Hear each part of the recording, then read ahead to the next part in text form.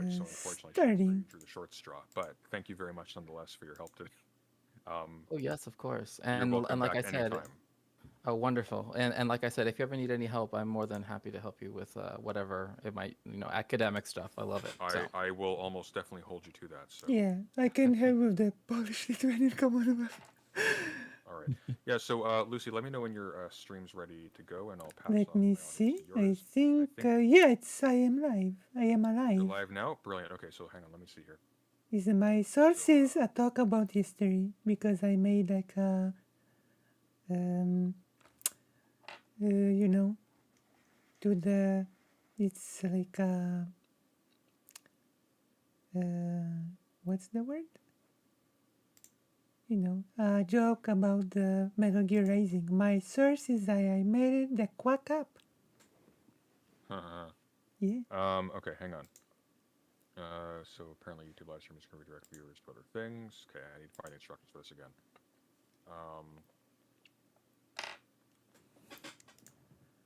So once your live stream ends, YouTube autoplay feature will move your viewers to the stream of your choice. I see. Okay, so what I do here then, I have my I'm just getting this set up quickly. avatar here. I just need to figure out how to send the chat to you I am wearing once a pink I end hoodie. the stream. Let me see. Do I have to? Damn, how do you do this? Okay. I hate I am YouTube. moving now. Hello. I said so if I yo. end the stream, it'll just stop immediately. So that's no good. Oh, you're sorry. You're live. I'm gonna exit the call and I'm gonna figure out how to do this. Okay. Okay. okay, sounds right. good. And you both become friends and call each other because I'm not going to be facilitating this anymore. Okay. But I'll talk to one or both of you tomorrow, whoever's available. All right. Have a good night. Thank you How very do much. we start Thanks, you too. I'm going to try my hardest to get to move over to you. For those of you in the audience who don't want to wait though, I'm going to put Lucy Haze, spelled Haze, Lucy yeah. Hayes, into the chat. And too quiet? Titan, can you hang on? Am I? Titan. Am I too quiet? Am I being really too quiet? All right, I'm going to exit the call, and then I'm going to figure this out quickly. Charlie, am I being too quiet or what? All right. Well. Maybe we'll even.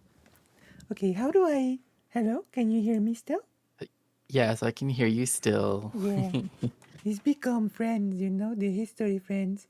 What's up, Charlie? Yes. Charlie Price is like the Pond official historian, You know Charlie Price?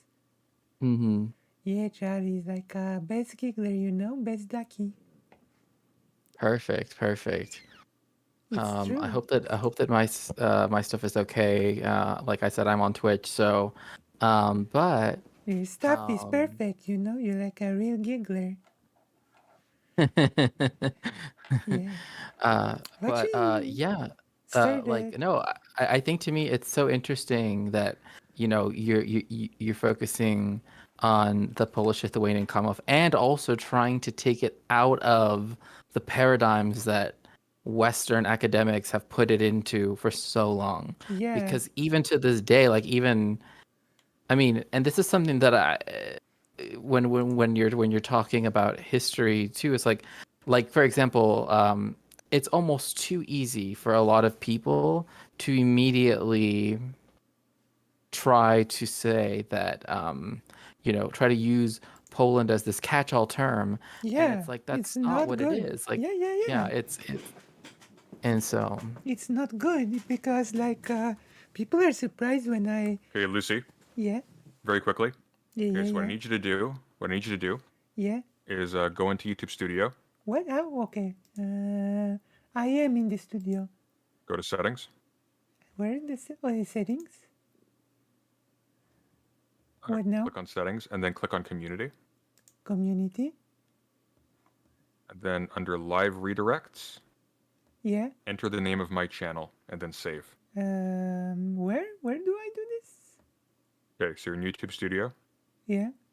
You're in settings. Yeah. Click on community. I'm in community. Okay, scroll down. There'll be live add redirects. user. Okay, add user. You see it? Yeah, yeah. Okay. Now put in the name of my channel, Your channel is just called President Sunday? President Sunday, with a space. This is Sunday. It's you. Got it? Yeah, Add it, then save. save. Okay, great. I am safe now. Okay, brilliant. So then I search. It is nice. Are you sure you saved? I think so, yeah. Okay, can you try that again? So it's not updating. Setting, community. Yeah, it's you are here. It's you. It's President Sunday. Okay. Did you save when you like added me to the list? Yeah, you're in You added me you to- are in the box. I can send you a screenshot. Do you want? Oh no, I believe you. It might take a couple seconds to update, I guess. Just give it a sec. Give it a moment. It's true. The URL, Titan, if you could. The what? Oh, I'm talking to my mod. I actually made like a video about you. You know. Have you seen the video about? Oh, here we go. It worked. All right. Chat. Alright. Off you go. We're doing the outro, and then you are going to Lucy's stream. Take care, everyone. Have a good night, Lucy. Have a good night, Shakespeare. Good night. Good Thank night. you. You as well. No, it's also almost morning. It's almost 4 a.m. Oh my goodness gracious. It's true. Well, I mean, if you want to, if you're okay with Oh continuing no, to let's talk, I'm like more. power through like real gigglers, you know? Yes. I mean, like literally, like I'm surrounded by books right now because I've just been doing all of this research Yeah, and just same. like You all of know? this stuff. And so that's why, like, when I had a chance to, Hop you in. know, yeah, to hop in and like, hey, you know, like, I want to add in, I want to add it, you know, add to Yeah. this discussion as much as I can because there's so much that's being, you know, sort of forgotten. And indeed, something that Charlie mentioned was the fact that, you know, that he, Charlie, I don't know what your pronouns are, so I apologize. She and her. She, her? Okay, perfect. So she mentioned. Charlie's best giggler, you know? She's like a genius, you know? Oh, perfect. That means that she's gonna keep me super honest, which is great. She mentioned that she was sad that no one brought up the colonial inspirations for the Holocaust, including the U.S. And yeah, like that's the reason why I. Thank you so much, Charlie. That's the reason why I wanted to sort of bring up the legacies of the Inquisition because of the fact that, you know, that's part of the logics, the racial logics that sort of precipitate the creation of, you know, of all of the you know, of many of these things, right? Like once you have the creation of, you know, the Jew, crypto Jew, converso, and then the old Christian, right? You know, once you begin these taxonomies, that's when you also begin at the same time. Again, the day after the Jews were expelled, or after, pardon me, the Edict of Expulsion was signed, I should say. The day after is when they Christopher Columbus sailed to the United States. I mean, maybe, I don't know. He definitely ended up somewhere. No, we know where he landed in the Bahamas. But one of the things that we sort of get in this context is that almost immediately they feel the need to taxonomize the peoples in which they came into contact with, right? And this is why, again, we have the legacy of the term Indian, of course, Yeah. which Native Americans. right, exactly. Which and the only reason why I mentioned that term is because in Latin America, it's still seen as it's still normalized to say that term, Yeah, and right? Like, Poland as well, actually. and I've always found to me quite strange that it's like in the United States I will I prefer to use the indigenous peoples of the Americas, or but in the common parlance there is that. But the fact that then Spain decided to go all out to create this massive system of different ideas of blood quantum, Yeah. that were then the basis for the United States, right, with their one drop rule, and also Titan. I understand that, but academically speaking, um, we tend to stray away from using such terms. Like, we don't use colloquial terms. We try to use neutral terms so as to make sure that we're encompassing all of these things. Oh my gosh, yes. Oof, yeah, the passing of the Great Race. That was something that, again, that is actually really interesting because he's known for, if I remember correctly, his like ecological work. Like, he was like a big like a philanthropist when it came to like natural, like state parks, um and stuff like that, kind of like John Muir in that time. But yeah, like, if you read like, if you just look at it, it is such a made up book because he puts in all of this supposed data, right? It's like, oh, we have this data that blah blah blah. And yeah, it's very strange because it's like it's always a justification for particularly Northern European Oh. Protestants, right? And I think, to me, that's one thing that's really interesting, because this is when you begin to go away from this idea of the multiplicity of what these Oh. exactly, exactly, Daedalus. Using the terms indigenous people is a lot more accurate as well. Kasuk said an interesting thing.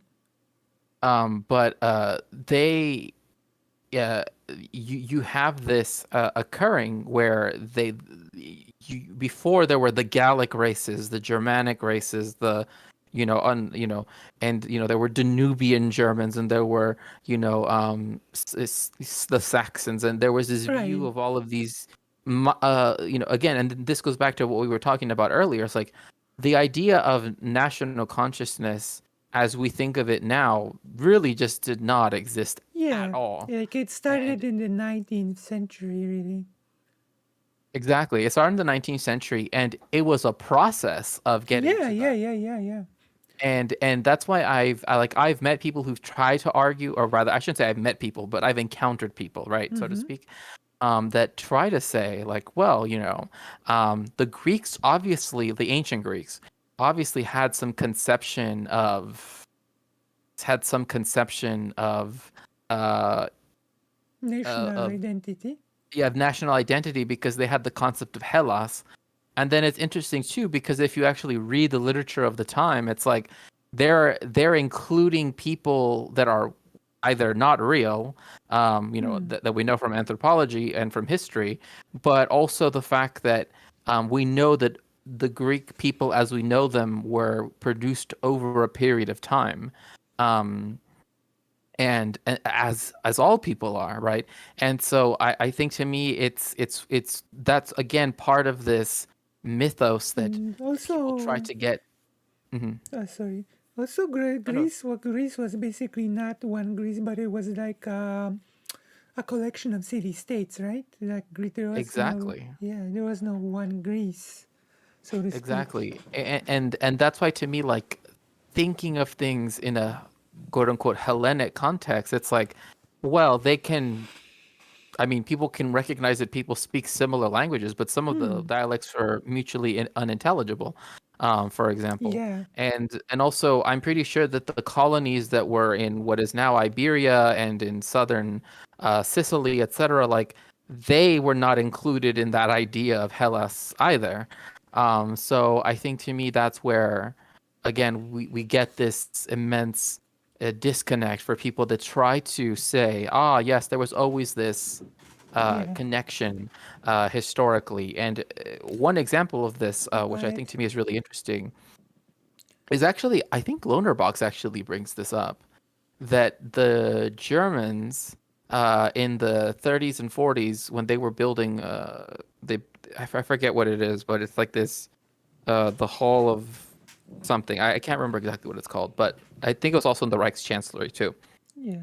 Oh, sorry That to. they Uh, that, that they had quotes of Germania um, by Tacitus, right. who we know never actually went to Germania. Like he never actually went to that land Yeah. at all. He never really left central Italy. I mean, most evidence points to that he never left the Lazio region, which is the area right around Rome. So anyway, but people try to use that as as this kind of like, oh, see, even back then the Romans could identify this like transcendent national identity of the German people, which is completely false. Yeah. He never met for all we know, he never actually met anybody who lived in what was then known as Germania Magna. So Yeah. But sorry to interrupt because Kafka said something interesting. The term is used in Poland, very similar word, and the word Cyganie is actually also phased out of the common parlor in favor of saying the Romani people, you know? mhm. Is being phased out also as a not good word. Also, Right. And yeah, yeah. mhm. Oh no, keep going, Ah, please. also, when it comes to the creation of the nations and nation identities, there were outliers to this. Like there were groups of Germans that did not identify with the newly formed German state, but also at the same time did not identify with the newly formed nation in the country that they lived in, you know? They lived as sort of like outsiders, but I having trouble remembering what country that was in. But there were situations like this, you know? I mean, I definitely do know that there was an issue when Bavaria was initially, I mean, it was going to be put into the Deutsches Reich, in terms of the empire itself Mm-hmm. after 1871. Right. Um, but that, I mean, one, their dialect of German is mutually incomprehensible with what is spoken in Berlin, which is again, Germany is a polar language when it comes to like which dialects are spoken, et cetera, et cetera. Right. Since it was So like a bunch of small kingdoms before the unification. exactly, and not only that, but it's like I also know how to speak Dutch Low Saxon, and like people that speak Dutch can't understand me fully, but people that speak Saxon, right, or that speak the Saxon dialects of German can't understand me at all, even though it's technically in the Saxon, Right. And then you have like German from Austria, German from Switzerland, you know, right, Swiss yeah, German. and I'm sure that, and I mean this is true even, I mean, for any language, Mm-hmm. but one thing that is very true um is that one thing to think about too when thinking about nationalism and this reified idea of the nation state is, of course, the fact that um, we see this transformation happening in live time, sort of, so to speak, as it's going on, and you do have these issues where it's like, well, the Belgians, are they truly a nation when they're the Wallonians and the Right. Flams, like they don't, like one of them is Dutch speaking, one of them is French speaking, and Belgium is just kind of created right in 1830. And this is the issue with trying to put everything within the paradigm of a Western nation state. And in fact, That was the if I problem remember, of Czechoslovakia as well, right? oh yeah, I mean, it's the problem of Russia. It's the problem of also of countries that are the prison houses of nations, Mm-hmm. but that still try to claim that they have some national, like the United States, for example. Like Right. there are Americans, but there are also hyphenated Americans, and then there are undocumented Americans, et cetera, et cetera. And Right. this sort of But I personally think that I should put it like not very rudely. The nation state thing was like a mistake, you know? just like the internet now. I think it's worse than the internet, the nation state, you know? And also, Ruhan, I think it's interesting that you bring up what happened in Sri Lanka because of the fact that um, one of the issues that particularly people like myself that do deal in genocide studies is that when we are talking about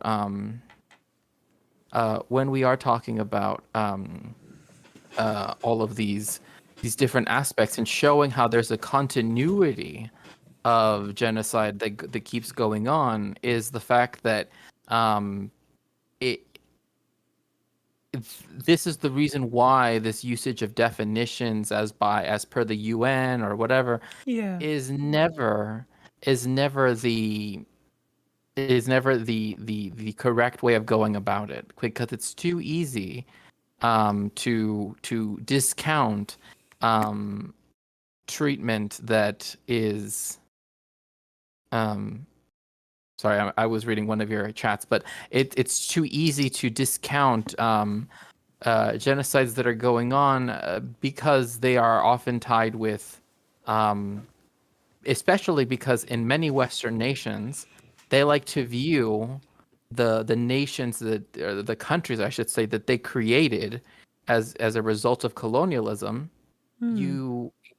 They like to see them as though they are somehow like unique ethnic entities and everything. So that's one of the things that happens with when looking at I will go quickly to the toilet, okay?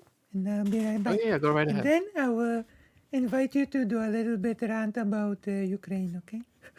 Okay, sure. Okay, I will be right back. Don't run away, okay? Definitely not. Do you promise? So let's see here. An Entropy fan, Shrek is spot on. I mean, if you want to call me, it's Shakespeare, but but yes, genocides are long-term processes. That's why Thomas Kuhne, in his book, sort of talks about how you had to have these preconditions that slowly grow and grow and grow and grow. Let's see here. The Kaiser's Holocaust. Yes, that's a very important one when it talks about. Oh, it's funny. I actually have that one written down that you, Enzo Traverso, Understanding the Nazi Genocide, Marxism after Auschwitz. Very, very good intros. I would also suggest. Well, I personally think, because I like to look at it through political economy as well, is Alfred Sohn Rettel's The Economy and Class Structure of German Fascism. So let me try to sort of give you a quick rundown of what that book is about. So Alfred Sohn Rettel was a sort of socialist who got a job in essentially how should I put this? Kind of like the Chamber of Commerce, we'll say, right? Like this dealing with businesses. And because of that, he was on this street where all of these important ministries in Berlin were at. but because he was tied with to doing reports and stuff like that um for finance and the economics, he was able to observe the way in which the bourgeoisie um, tr- uh, allowed for the usage of fascism in order to do what it needed to do, so to speak. And the reason why I'm saying this is because, yeah, sure, I would be glad to. When I upload this video that will come out on YouTube as well. So if you follow me on YouTube, this will show up here too. I'll put it as a pinned comment. I'll put a reading list of stuff. Um, so what you sort of have happening is that I am returned. oh, wonderful, wonderful. Yeah. So would you like to talk about talk Ukraine a bit? Yes, of course. I would love to talk about Ukraine. Yeah, because one of the main reasons why I actually started focusing on the Polish-Lithuanian Commonwealth is Ukraine. You know? Do you know why? Because, yeah, Mm-hmm. right before the war, I heard that Putin's speech. Do you remember the infamous Putin speech? The one where he was sort of saying that like this is our ancestral, Yeah, you know. land. Mhm. Lenin created Ukraine and many other total historical nonsenses that he peddled, you know? Yes. And it's just like, I hear this and I hear so many people in Western countries that are basically like, yeah, Putin is right. Basically, especially people like Hassan that say Russia is basically just reclaiming its territory. And I'm like, what? What's going on here? Like, hello? Right. Ukraine was a part of the Polish-Lithuanian Commonwealth. Hello? You know? Right, and in fact, one good point that actually, in fact, actually, I think that it says it in the book by Kallistos Ware, Metropolitan Kallistos Ware, in the book on the Orthodox Church, when he's talking about the history. And this was written before all of this. I believe he's still with us, but I could be wrong.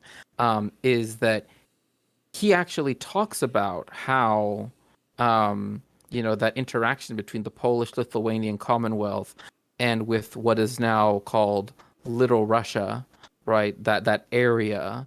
But Ukraine. yeah, exactly. Ukraine, but also Belarus as well. Belarus, yeah. It was part of the And Great so, Duchy of Lithuania.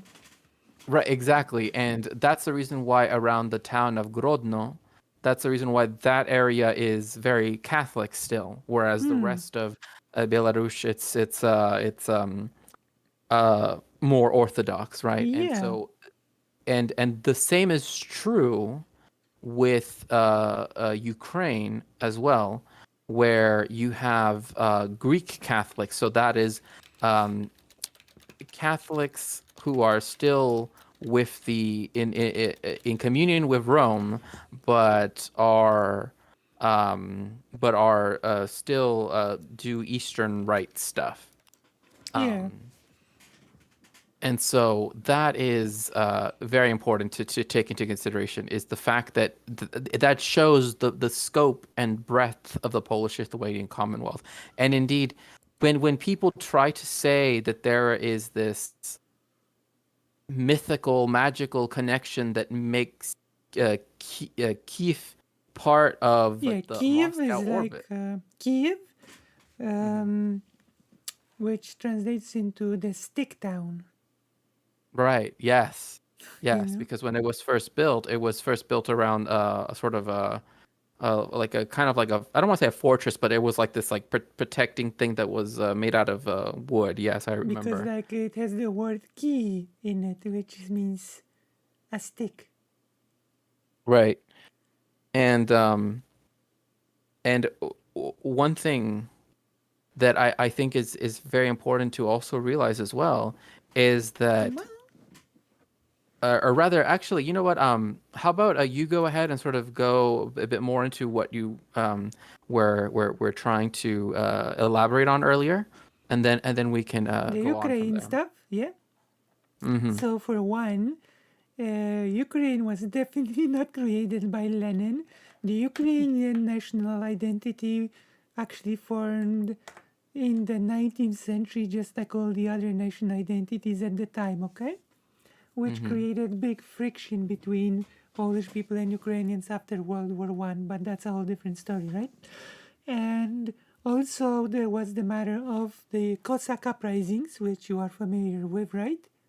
Yes. Which is often framed as Ukrainians fighting against Polish people, which is also a false conception because it was the Cossacks asking the nobles to be treated as nobles as well, and the nobles refusing to treat the Cossacks as nobles, you know, Mm-hmm. which caused the uprisings. And actually, Russia intervened later on because there was a project of, and this is like even more, people don't know about the existence of the Polish-Lithuanian Commonwealth, let alone about this fact that there was a failed project of turning the Polish-Lithuanian Commonwealth into the Polish-Lithuanian Ruthian, you know, Lithuanian Commonwealth, the Commonwealth of the Free Nations, but that was sort of thwarted by Russia because the Cossacks asked Russia for its protection, you know, under one of the uprisings, and it said, we will join Russia, we will become part of Russia. And then the Tsar said, okay, now you swear fealty to me. And the Cossacks said, but wait a minute, the ruler is supposed to also swear fealty to us, you know, because that is how it worked in the Commonwealth, you know. And the Tsar Right. said, you know, that's not exactly how it works here, so you're gonna have to deal with it, you know.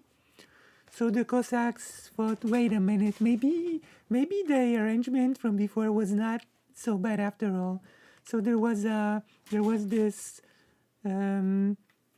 attempt at creating the Commonwealth of the Free Nations, but that sort of failed, and Russia yoinked that part of Ukraine, and that basically crippled the Commonwealth in a really big way, and the Commonwealth never recovered from that. Right, and definitely, I mean, especially once you go into the Great Northern War, um, you know, where you have Sweden on one side trying to conquer you know, land from the Polish Lithuanian Commonwealth, and you also have what is now become the Tsardom of Russia, Right. you know, Which, of coming course, on both the sides. Commonwealth never accepted as Russia. This is like another interesting little Right. factoid that almost to the end of its existence, the Polish-Lithuanian Commonwealth um, called Russia the Duchy of Moscow.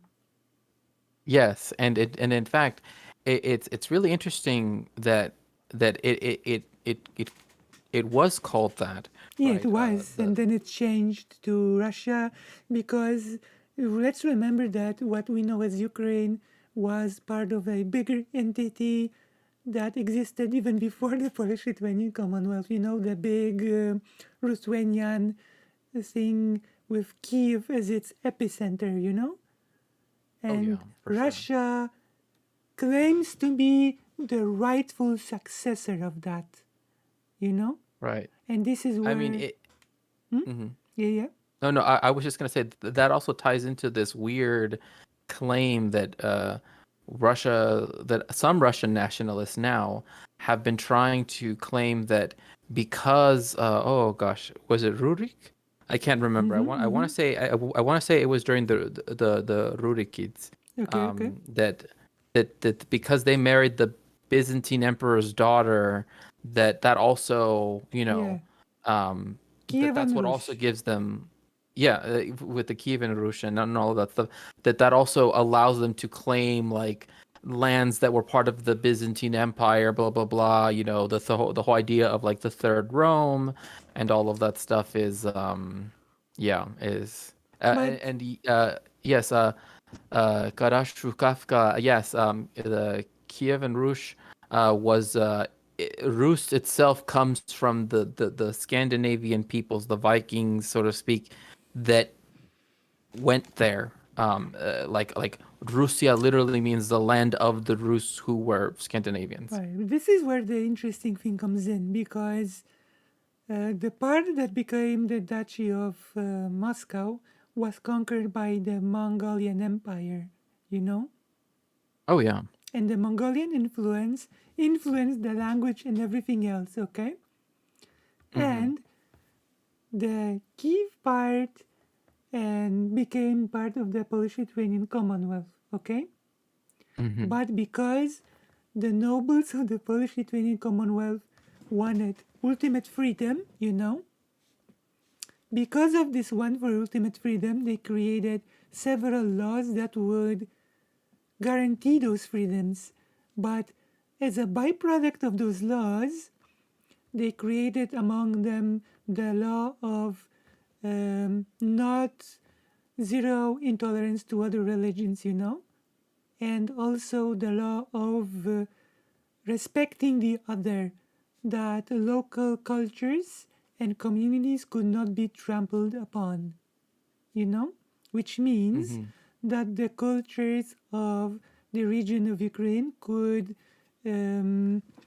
sort of the language was alive, etc. You know, the Polish-Lithuanian Commonwealth had actually like 40 plus active languages in use. You know, Oh yeah. and And in so fact, this region sort of kept its tradition more like it was, while the Duchy of Moscow part was heavily tyrannized and influenced by the Mongolian Empire, which made it actually stray from that, you know, route, which made Russia have this weird complex, you know, inferiority complex when it comes to Kiev, which is said to be the reason why Russia is on such a weird, almost crusade to erase Ukrainian identity and language.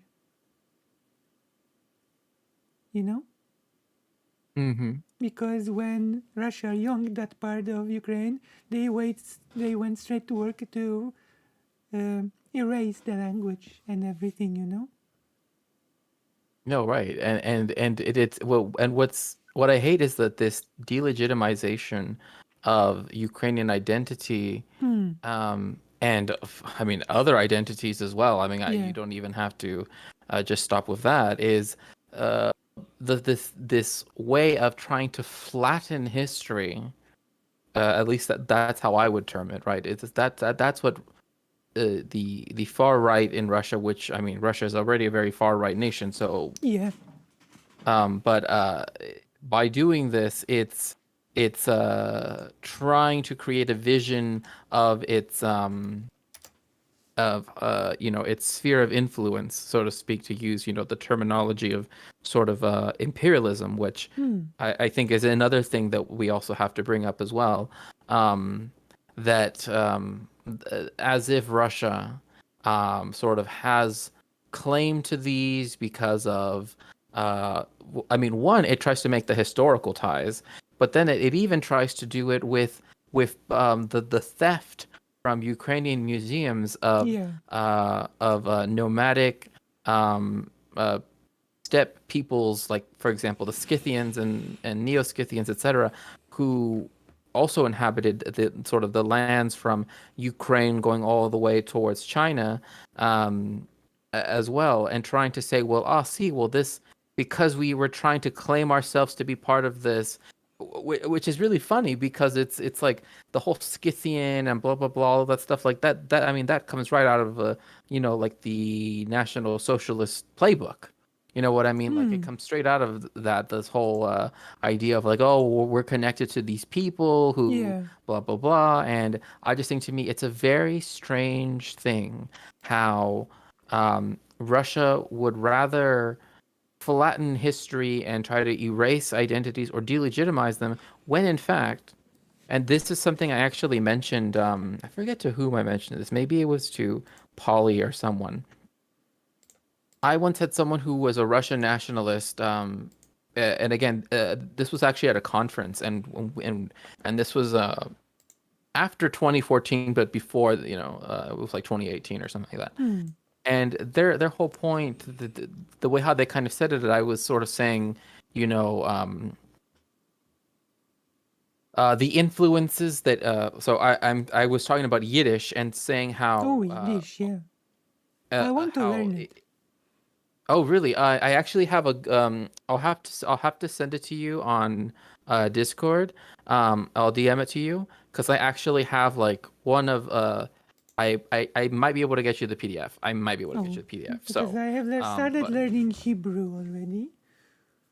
כן, אתה מדברת עברית. Yeah. כן? But I'm a very beginner level. Ani, Lucy, you know. Well, I mean, hey, if you ever need to practice, I'm more than happy. I mean, I honestly have very few people to talk Hebrew with anyway, so Oh, I would be glad okay, to. nice. That is very nice, you know. Because I And started, I've even gotten this book, Becoming Jewish. oh, okay. I Have borrowed you it ever read the from book? the Hmm. Jewish community, like the official community. Oh, okay. Yeah, no, there's actually a good series of books that I know you can find them online, you can find them as PDFs. I mean, just saying if you want to find them, quickly. Yeah. But they're, very good at not only teaching Jewish history, but also teaching it in a way that's connected to sort of Jewish existence and Yeah. and all of that stuff, right? Like it tries to show you, like, okay, well, like why do we call Spain Sfarad, and why do we call Yeah.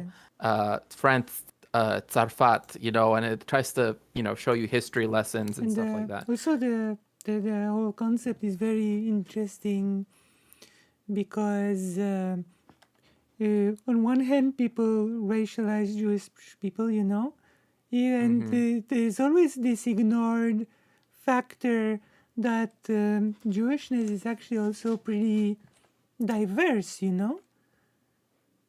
It's like a very diverse concept, and that people can also enter Jewishness through conversion, for example, right? Hmm.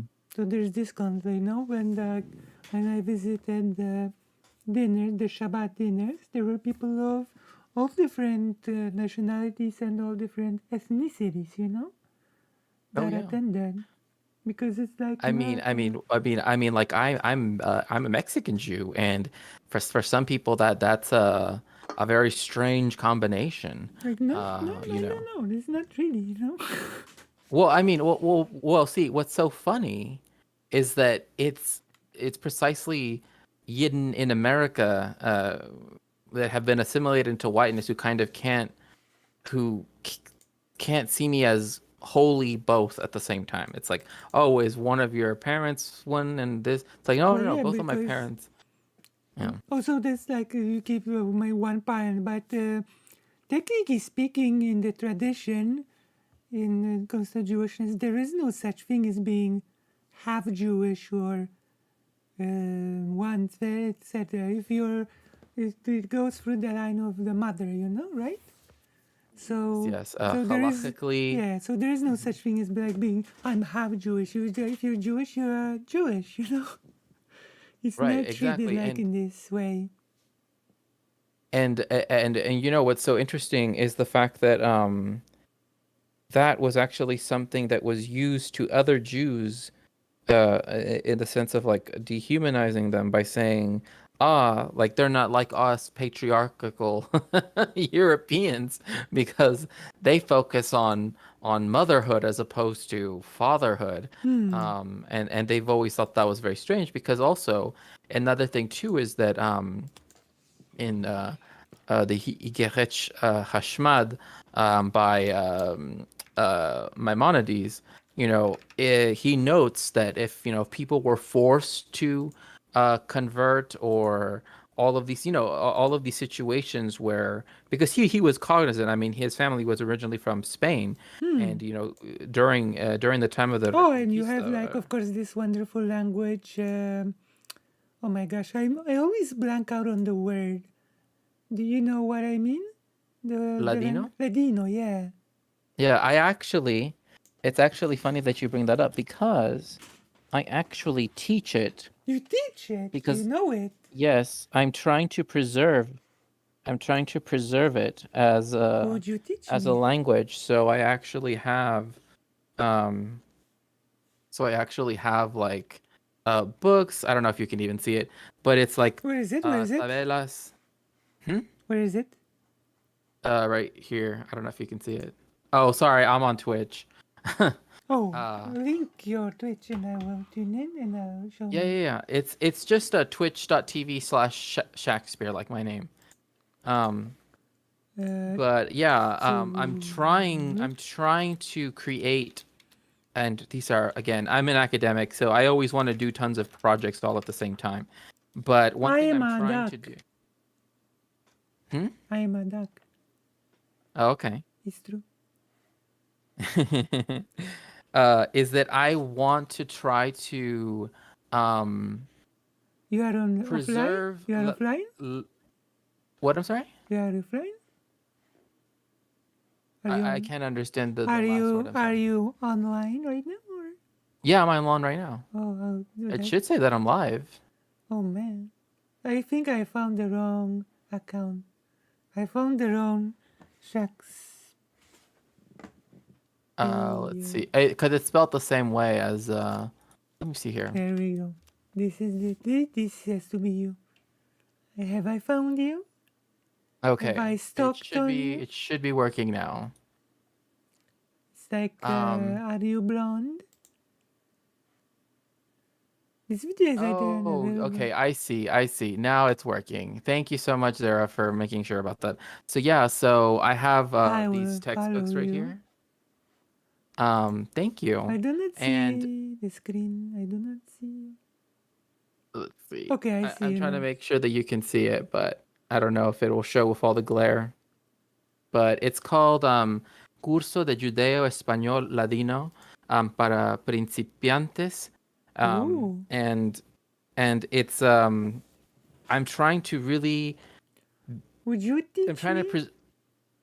Would you teach me?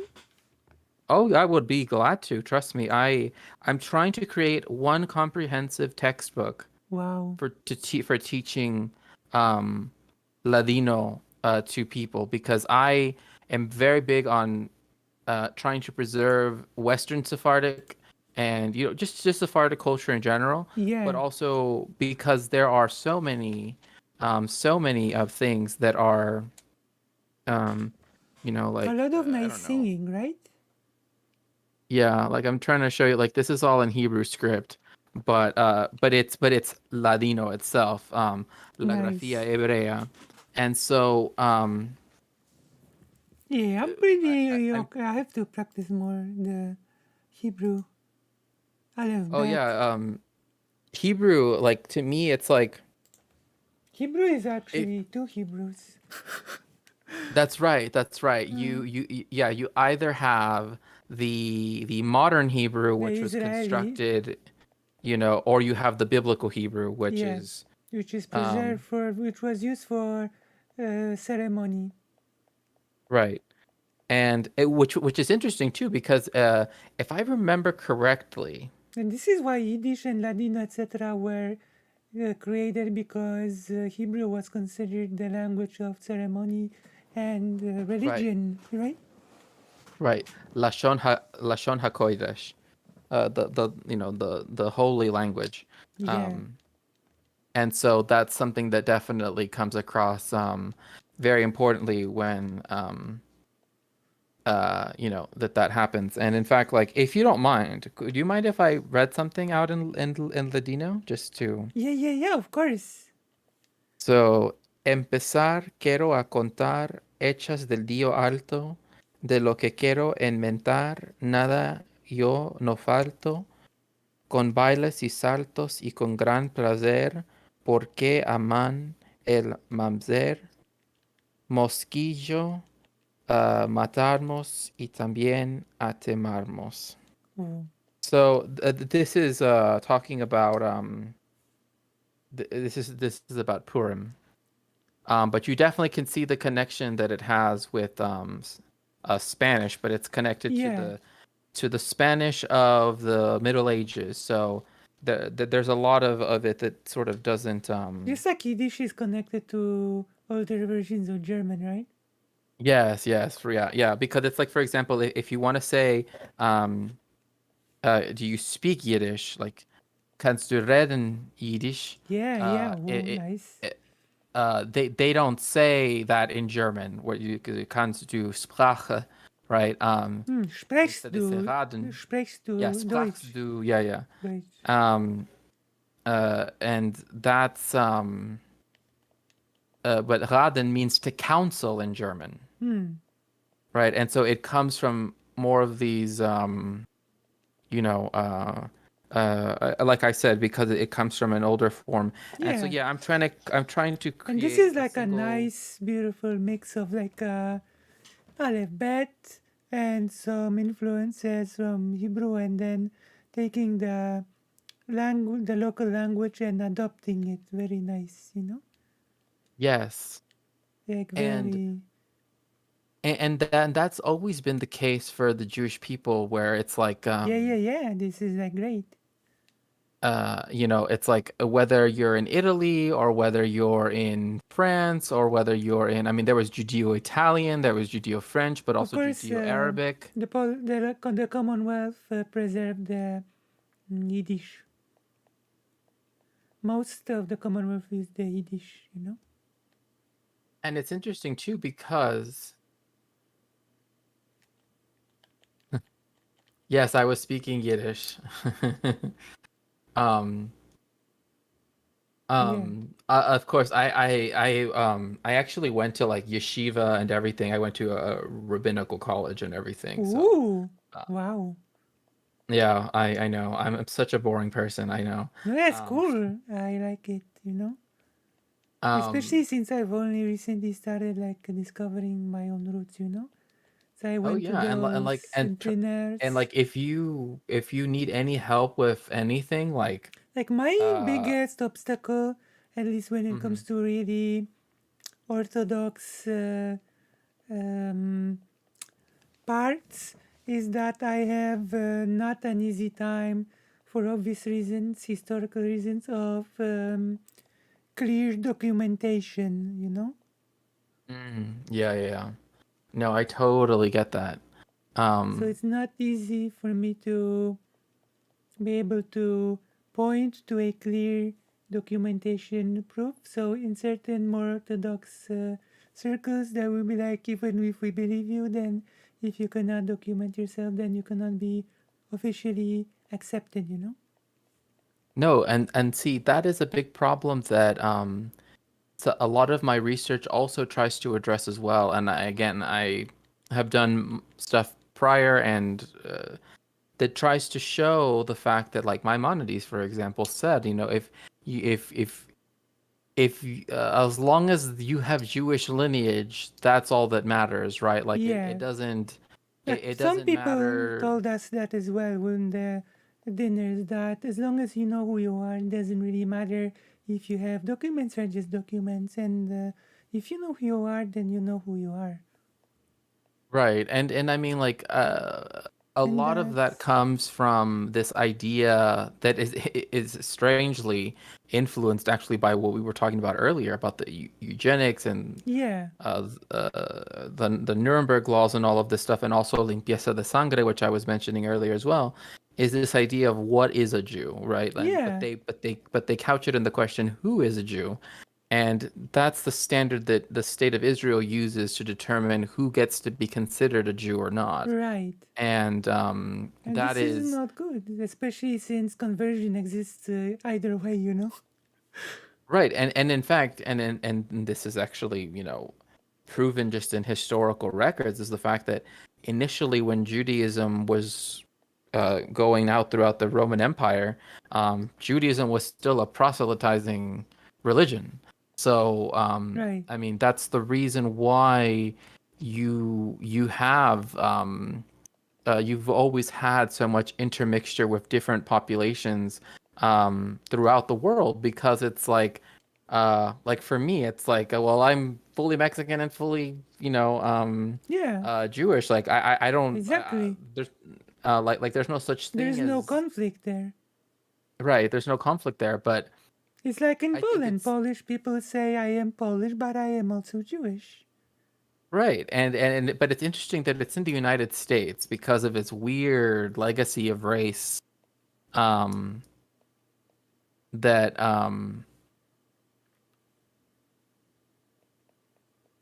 well, see, yes, that is the I do understand, yes, how the and I'm responding to Mm-hmm. Karasha right now, is that it did influence Jewish identity, mainly because it created a yardstick, we might say, of determining who was Jewish based on these perceived racial lines Well, that didn't previously exist. Like Judaism has never seen itself as a race yeah, that's ever in right. Yeah, history. yeah, yeah, yeah. And that is And very unfortunate because young people in Israel proper actually buy into the notion of Jewish people being a quote unquote race. right, This is very and unfortunate, you know? yes, very unfortunate. And not only that, but I've always felt that, and I want to make sure that I word this correctly. Mm-hmm. Is that I often feel that because the Zionist movement in particular took those definitions and even from the beginning, like one of their main things was this idea that like Jews are a race and we can never be assimilated into, blah blah Right. blah. Therefore, we should have our own ethno state and all that stuff. And again, I don't And want to get too deep into that, but yeah, but yeah, there's go ahead. like, I actually read about a history of the Zionist movement that is a bit more mm, brutal, so to speak.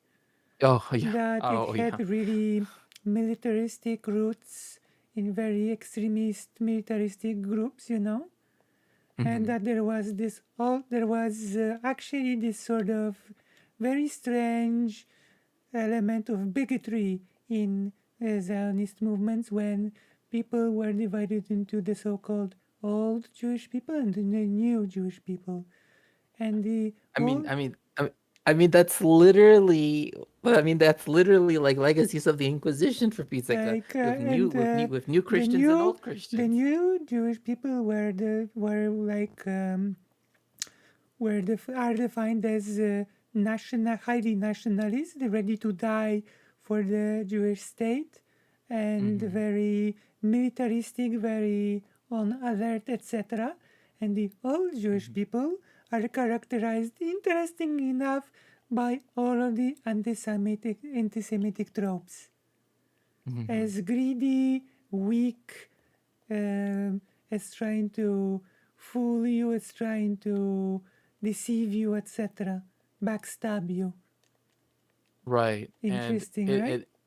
and yeah, it is really interesting. But one thing to me is, you know, I like that's why I think to me that this interesting racial system that sort of Israel has perpetuated, the state of Israel, I should say. I don't want to, Hmm. but because it does use literally the Nuremberg laws to define who is a Jew, it's this really weird legacy of the Holocaust that's like still are with us.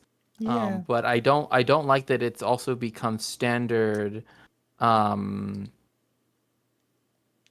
Although that, this is that, that, really, that, really strange also because the law of return, right? yes, yes. Technically speaking, converts also are subject to the law of return.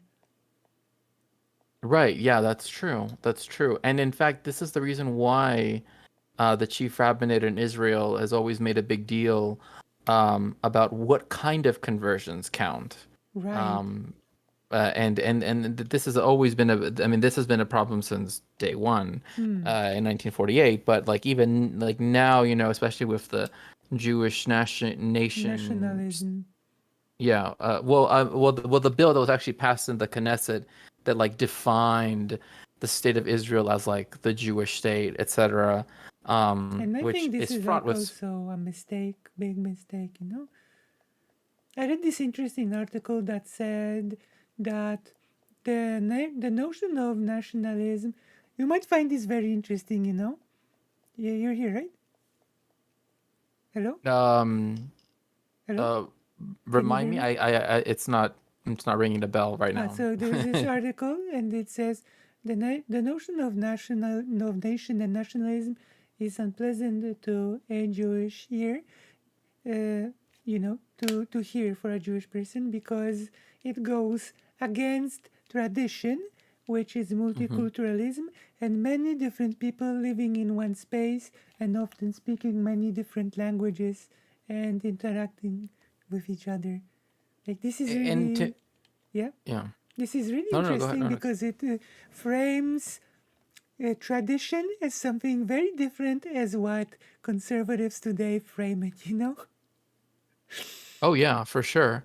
And also to respond to an Entropy fan, uh, it is the Nuremberg laws. It's based on exactly the definition of who was a Jew according to the Nazis. That is who Israel considers to Yeah, be but material Jewish. material lineage is something different from that, you know? Yeah, the matrilineal thing It's not is exactly the same. right. That is when you're talking about halacha or Jewish law. Yeah. Um, And and again, this is but Israel itself says, if you have yourself, your parents, or grandparent that has that's of Jewish ancestry, you have the right to claim Israeli citizenship, yes. and for that reason, that's actually the reason why 5% of the non-Palestinian population of the state of Israel actually is are the problem is that Israel just generally refers to them as Russians. This is the issue I have with that Hmm. because there are also other people in there, but they some of them were even like Christians, or some of them were even like not religious at all. Like they had no tie at all to Judaism itself, Hmm. and Because they were still Jewish sort of transcends Judaism itself in a way. right. But because Israel tied it to like this like idea of like race, then it kind of created this whole thing where it was like, Right. well, we're going to allow um even people who belong to, say, a reactionary right-wing Russian Orthodox Church and Right. everything. Right. So yeah, that is something that has occurred, and it's funny. I mean, it's not funny, but it's funny in the sense that it's this 5% of the population are also I mean, not all of them, but some of them buy into the conspiracy theories that the Russian Orthodox Church, like the Moscow Patriarchate, of course, Hmm. run by Kirill. Um, uh, Okay. I will try to make myself louder. oh, Mike, I'm sorry. I must be so loud. I hope I'm not over talking or. how do I make myself louder? Come on. I think if you go into you see like the little microphone, if you go down to the bottom, there's like voice settings, and then you can change it right there. Like a duck? If it quacks like a duck, if it giggles like a duck, then it may be Yes, Titan, I will start streaming on YouTube. I just have yeah. been trying to start my Twitch channel, to, get that all started. And I'm mixing honestly, it up. I do both right now. yeah, no, I mean, like, mainly I just, need to do that. But yes. Mm. But Ooh. yes, the right of return is using the standards of German eugenics to Okay, do how that. about now? Am I louder now or no? Am I louder or no? Not at all. Am I louder? Well, Yeah, I mean, to me, you sound great. all right. Come on. But Chat yeah, is oh, so say your whole name. Lucy Titan Hazet. Uranus. At Titan Uranus. It's true. Titan Uranus. Yeah, but Uh, it's, you know. like one of the uh I don't know. It's but it like what Oh, like going now. back to Nice. Sorry. oh, okay, good. But yeah, you know, it's like very interesting. Like my mom often says that many of the Jewish laws were made for like pragmatic reasons, you know? Yeah, like for The example, like motherly lineage, my mom was like, is because before the DNA testing, the dad could be anyone, but there's no way that, a mother could fake being the mother because she gave the birth.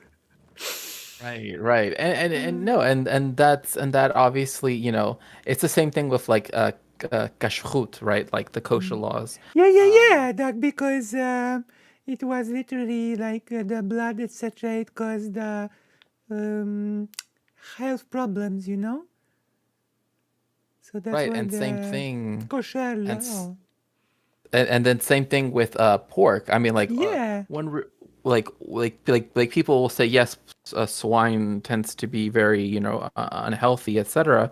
But also in that part of the world, not the right kind of it's not the right kind of like in terms of agriculture and arable land, it's not the right yeah, place to have pigs, and so people tended not to have pigs in those areas. yeah, So that's the reason why there was a general prohibition against pork, because you have multiple communities where resources are very scarce, but also it's much easier to do grazing animals. right. Hence why the interesting bit about the law of in halacha about thank you so much, Daedalus, for following, is the fact that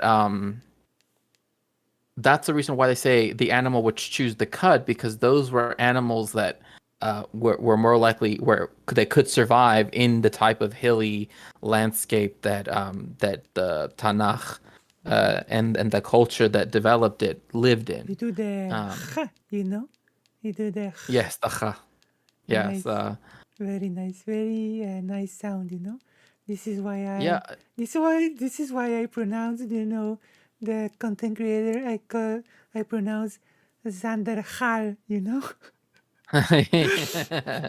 Zanderchal. Yeah. But I have something really that you will probably really like.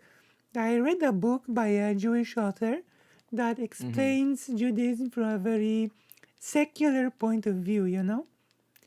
And he Hmm. explains that there used to be many gods, you know? And people would Hmm. argue which god was the best god. And so the creator of Judaism decided if we have one God, then nobody would bicker anymore. And because people So would, you'd think anyway.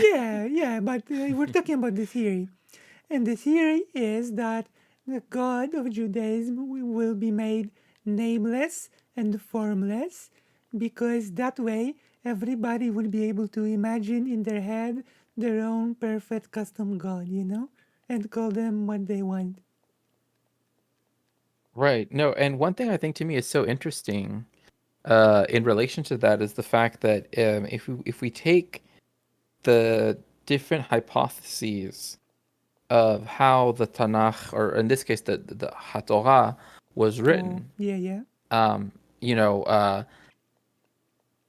we can see the sort of archaeological and historical connections that it has to the other Canaanite cultures around it. Like Right. many archaeologists have sort of noted that, the need to define, you know, um, uh, Haaretz Canaan in the Torah is precisely because the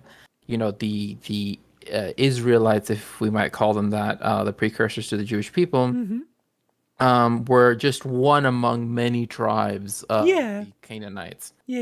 And and also, they all worshipped their own local deities, of which and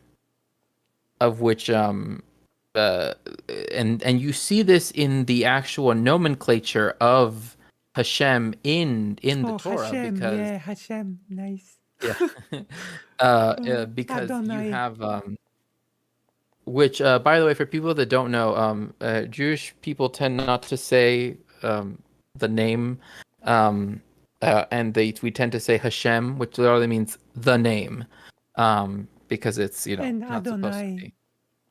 Yeah, exactly. And so, but you see this where um, El and Ya, and so all of these other ways of saying different gods were sort of adopted as this overarching. So it went from a pantheon to uh, sort of making the pantheon become one god. And I think to me that is a really interesting thing, because um it's kind of almost the opposite of what you see. And the other culture that does this, but of course it's unrelated because Right. it's not it's the Persians, where they do the opposite of what all the other Indo-European peoples do. Where like the Greeks and in India, you have the gods beat the Titans and then take over. Right. In Iran, when it comes to Zarathustra, and well, with Zoroastrianism, I should say, in general, you have Ahura Mazda and all of that stuff. They are the Titans and they beat the gods, right? And the Titans are the ones who, and so it's very interesting. You see this continuum. Right. Yes, exactly. You do not beat the Titan. And so, and that's what I think to me is something that's really interesting. I Attack don't know on if you've ever, Titan. yeah, yes, Attack on Titan. Yeah. But in this case, yeah. Um, and there's actually a really interesting book, which is a translation of, oh gosh, what is it called? I want to say it's called, like it's on stone tablets, but it's essentially like the earliest copy we have. Rosetta Stone. Well, essentially is that it has a story that involves the god El and all of these things, and you can see the connections between it and then the development of the Jewish Bible Right. as it happened. Also, as a side note, on one of the Shabbat dinners, because the Shabbat dinners are a very whole involved thing, there was this nice person who works as an apprentice to become, he was actually for a long time in charge of the Jewish cemetery, and he's like a apprentice to become the sharpener of the knife of the the ceremony of the animal for the killing of the animals for the kosher food, and he said that the sharpening of the knife is like this long, super super like really involved process, and that compared to like a well sharpened knife for the ceremony, a katana is like a dual blade. You know? Y- you know what's so funny is that my grandfather was actually a shochet, which is the Hebrew term Yeah, the for that. sharpener. Yeah, yeah. Oh, nice. Well, he was a butcher, a kosher butcher, Yeah, and so so one of the things that he would do, and in fact, my mother, we often like we remember a lot of this stuff too in hindsight is the fact that he would is it the knife has to be so perfectly sharpened yeah, that there cannot be not even one aspect of it that is like not even one little ding, not yeah. even one little, It takes you know, and many hours, right, for a single oh knife. yeah. I mean, and I remember my grandfather where he had several, you know, of these knives because of the fact that you know, it has to be done in a way which, at least in according to Jewish law, is seen as the most humane way of doing it, of course. Right. Um, and so, So it has to be you know, super quick because the better sharpened the knife is, the death is like quicker, right? right. It's to end the suffering as quickly as possible. Um, and so again, there are other, you know, aspects too that I could bring up, but one thing for sure is that like again, like I said, like that's what he used to do as his job, right? And Hmm. so also I'm going to link if people want to join my Discord, I will leave it there. Your Just, Discord! And also the Giggle Cord join, you know? yes, of course. There's the link on my YouTube or everything. And become a Patreon. Because Definitely, I I'm will definitely. because I'm But no, but like yeah, like full. it's very interesting to see the continuity of you know, Jewish tradition as it exists across the world. Yeah, and the Um, Polish Lithuanian Commonwealth is actually like what you how you say credited as a big factor of the Jewish community becoming more of like not just religious but also like mm, because like not it wasn't about like racial but more like also a cultural group, if that makes sense, you know? Does no, I it mean make that's sense? yes, no, that Or makes like perfect sense. also just a community, because in the Commonwealth, then this might be also very interesting for those who do not know. Jewish people were the reproduction rate, the rate of births and the growth of population was um, bigger in the Jewish community than among Christians. Do you know why? There's a very simple explanation to this, and a very based one if you think about it. You know, very nice, wholesome explanation. Do you know? You- Uh, oh, I thought, are you asking me or the chat? I'm not Both, sure. you know, both. Everybody. If you know, then you can answer. I'm trying to, well, for one was because they Actually, it had, isn't about the hygiene, it's about something more wholesome. well, well, I mean, one thing is the fact that they were actually able to have communal family structures was hugely important. Yeah, but Um, it's even more than it's like it's something that we should learn and like do in communities right now. It's because the broader Jewish community took care of its poorest members. So the poorest yes, members of the Jewish community were given housing and food and access to the equivalent of healthcare that existed back then. But the poorest members of the community were taken care of, which meant less children died, which meant that the population grew more compared to the Christians. right. And see, this is also another thing too, is that that social aspect which comes through tzedakah and tikkun olam as well. Yeah, You like know, it's I'm sorry to interrupt, but this oh no, go comes ahead. to this actually connects to the dinners that I attended. That they asked me, are you Jewish? And I said, yeah, because we want to explore those roots. And they said, oh, come to the dinner, you know. And it's not just it's like actually a pretty big joint feast, you know. Oh yeah, like at my shul, it's like a 5 course meal Yeah, yeah, it's like that a we big have. meal. Like they first Yeah. bring the appetizer, and then bringing like the soup, then the main dish, and then there's dessert. You know. Yeah, yeah. Like for mine, we do the appetizer, then we do a salad, Oh, then we it's do a matzo bit ball soup. combined. It's about combined the salads and Yeah. the fish. The cold fish is with the appetizer, Oh and yeah, then the gefilte fish. yeah, and then there are various marinated dishes, right? And then there's Yeah. like the soup, and then there's like the hot meal, you know? Mm-hmm. And then No, there's the and see, dessert.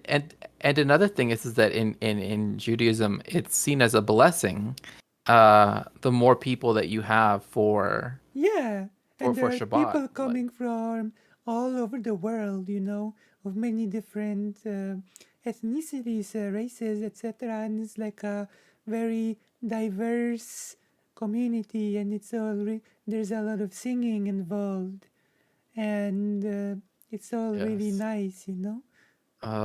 You're like making me want it to be Shabbat again already.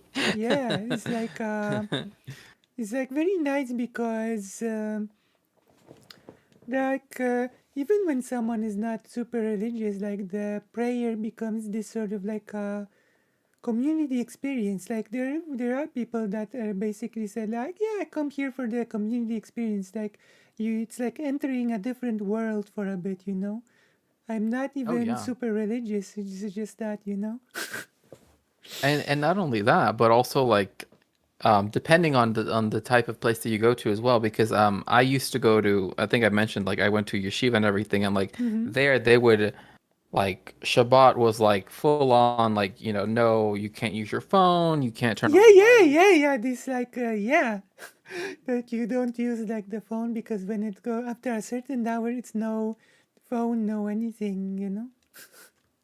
Yes, it's Like 25 hours of no like internet. I'm going to avoid saying which group it is because it's like enters like doxing myself territory a bit, you know. Yeah, oh yeah, yeah, yeah, please, yeah, yeah, you don't need to do that. But I mean, like um I totally understand that, like um that this is very common. And yeah, no, it's and it's funny because someone brought up, oh, I love gefilte fish.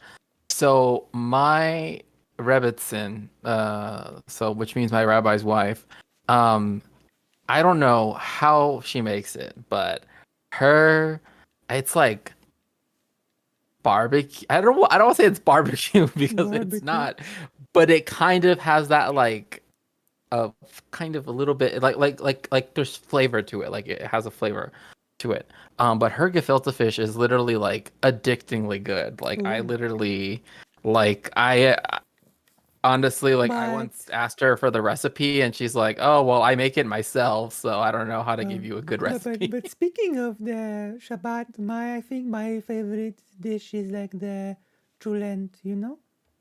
Oh, I love chol. Oh, yo, you are speaking right to my heart. I love cholent so much. Yeah, it's like such a good dish. It's like, and the only place where I can like get it without cooking it is like in the Pauline. You know Pauline?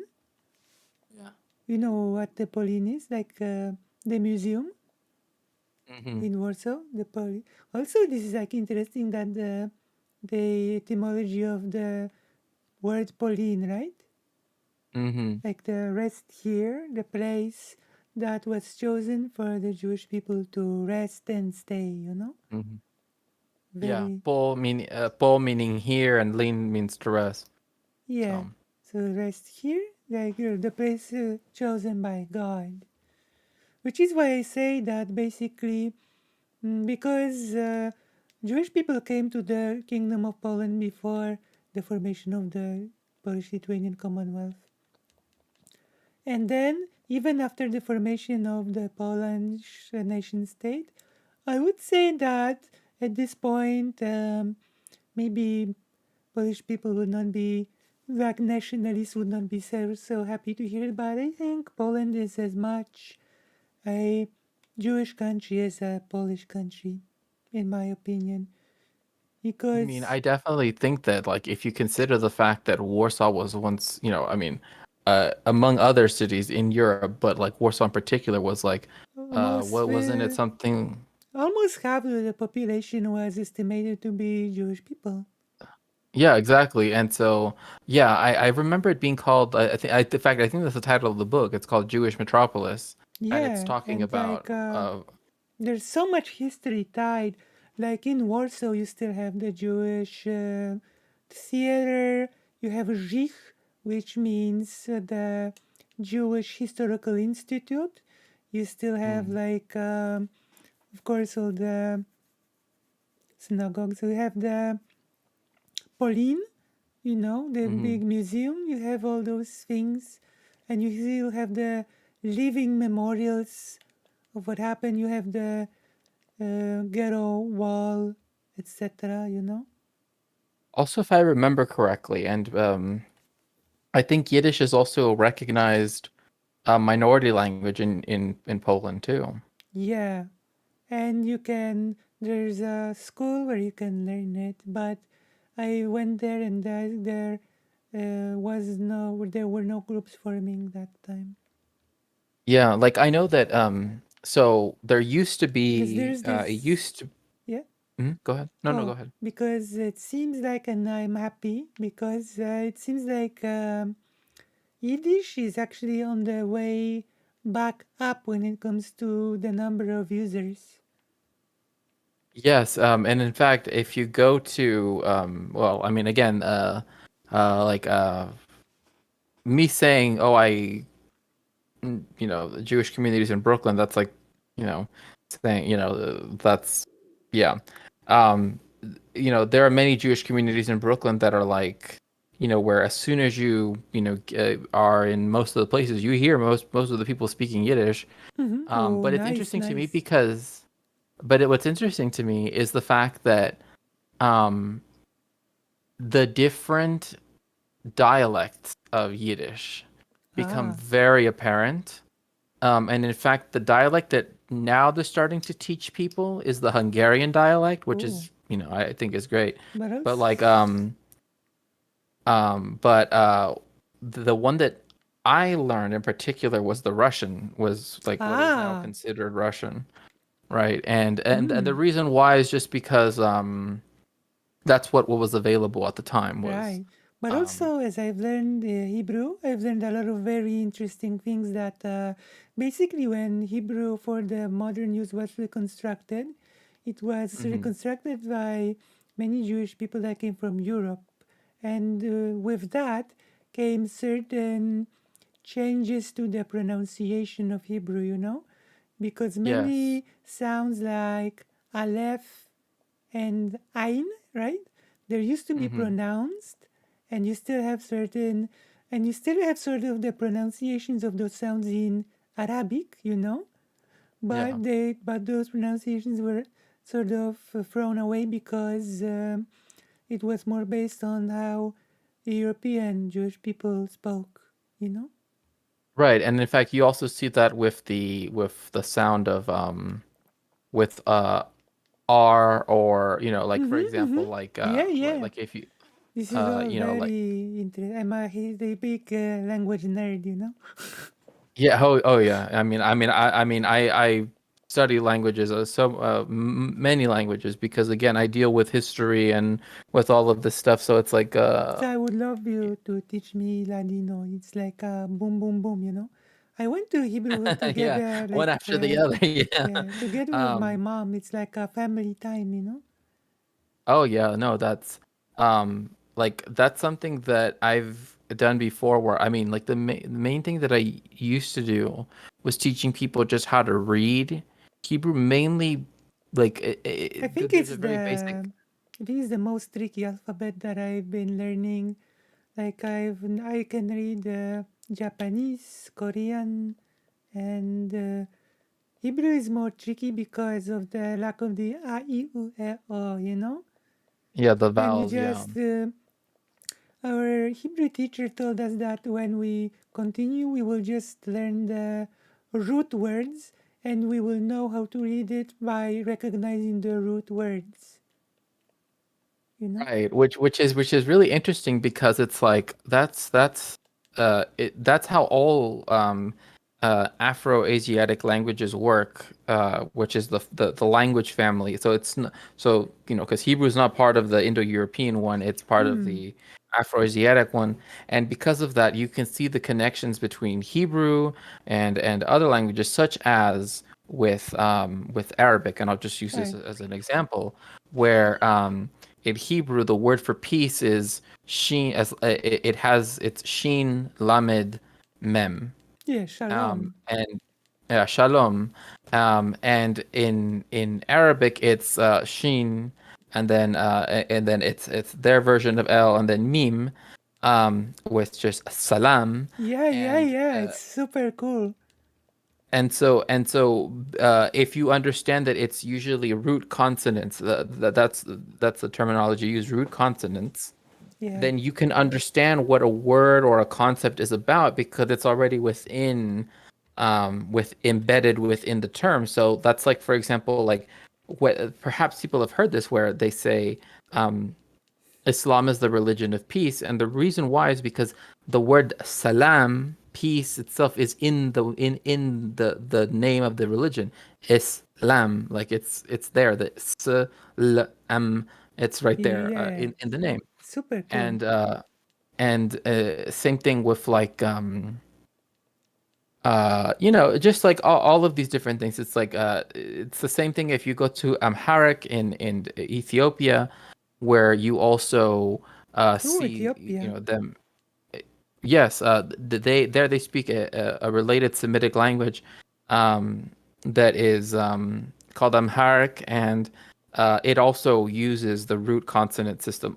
Pretty Oh, much all of the Afro. This is the reason why people that can speak Biblical Hebrew and like stuff like that, we can understand as well Demotic, which is uh, the people's. I mean, that's literally what it means. The people's language, which is Egyptian written out as an alphabet, as opposed to the hieroglyphs. oh. Um, But it's also like interestingly enough, the root thing gave rise to, which was interestingly explained to me, the misconception of how the God's quote unquote name is read, you know? That yes. there's the root. Yeah. We in reality do not know how it's supposed to be read because that's the ancient, you know, priests just sort of took it with them, and and we don't know. But it gave Right. rise to the false ways to read it, like Yahweh and Jehovah, Right. Right. And again, which are one apparently thing. not at all like it is supposed to be read, you know? Right, and one thing that people also have to also keep in mind is that a Torah scroll, right? Like the Torah, when it's read out and it's usually read on Tuesdays and Thursdays, I want to say. For some reason I'm getting confused, or maybe Mondays and Wednesdays. I know Saturday because of Shabbat, but I can't. I'm Right. forgetting the but is the fact that it's still a scroll. Like it's not, it never became a folio, as we know books now. So one thing is that in no part of the Torah are there any vowel marks. Yeah. So like all of the words have been transmitted orally through history. Right. And that's why we have the Chumash, which is the how should I put this? Like the kind of like the reader's version, we'll say, because it's an actual book with the Nikudim, which Nikudim are just like the diacritic marks that tell Yeah, you the how dots, to pronounce. the And dots, the stuff. thank you so much, Adarax64 and a scared chicken. Are you scared, chicken? Cowan chicken? And yeah, no, like that's one of the things that I think a lot of people forget about. And one thing that's interesting is that I've actually heard a lot of people who are Yiddishists who study Jewish literature, in particular in Yiddish culture, is that they prefer Yiddish to Hebrew precisely because it did evolve to have vowels, and like it wasn't ashamed, so to speak, to use my colleague's language, to use vowelage. Whereas when they did modern Hebrew, they wanted to remove all of that, as if that was some kind of modernization, which Right. it wasn't. Which is interesting considering that modern Hebrew is a modernization, but they were afraid of. Yeah. Yeah, and in fact, when Israel was first founded as a country, Yiddish was actually outlawed. Yeah, So- because that's sad, you know? Oh yeah, I mean, and I also have a similar problem too, that it's like the only country that recognizes Ladino as a protected language is Turkey, which I mean makes sense historically because Istanbul was a huge. Actually, even the Commonwealth had some Ladino speakers. It is Yes, listed as one of the languages. Oh yes, I in fact there's one that I can you were mentioning Lvov, right? Or Yeah, Lviv, Lvov, the lying city. yes, and one of the things that I remember is that there were people that were from the Balkans, because the Balkans famously are known for their populations of Ladino speakers. In fact, there's this wonderful documentary called oh gosh, I'm gonna forget how to say it in English now.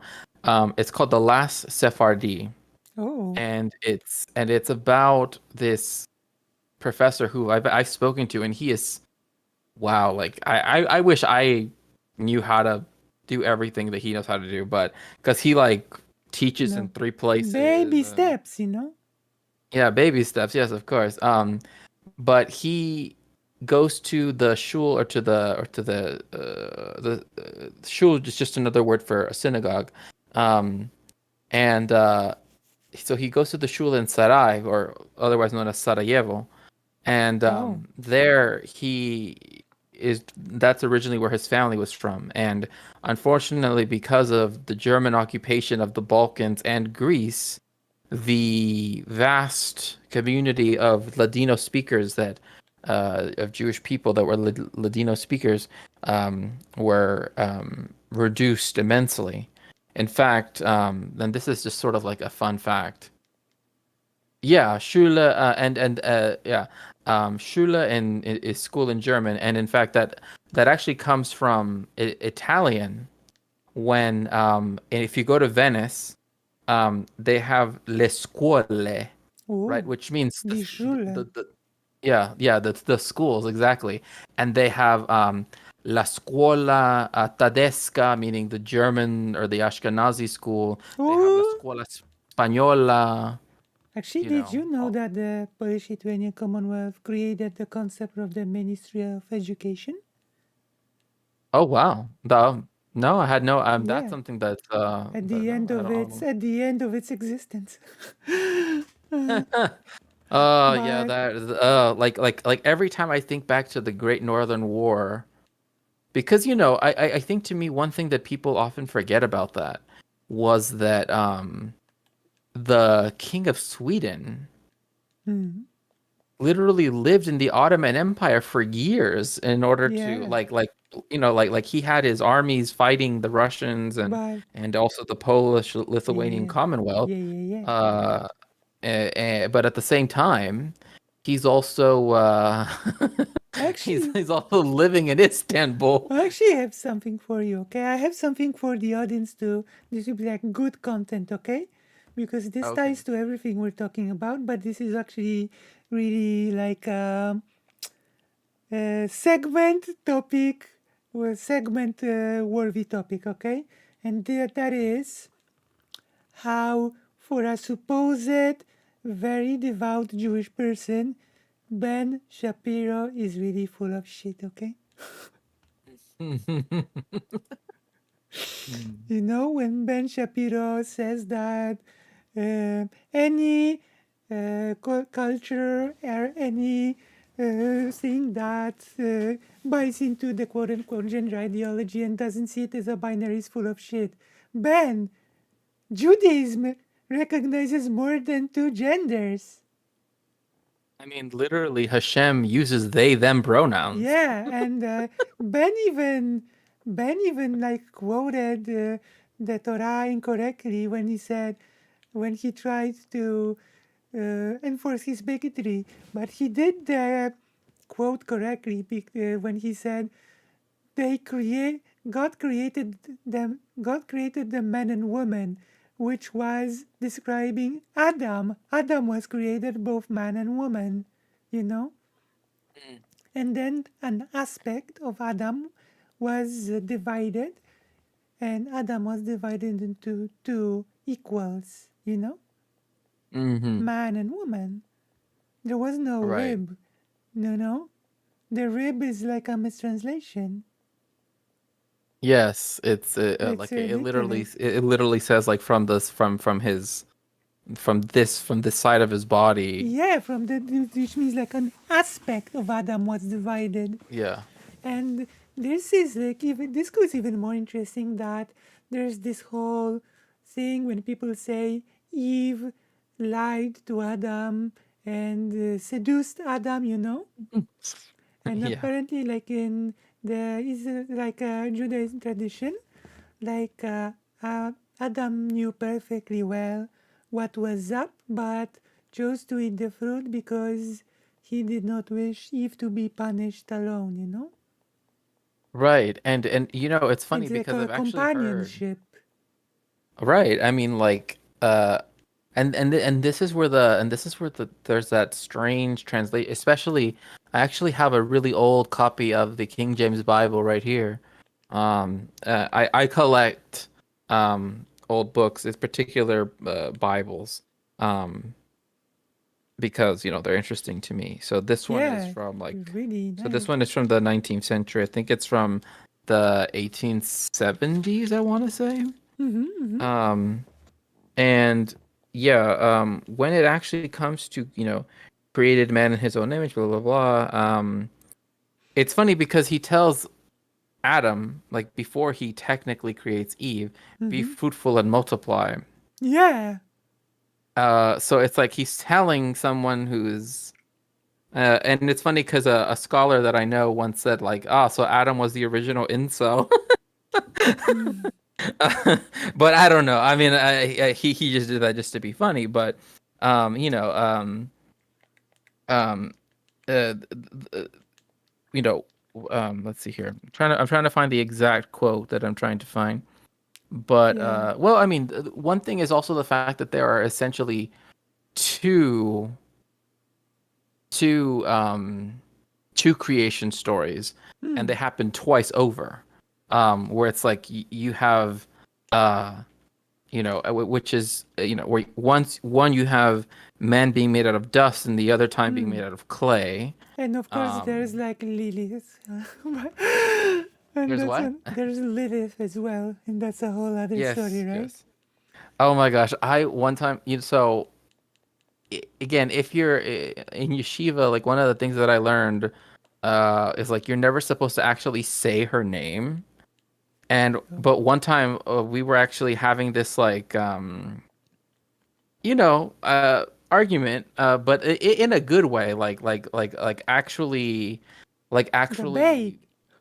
yeah, debate, like it was like a Talmudic, you know, sort of talking about, Yeah. you know, I mean, I don't want to say Talmudic because that now that term is fraught with all these things, but it was like, you know, among rabbis and among, you know, Okay. students and everything. And so one of the things is that I said, what about Lilith, a spirited discussion, Oh, exactly, Adder. And so I said, but what about Lilith? And then the main rabbi was like, oh no, I don't want to talk about. yeah. The thing is that apparently, because I went to like a nice lecture, the uncensored Bible, Yeah. and no, actually, the title of the lecture was "The Demons in the Bible," Mm-hmm. and it told many interesting stories, like about how the angels wanted to have relations with human women, Mm-hmm. and God warned, "Don't do it; it won't end well." And angels were like, "But we liked women," and God was like, "Don't do it; it won't end well."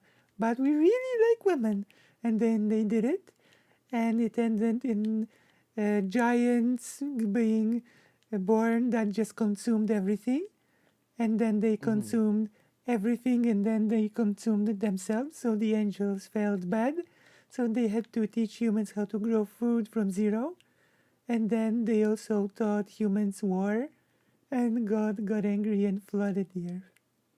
Yeah, and then that's where we get the whole concept of the Hanephilim and all of that stuff.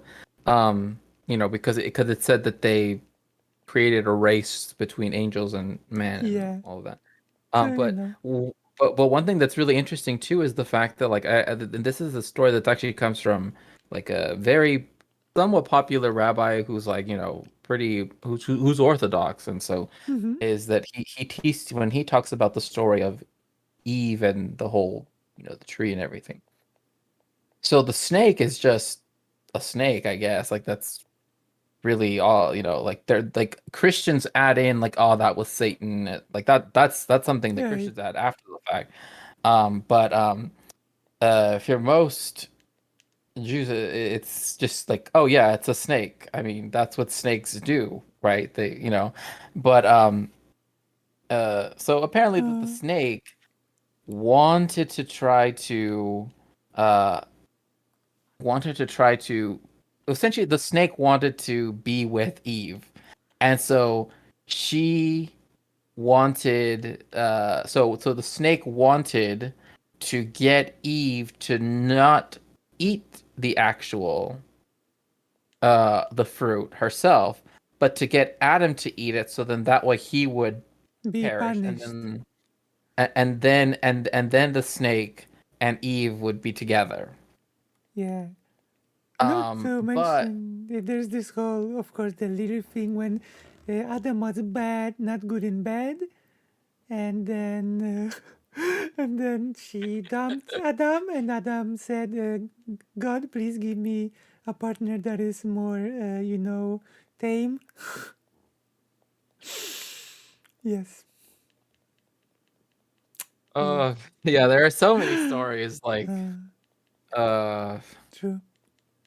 But this but brings me back to the fact that Ben Shapiro is like full of crap, because he says he spouts all of that, um, anti-LGBT crap, transphobic crap, yeah.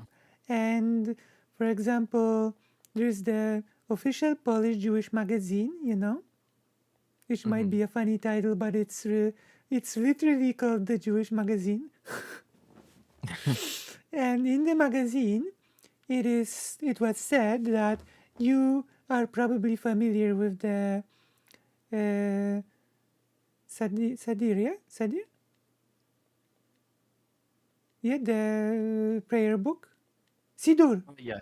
Sidur, Sidur. yeah. Yeah, that there's like the Sidur on the internet that's made um, to be act like more um, it's rewritten to be more accessible for non-binary people, Hmm. you know about the project. Yes, it's a part of the Sepharia project too, right? If I Yeah, remember yeah, correctly. yeah. So Yeah. there's that. And also, the Jewish Polish magazine wrote that there's a group of rabbis that do a whole reinterpretation of the Torah from an LGBT lens, Hmm. and that it was like, for example, concluded that Abraham had some uh, gay tendencies, Well, see, there's actually a yeshiva that is now open in the United States, and it's been open for some years now. I can't remember its name off the top of my head, but it teaches like everything through a queer lens. Yeah, like Like there's a whole group of rabbis that just do the interpretation of the Torah from an LGBTQ lens, and also the magazine itself was really trans rights, and it printed at least a few in the issues that I read trans stories. You know?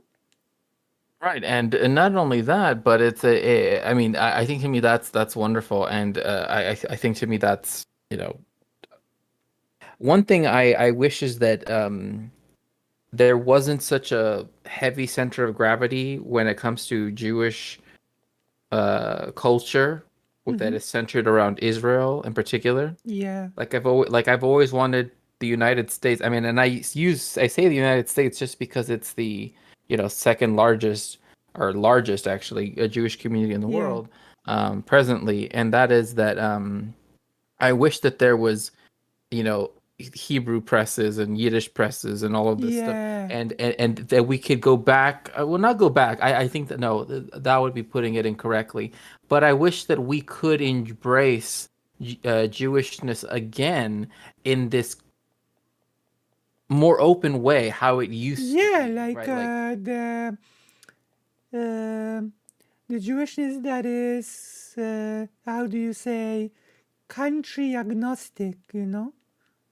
right, and to me, like that's one of the things. Is like when you have, I mean, like, you know, there's already a whole literature scene and a whole, but I dislike how, you know, if like the main books that tend to be published in the United States that are Jewish are either they're aimed at the general American market, Right, or they're kind of like self-referential like religious books, and right. and then even then a lot of them actually are printed in Israel. Which is why, And mhm. I say that there's like,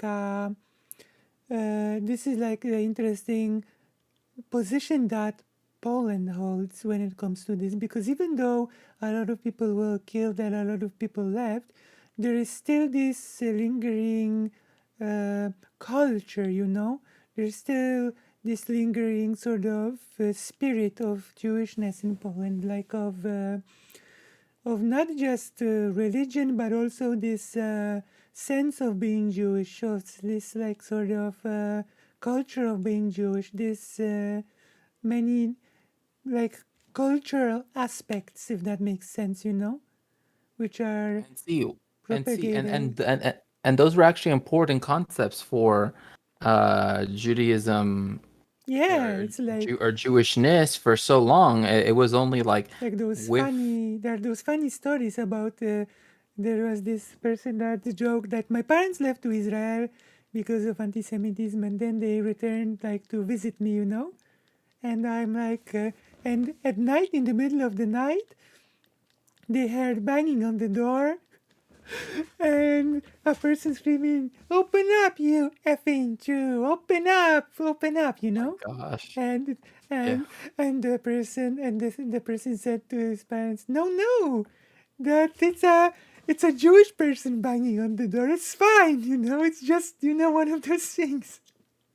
It's just like this inner humor, you know." And they were like, Mm-hmm. "What the hell?" Yeah, like I almost don't even know what to say to that because that's just like, It's like this yeah, strange, like inner humor, you know, that yeah. I mean, people no, I mean, I sometimes just totally get don't that. may you know find it like a bit difficult, you know. No, no, I totally get that. But there And is like this, there is this culture of humor that is a bit self-reprecation, you know. oh yeah, for sure. I mean, it's funny because I remember once, they said it in a joking way, but they said like the one thing that Jews never talk about is about being Jewish, and the one thing that Jews always talk about is being Jewish, you know, Yeah, yeah, and so it's this you know, way of kind of putting that out there, and it's funny because it's like in a way it's kind of true. It's like, you know, but anyway, I see some of your chats here. So, an Entropy fan, so Hanahash that existed at the time was walked upright, so it had feet, or at least Oh that's yeah, the one. punishment that like God gave us, like taking his away. Yeah, exactly. And they could talk. In fact, Adam could talk to the animals. Like that was Yeah, thing. like when he's like there is this belief that like in the Garden of Eden, like they could speak the the language of like heaven essentially. That's one way to think of it. And because of that, like the animals could you could comprehend them, and that's also something we lost. Like because now we have to use animals for work and for all of these things. Like now we have this dispossession also of that which it was also part of creation. So yes, it would have had vocal cords and all of that stuff. And let's see here. So that's interesting. So she sacrificed to stay with Adam. Yes. So one way how the story is told is that she realized what the snake was trying to do, and in order to make sure that the snake would never do that to her again, she was like, and that she would, and like essentially saying like, um, showing the amount of love that she had for Adam, that she was willing to eat the fruit, uh, for two reasons. One, to make sure that the snake never got her, and then two, to make sure that Adam at the very least survived, right? Yeah, and then So it's he understood what was going on, and he wanted to be a companion and be punished alongside. exactly. So it's to show that like there was this. In fact, it goes against this whole Notion of deception, yeah. yes, exactly. That Eve deceived and they fell and blah blah blah. Because another thing too is also think about It's the fact really that like sexist, no? oh yeah, of course. Oh well, I mean yeah, and then also by way of that, it just happens to be propagated mostly in Christianity. Like Judaism never really had that Yeah. same need to do that, mainly because we don't have the concept of original sin. I So mean, from what I understand, the concept of sin itself hardly exists in Judaism.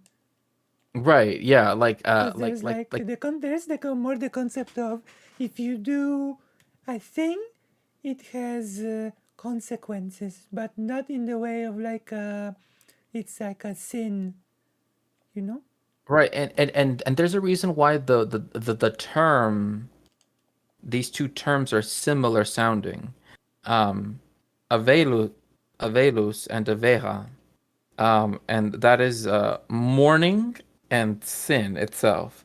Like because like the word for prayer lechalit, or the term for prayer lechalit palel in Hebrew does not mean it is seen as in using European ways of understanding it. It literally means to judge oneself. Right. Like that is what prayer is supposed to be. It's supposed to be a time And to there's meditate, and so it's a very different relationship to yeah. There's also one other thing that I've sort of read when going into things, because I'm still like discovering things, you know. It's like there is no relationship to oneself. There's to if you have a vice, then you must sort of curse it and hate it and get rid of it. You know, it's more like you must turn it into a positive. You know. yes, and that's the reason why there's the concept of tikkun olam, which means to repair the world, in very basic translation of that. It's That like it's like if you're greedy, then use your greed to accumulate wealth to share it with others. Sort of right, turn your vice into a positive, you know, yeah, rather than like oh fighting it. uh like like once you recognize that you have been avaricious, I guess I'll just use that term, um then you recognize that and instead use it so that then You can turn it into something positive instead of Yeah, into something wasting positive. energy fighting it. Because yeah, because the whole point about a lot of Jewish thought too is like the imprisoning yourself, right, in this kind of like, oh, blah blah blah. It doesn't actually help, Yeah, in at least in Jewish thought, where it's like, well, but what are you gonna do after that? Like what's next, right? yeah. So And also, what I really like is this concept of not taking things as dogma, but rather discussing it, interpreting it. Like, for example, one of those Shabbat dinners, the rabbi said, uh, let's discuss the commandment of love your neighbor as you love thyself. This and this rabbi interpreted it as like very unrealistic, and that because you cannot love someone else as you love yourself, and in this sense, the commandment loses a lot of its power, you know.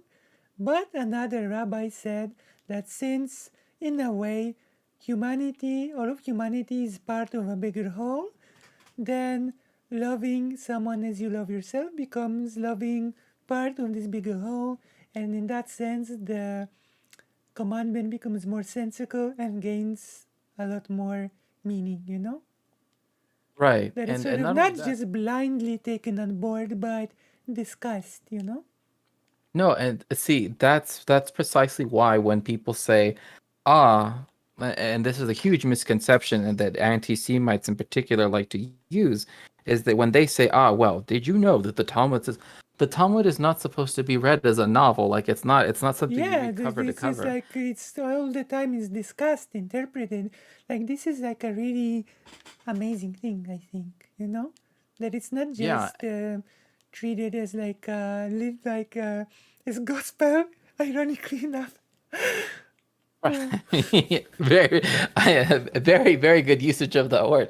But no, yeah, exactly. Like if you read anything, it says, well, like for like I Oh, and yeah, sorry to interrupt because this like um, people don't realize this, but the structure typical of like the um, Judaism text is like you have this small box and there's this text around it, and the small box is the original text and the text around it is commentary.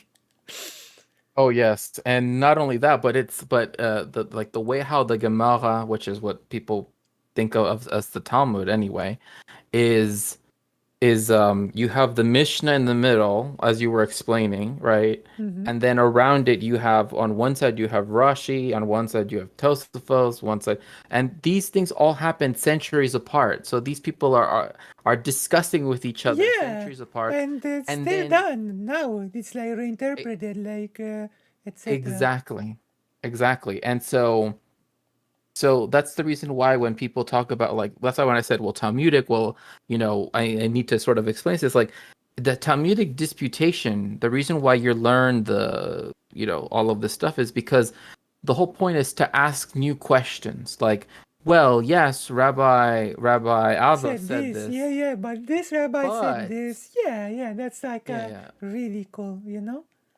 I Right, really but like it's it. like, okay, fine, but he's referencing this rabbi who says, ah, well, in the land of Greece, blah blah blah blah blah, and it's like, well, how do we apply that to to Poland or to the United States and Yeah, blah blah blah.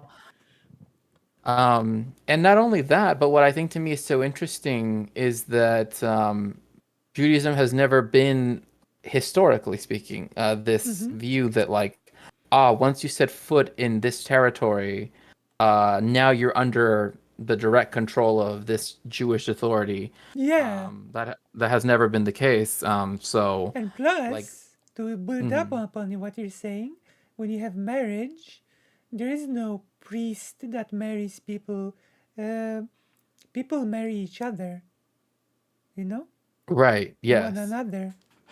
right. I mean, And like the only thing that, like, I mean, like, in some senses, people often do is that obviously they have with the witnesses, right?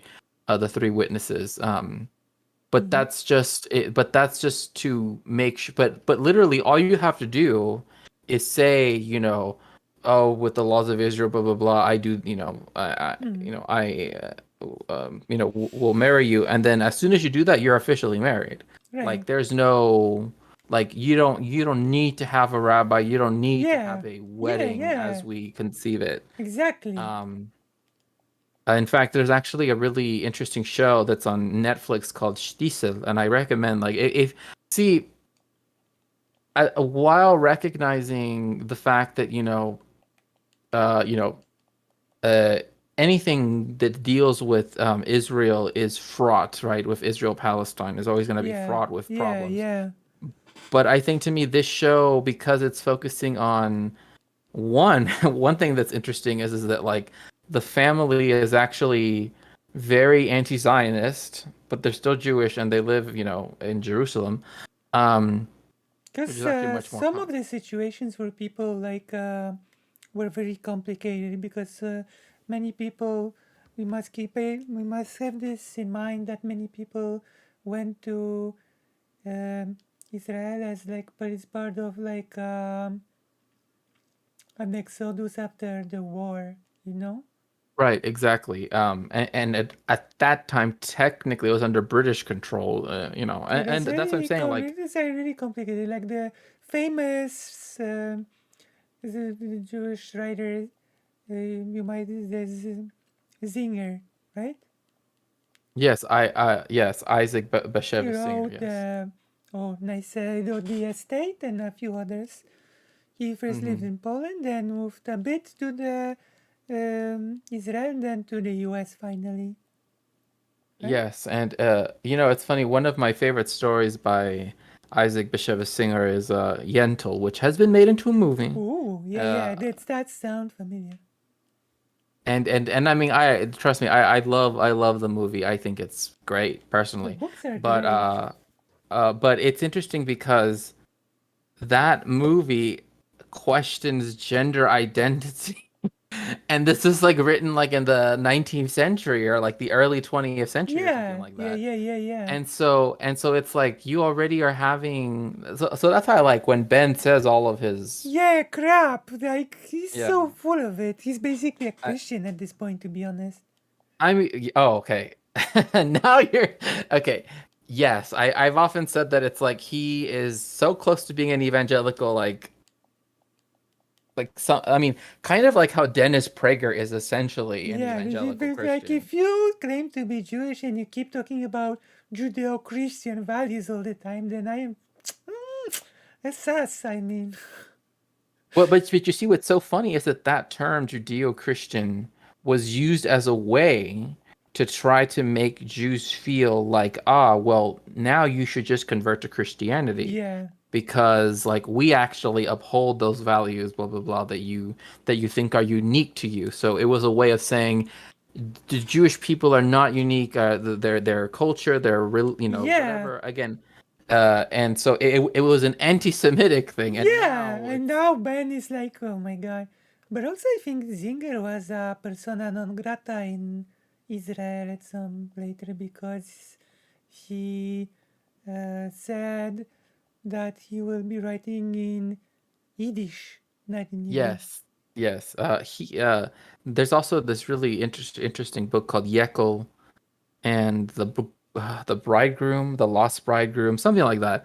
And it's other stories from the Lower East Side, Brooklyn, et cetera, at just the time before you have the Immigration Act, which stopped, Eastern Europeans from being able to uh, emigrate to. I'm so happy about this talk because usually when I say the name Zinger, nobody knows who he is. Oh no! Oh, trust me, I think I have everything he's ever written.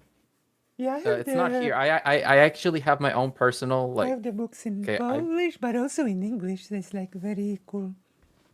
I actually do have one that was just recently published because it was just discovered. Oh, But yeah, it just came out just like last year or something, oh my! because they found it in the archives of I of have to tell my mom. I'll find out the It's called the Guest, I believe that's what. Ooh. And literally, it's set in New York, and it's really, it's really good because it takes place in like a Hasidic community, and it's talking about all these different. Also, I want to show you something Oh on yeah, the go right ahead. stream. On the stream, okay? Okay. Oh my gosh, where is the browser? I want to show you the browser, okay? And Mm-hmm. then I'm not sure if you've seen the cool things that I want to show you, okay? On YouTube's. Okay. And everybody on the... Where is the Opera corner? Is this it? Let me see. Are you seeing the on Opera? Okay.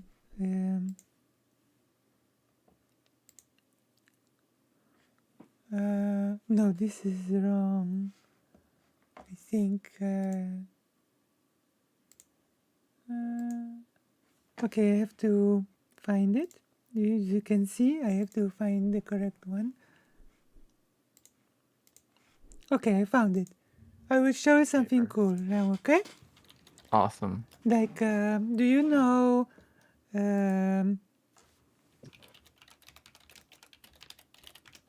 this is very, like, culturally interesting. Do you know the Jewish quarter from 1939? The one in Warsaw or the Yeah, one? in Warsaw. Have you seen the footage? Well, I've seen the footage of once you have the creation of the ghetto itself. Do you see I'm not this? sure. No, this is from before the war. Oh, perfect. So you see how people that lived, people are happy, smiling at the camera. You can see this like on the stream right now.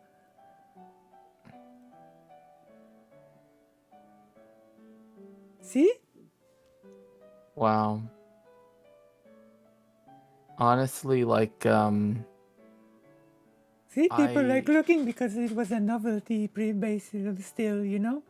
It was not as yeah. like, so people like pose to the camera, smile, etc., you know? But it's Yeah. like a nice window into the Warsaw that was like a totally different Warsaw than now. A totally different world, you could say. Because Yeah. also And 80% of it's Warsaw was destroyed as well. oh yeah, that's true. And then, the Soviets rebuilt it in their way. Yeah. Yeah. But And you can see the one thing. Yiddish signs as well. Yeah. Oh yeah. And it's so interesting seeing like the way how jobs used to have to be done, like porters and all of that stuff. Like Yeah. And you can see like the more like the people that are like just in regular clothing, but you can also see like people more religious with beards and more religious outfits, you know. You can see all of that, you know. This is like very nice. You can see both Polish signs, but you can also see Yiddish signs. mm-hmm. Like this is very interesting, you know. And it's interesting because it's like at one point it's like there are so many communities that I don't want to make myself sad, but it's like you see a lot of communities now, and it's like Hiding his face, do you see? Oh, sorry. Oh my gosh.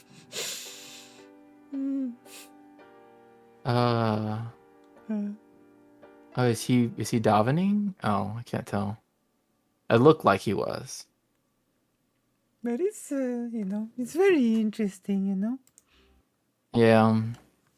It's like a window to the past, literally, you know. Yeah. Like you can see how the world used to be. And it's really sad if you think about it. Like The what? Rabbonim. Yeah. But yeah, there's still remnants of this, like in the institutions and discussions that happen about around you. And the sad thing is that there are Polish people that discover they are Jewish in some way, and they fall into despair. You know? Oh, yeah. I mean, Titan, davening means it's a way of saying praying.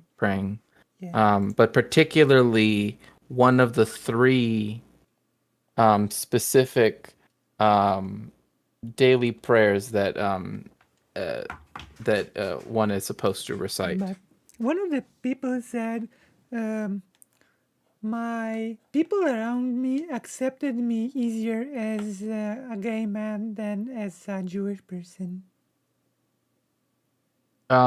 You know, I actually had this issue where a neighbor of mine, like literally ever since they found out I was Jewish, which putting it that way just sounds really strange, but like they have like literally just completely stopped talking to me. Like they just Yeah, like this is ignore. so weird. Like but this is like my moment to push my unique brand of solidarity. Okay, the radical solidarity, I call it. Okay, Yeah. like my motto is: you do not need to have the exact same experience as someone else to show them solidarity and support.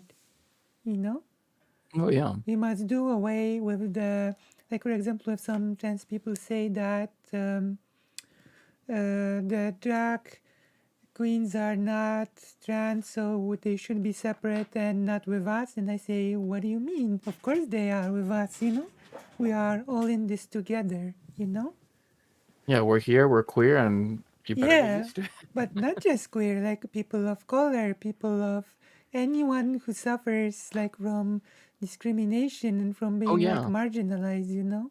We are all in this It together. everything has to be Yeah, intersectional yeah, yeah, yeah. solidarity And constantly. there's this saying, first they came for, then they come for, and then they come for us, but there's no one to fight for us then, right?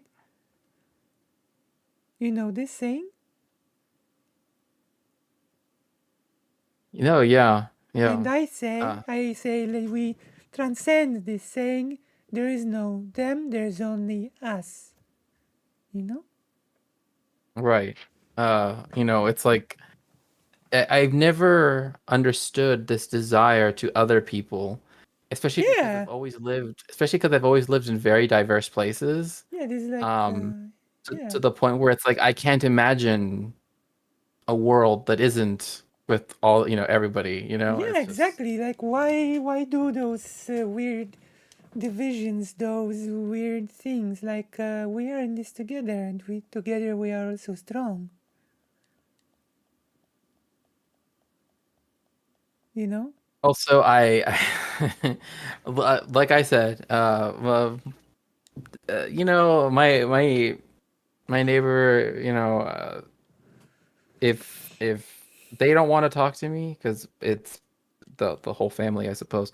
They don't want to talk to me, that's fine. Like if what they're gonna hold against me is being Jewish, then I honestly don't know what to say. Like I True. mean, like Like, I don't know. but it just goes to show that like when people try to say that like we're in a post anti-Semitist Well, I world, it's think like Kanye what? West has demonstrated that's not the case, clearly. Well, that's a I whole different mean, story. I That's a mean, whole different story. That's a whole different story. I think, um, yeah. Also, like, yeah, anti-Semitism is like sadly like, I don't know. It's like very, and racism, like, uh, could this yeah, could no, become a rant in its own right? oh yeah, yeah.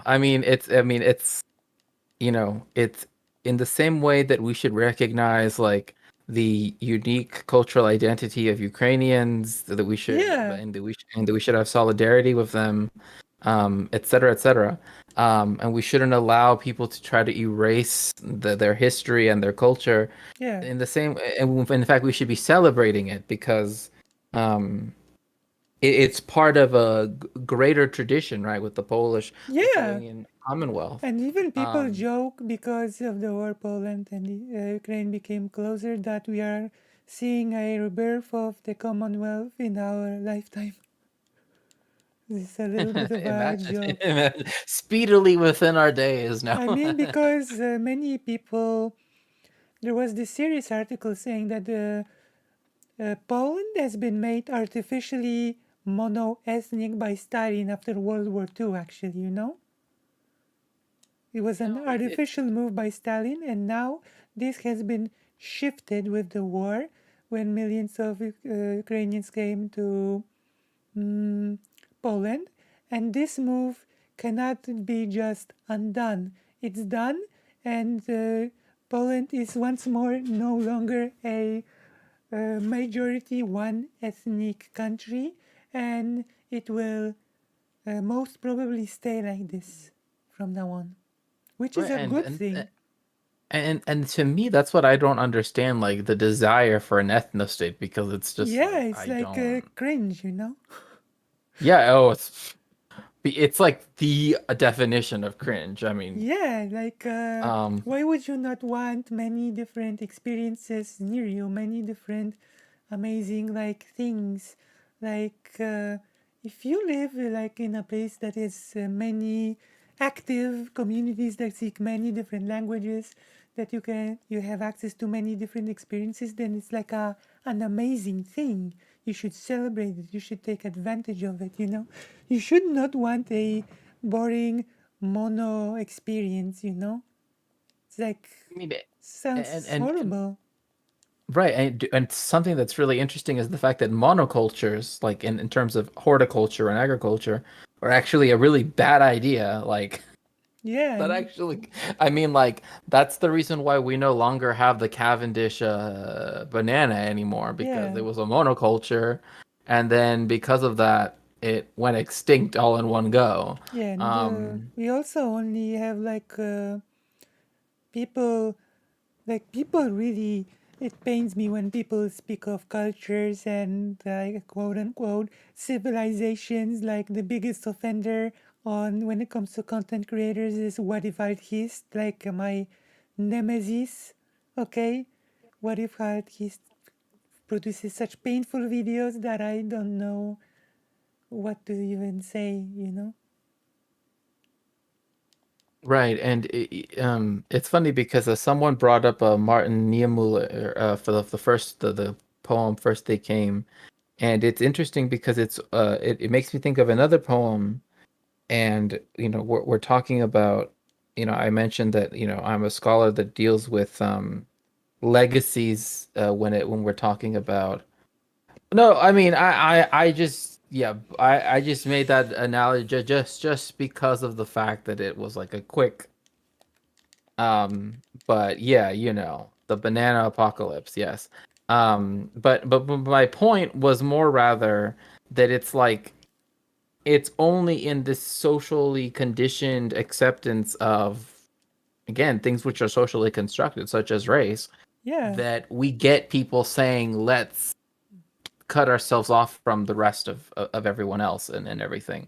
But yeah, like as a scholar that deals with the legacies of genocides as they pertain to the Jewish people, but also to more people than that in general. yeah. But I just, Like the great Ukrainian hunger.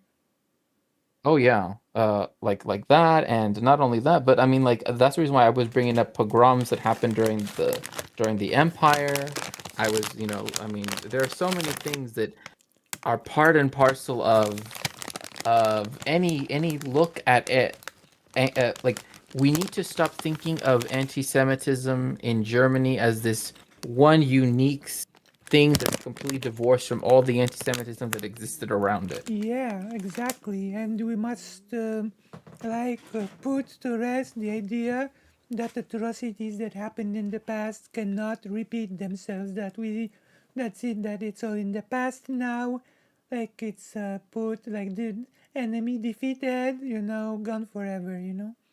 Like it's Right. And really see, dangerous thinking. right. And see, this is what I was going to bring up in relation to the poem that was mentioned, is that the poem that talks about, give me your huddled masses that wish to breathe free, right? That famous poem that is in relation to, often thought of in relation to the Statue of Liberty. It was written by a Sephardic Jew whose family came to the Americas to flee the Inquisition. Right. And uh, that poem is often, thought of in relation to like the great migrations that happened in the late 19th century up until 1924. But it's interesting that that poem was very important in the trying to convince, and this is the problem that I had with, and I don't mean to bring up Box again, but the problem I had with the whole idea of convincement was Yeah. the fact that you know um was that that poem was then just rejected out of hand. Whoa, it's just literature, blah blah blah, etc. etc. Yeah. But also the fact that you have someone whose own legacy in terms of the Jewish world is of the other great atrocity that happened in Europe, in Western Europe in particular, in Iberia, Yeah. that devastated the Jewish community for hundreds of years. And then now we're in a post-Holocaust world with Right. another, and so to not see those things in part of a continuity, kind And of, yeah. yeah, by not looking at them in the sense of a continuity, we're really doing a disservice to any study of what exactly we're talking about, because Right. I think to me it's very emblematic that someone whose family fled the Inquisition and found refuge in the United States is then writing a poem saying we need to accept all of the people who Right. wish to find refuge here as well, and that this was in the lead up to the great disaster that affected the Jewish people as well as other people, who were not allowed to come to the United States because of racist, Yeah. isolationist laws, and the fact that the United States said, well, that was the law. Yeah, It's like, well, exactly. Legality does not make it correct or good. That's like a big thing that I must harp on. yeah, and to me that's something that I myself have even written a paper on before, that it's like people will use the language of legality and To illegality create to their horrible things benefit. like Exactly, yeah. redlining was law. Let's remember that. Right. And now it exists tacitly, right, with tacit Yeah. redlining. Or if there is some form of explicit redlining, it's done, oh well, we're just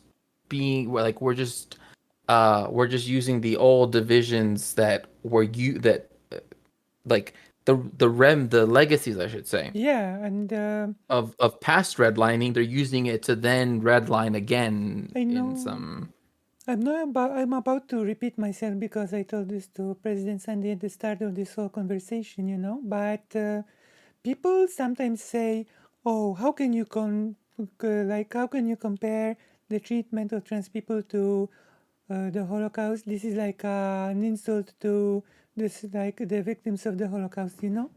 When I've made like a whole video about the Polish Auschwitz survivor who made a speech saying, "I will not bore you with the past, but let me, to paraphrase, let me tell you why the treatment of minorities now basically can lead to the new Holocaust, and that, the, that taking away the rights of minorities hurts the fabric of our democracy itself. No, Well, and that is precisely the point when it comes they're not being to this, is different, that in other words. Yes. In fact, there was a tweet the other day that someone was saying, "Oh, what is the most spoken language in the world?" And I mentioned this in my stream where I was responding to Lonerbox and Poly people, Mm-hmm. and it was I was going to respond twofold, which was indifference and hatred. Right. Yeah.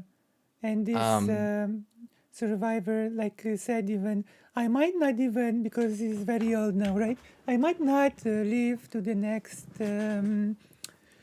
uh, like commemoration of the Holocaust, but I must tell you, do not be indifferent. Like it can happen here, and do not be like that was the big message. Like I'm talking to the young people that it's not necessary for me to speak about what I went through, but it is necessary for us to be talking about what is happening right now, you know? right, right. And see, what's so interesting too is that then people like to pretend that nothing bad and like nothing akin to the Holocaust has ever Yeah, happened and ever they since. use the language of don't even try to compare it, it's insulting. But the survivors of that time say they say they warn us, you know? Right. Like, I mean, and that includes also uh, Polish people that took part in the Warsaw Uprising. They say, we did not fight for a future like this, where LGBT people are being discriminated against. This is not what we fought for, you know? right. And like some people don't want to classify what happened in Argentina from 76 to 83 as that, but it's like when 30 at least 30,000 people are disappeared off the face of the earth. I Right. mean, there's really nothing else you can call it. Hmm. And again, it goes back to this idea that, oh, we've created this very specific classification, um, you know, that unless it falls within this, that the imperialist, colonialist powers of the world chose, that then we get to call it that. But Yeah, this is like, yet, yeah, mhm. go on, No, I'll no, tell keep you. going, keep going. Sorry, for me, this is a big problem because at some point the discussion turns into treating people's lives as number games and semantic definitional games, instead of focusing on what is actually important when those things were created, making sure that people do not suffer or are killed, fighting I for mean, that it not to happen. right. And it's like I can't remember what's the name of the survivor that said this, but Think, they actually survived two genocides. They survived the Holocaust and then they went to Argentina and then they survived the that. the dictatorship there. And they said in particular, and also I will get right to what you just said, Adder, is that they specifically noted that they will this they kind of worded it in this way, so I'm just trying to paraphrase it. The those people, right? And in this case, he's talking about Nazis and also to the people in Argentina. They will find a reason to hate you, right? And they will find a reason to, Yeah. and all of that stuff. And it's like it doesn't matter, how much you assimilate or how much you blah blah blah. Yeah, It's like exactly. they still it's like putting yourself in the closet doesn't do anything except for you're harming yourself, and Yeah. at the end of the day it doesn't help anyone. But also at the same time, the fact that um you know uh we must also remember that there were trans people at Auschwitz. There were trans Yes, people yes, yes. at Dachau. There were, There were this belief. broader LGBT people. Right, right, exactly. And I mean, I'm just specifying that because Yeah. we were, but yes, all LGBTQIA plus people were there, and and some of them, were in multiple categories, of course. Hmm. And one thing we must remember is that never again means now, and that Yeah. has to be, and that is something that survivors themselves Say. say, Yeah. And is that's that it's happening now, and never again means right now. yeah, and also like when people try to deny the Great Hunger and use the argument of, but not only Ukrainians started in the Great Hunger, you know? To which all I can do is say, well, you know that the Nazis did not only lock Jewish people in the camps, right? I know someone who is very popular, who maybe was, or I don't know. I don't know if you've ever heard of him. He's called the Finnish Bolshevik. No. Well, he literally takes the Grover Fur book that's like The Harvest of Sorrow or something like that. Right. Oh, you. That Oh. and it's like he takes it completely like, oh yeah, this is absolutely true. Like, yeah, everything's fake. Like all of the pictures that were ever taken, they were all actually from this or that. It's like, Oh my God. bro, like that guy published that book at a press that publishes Holocaust denial. I don't think it's a good idea. Yeah, but I actually get hate still for the video that I made to Madame Panada about the Great Hunger. You know, I still get comments through people that say your voice sucks or this is a crap video. You know. Like one of the things that I always worried when I was first that I still worry is like, I do very specifically. I mean, like right now I'm surrounded by books. I mean, I'm literally like holding a book right now in my hand. Because I'm always doing research. I'm always doing these things. Um, is the fact that, at first I was like, what if people are interested in the things that I'm interested in, or what if it's too boring, or all of that Right. stuff. Oh yeah. I think I worry about being boring too. You know.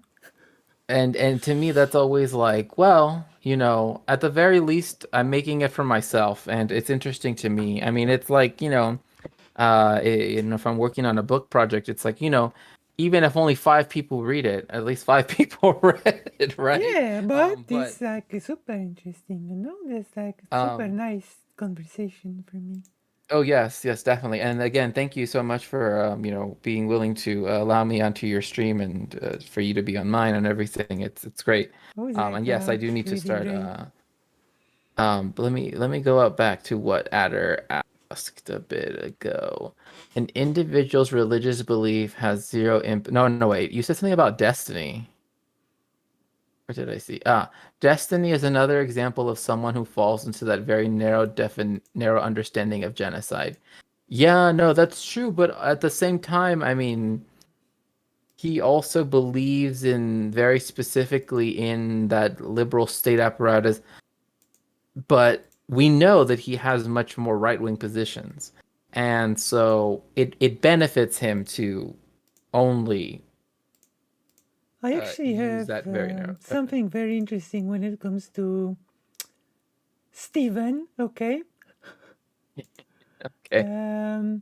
Let me look. Let me bring it up. The thing that I have pertaining to Steve. You know the what's it called? I have it somewhere around here. The so-called propaganda glossary that I've compounded, that I have here. And one of them, it might sound, these are the techniques of propaganda. And I will read you a couple, and you tell me if it sounds like familiar, okay? Okay. Appeal to belief. The suggestion that since most reasonable people within your group believe something, you should believe it too. Also, an appeal to common practice when regarding something everyone does, or an appeal to expertise when regarding experts making a value claim on subjective terms, signaled by phrases like ask anyone, everyone knows, any reasonable person would. It's obvious that, etc. Does that sound familiar? Any Very. reasonable person would. Or more Oh, that sounds very Stephen, familiar. or That sounds very, very familiar. very Stephen-esque question would be like, if you asked a number of reasonable, normal people, what do you think they would say? You know? Right, and it's so funny too because it's like the examples that he uses that type of questioning for are always the same things that people use to try to discount oppressed people's opinions. It's like, well, if you were to ask the average, Yeah, the reasonable American, person. it's like they don't care about these issues, and it's like, Yeah. well, actually, they've already done polls and said that like the vast majority of Republican voters, even Republican voters, don't want to do trans legislation like Well, that's not I will something. tell you this. If you counter with this argument, right? Mhm. Then we go to the other appeal. Then Stephen goes to the other appeal, okay? Then Stephen moves to the appeal to ridicule, okay? Trying to convince someone to accept an argument in order to avoid becoming the object of ridicule may take form of an ad hominem or straw man attack. Ridicule and sarcasm deny discussion. So there you go. You're just being crazy. Now you're just being crazy.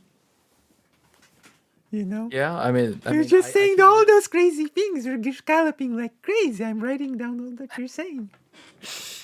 What's so funny? It's like for so long even in academic discourse, I like never heard the term gish galloping until Well, like now one you're day. just galloping like crazy, and I wrote down all that you've said. Then you're not letting me talk.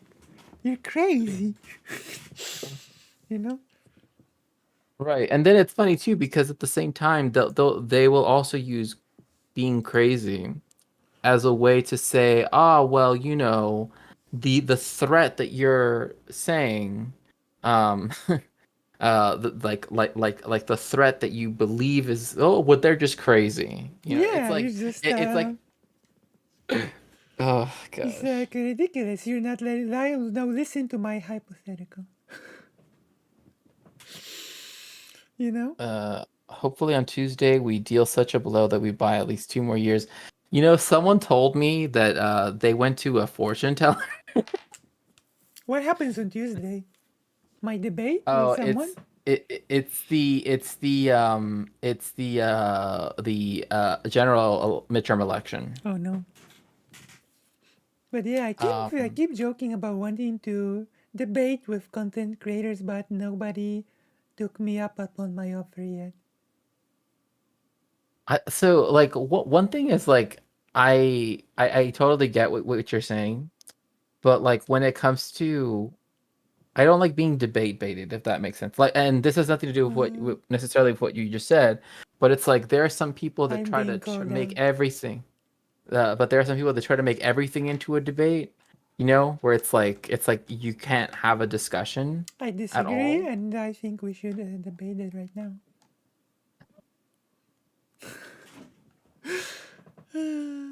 Oh gosh, I. Was that an ad hominem? Are you being Of bad course, of faith? course. Yes, I'm being very bad faith. I have the worst faith of all. It's true. I mean, that is true. There are certain people that try to turn everything into a debate. That is certainly true.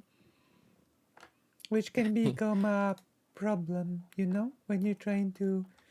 It's like actually the perfect example of that was the loner box poly people talk, you know? That it It turned was into a debate when it actually did not need to, you know? Yeah, like Polly was just like, "Hey, I heard you were saying this, and I just think we should talk about it, and maybe try to, see eye to eye on, try to see if we have common ground or something, something." And instead, we got what A we debate, got. like You're Right. trying to gotcha me. Yeah, and see that's the reason why I am not a person that's like, okay, where's Voosh, like you know what I mean? Like Yeah, I will uh debate Vouch, you know. yeah. Lucy will debate Vouch, but still, the first we must debate Demon Mama when she returns from the vacation, okay? Okay. When I write I this in Xander Hall's chat, Xander Hall has like the most, usually like Demon Mama just says, but yeah, you're just friendly, it's okay, you know, debate Ducky. But when Xander Hall reads my messages in the live chat, he's like, are you high? Xander Hall does not get the Ducky humor, okay? no, yeah. I mean, I can honestly say, and I've never really watched any of his content. Like I've seen other people comment on his content, but I've Hey, never have you seen the watched his DJ content. Muel video? No, no, no, no, no, no, no, I no. hovered the DJ Muel. I do know who that is because because that was that was what Lonerbox was watching Oh, DJ before. Muel. Okay, okay. Yeah, yeah. Yes. He was watching DJ Muel with oh, who's the other streamer? But they were the ones that brought up. The Kira, Bad Bunny? Yeah, yeah. They were the ones that they were bringing up the idea of, trans genocide and all of Yeah, or that as I stuff, and should then say, Bad Bunny. Mooney. Yeah, Bad Bunny. Um, most of the popular debate streamers struggle with history. Yeah, Um, but can I yeah, just add one thing too? Is I don't want to be like, okay, blah blah blah, but I just have to say, I I listened to Stardust's like panel that was about like economic policy or whatever, oh, and Stardust. it was painful. Oh. Um, because like a lot of people do not know how monetary policy worked, and it showed really quickly. Because there were some people that's like, oh well, I took some economics classes and blah blah blah, and I'm just like, that doesn't mean you know economics. I mean, that's true. But a lot of And like do history. I'm a history streamer, okay? okay, Yeah, it's true. Like, um, do you maybe know like aristocracy, right? yeah, I know aristocracy. Yeah, Yeah, like I would like to have like a chat about history of aristocracy. She knows her stuff when it comes to history, you know? yeah. If I remember correctly, she's Like a she PhD does. in history, right? Yeah, she does. Like when I mentioned like the stuff about the Polish-Lithuanian Commonwealth, she read out my comments in the chat and like confirmed that it's all true. You know, she knows about that stuff. You know, which I find really nice because many people genuinely do not. You know, Mm-hmm. so it's nice. I like to have like a chat on the stream Um, to like history, nerdy talk. You know, it's Not true. Florida, unfortunately. DeSantis appears to have that one. Sorry, I'm just reading your chat, but oh yeah, yeah. Arcael. Yeah, It was there are also gonna be governors also being taking elections too. I forget which states. wait. What was Arcael like? Agreeing with DJ Muel and Bad Bunny. What were you agreeing on? So Adder, oh, you took econ, and so like one thing. I got this. Trust me, bro. No, no, no. I totally get that, but it was just so funny because Brother! all of them were like describing the economy as though it was a household, and I'm like, no, that's not macroeconomics works, I like that. actually It's have this really nice book of economics that I will tell you what it is. I have to find it. There is this really well-known author. Can I tell you my okay. story? No, No, no, I don't think so. that I cannot. You do not want to know. Oh no, go right ahead. Go right ahead. Ah, okay. I will tell you. Okay, I will tell you everything that I know. They have to find because this is like a boom, boom, boom. You know? Do you know how I feel? I will keep talking and I will find it. Okay, eventually. Okay. Let's see. Adder, the comparison of government economies to household is more of the appeal to the general person. Yeah. I mean, the issue is that like there are certain aspects of economics that when it comes to talking about government policy, that it's not a good idea to presume that, right? Like even politicians who know that that's not how the economy works, right? How fiscal policy works, um, will speak as though it were the case. Um, again, trying to appeal to the general person, but the way how I see it is like it's talking down to people, and it's also not truly explaining what how economics works. Like for example, there are many economists from different, I mean, maybe not neo-Ricardians necessarily, but definitely you have some neo-Keynesians and people that use other formulations of economics, of particularly of macroeconomics, that can demonstrate. And this is something that's even been said, under oath in front of Congress by Ben Bernanke and by Jerome Powell and all these other things, is that um, the what people think of as the government deficit, which or or the national debt, is not actually the debt. Like that doesn't exist as such. Like it's a misnomer. What it means is that is all of that is all of the dollars that have been created, right? That's all the money that has been created that has not yet been taxed. So it should be titled the National Savings Clock, because the way how it works is that there are three major sectors of the economy, and in order for the private sector and the international sector to be having surpluses, once something has to be in the deficit. And the way that that's connected is that the government creates money. It Yeah. does not like Yeah. This yeah, is like anyway. the book that I'm reading is like a comprehensive overview of history of economics, of all schools of economics. It's like from a Oh, good.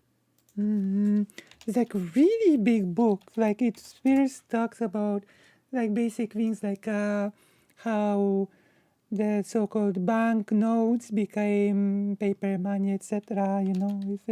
It goes over the history, and it's like a really well-known economist that did it.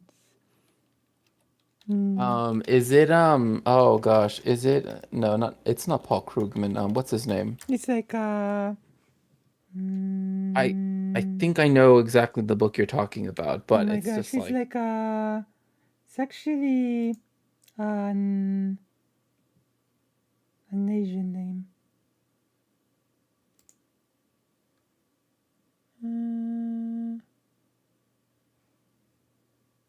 yeah, an uninformed and undereducated public is Wait, necessary for their where's fear-mongering and the... scapegoating torch. Also, Yeah, like I sure. made this like whole video about how why the scapegoating, etc. Yeah. Because I made this comparison. Imagine you are you have a huge cake, okay? Mm-hmm.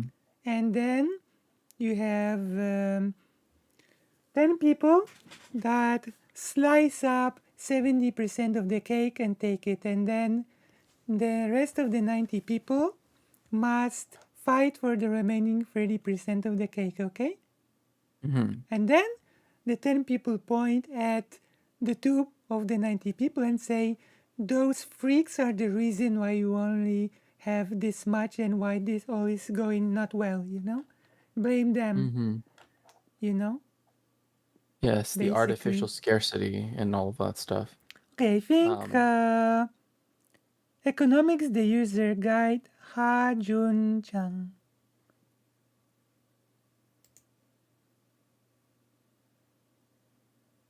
You know? mm-hmm.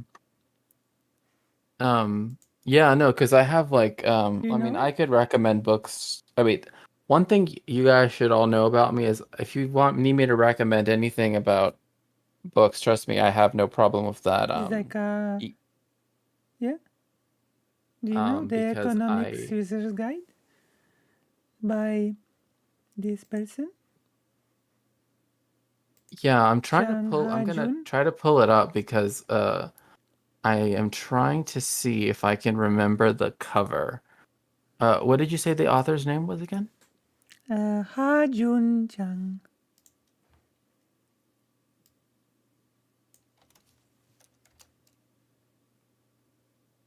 Ah, here we go. Yeah. I see it now. Oh, yes. I do remember this one. Let me see here. Like comprehensive, you know?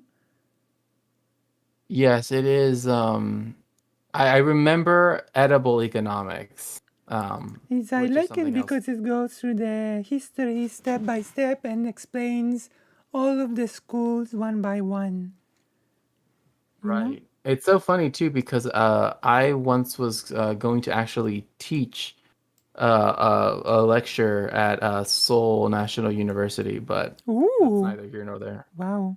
You like my grandfather who did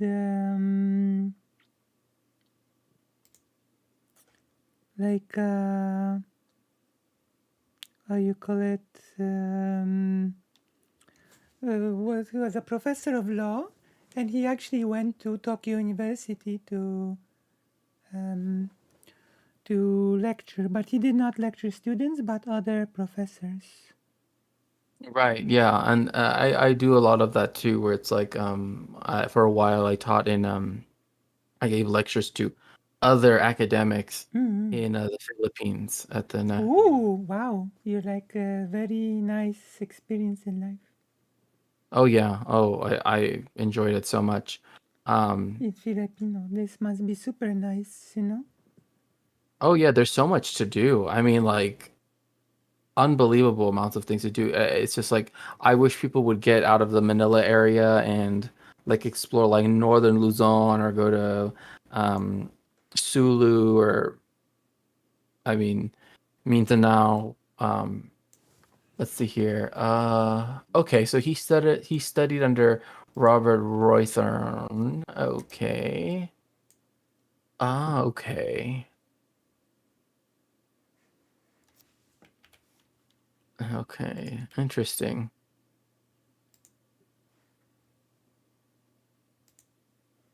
Yeah, must find it Hmm. and reread it. Yeah, no, It's been a yeah, no, while. I was just trying to like place whether or not he was an orthodox economist or not, and he's big in institutional economics. I know that he's a big fan of Stieglitz. Like once I recognize like ah yes, I know who this is. That's why I'm like okay. What do you think? Is it a good entry for someone like me? Oh yeah, I definitely think it's good. The only small caveat I would add to that is that you want to read something that is what is called unorthodox or heterodox economics, if only because the type of economics that he works in, and this is something that uh, Arkael sort of mentioned, is that it's his focus, even though has worked under a Marxist economist, he deals with later additions to neoclassical economics.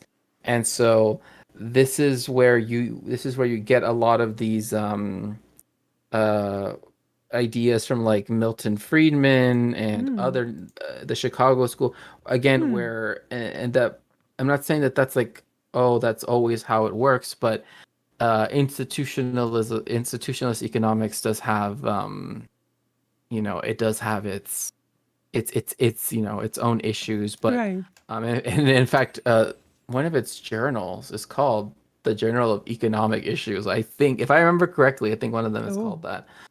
But one of the things is that they kind of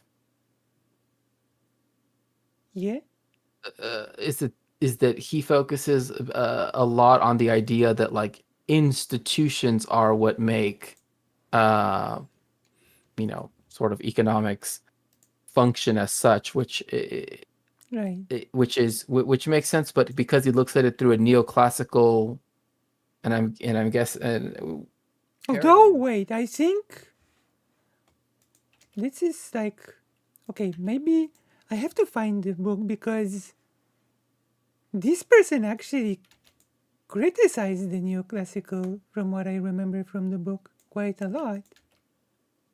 Oh, well, I mean, like if you're, I mean, I'm not saying that Like he was very critical of it, from what I've seen.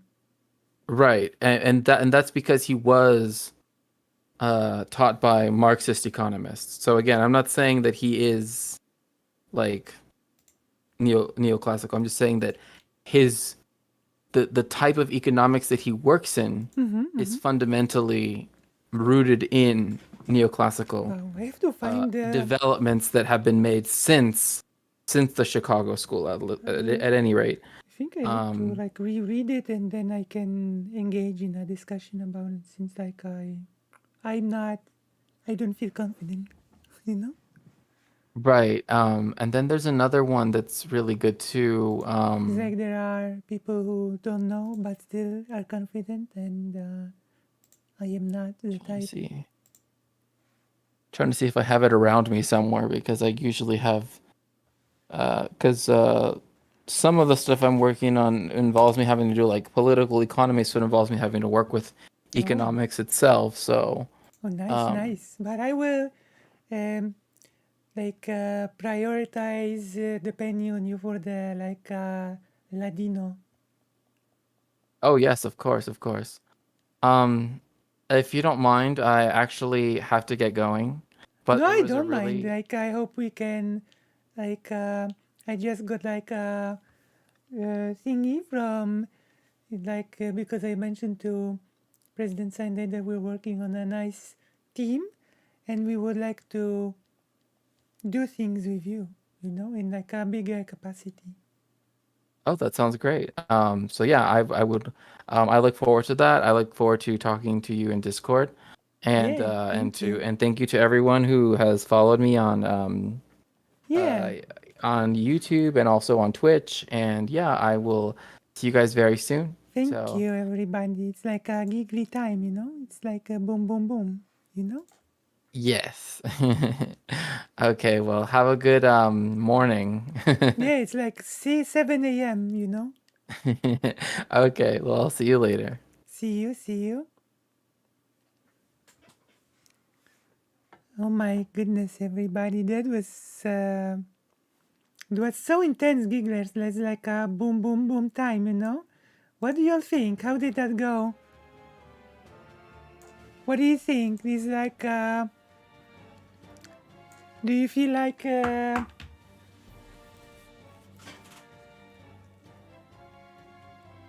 did you enjoy this? If you've enjoyed this and maybe you'd like to help Lucy out a bit, then consider becoming like a Patreon, okay? Because for Lucy Haze, even $1 is 5 times more than that, okay?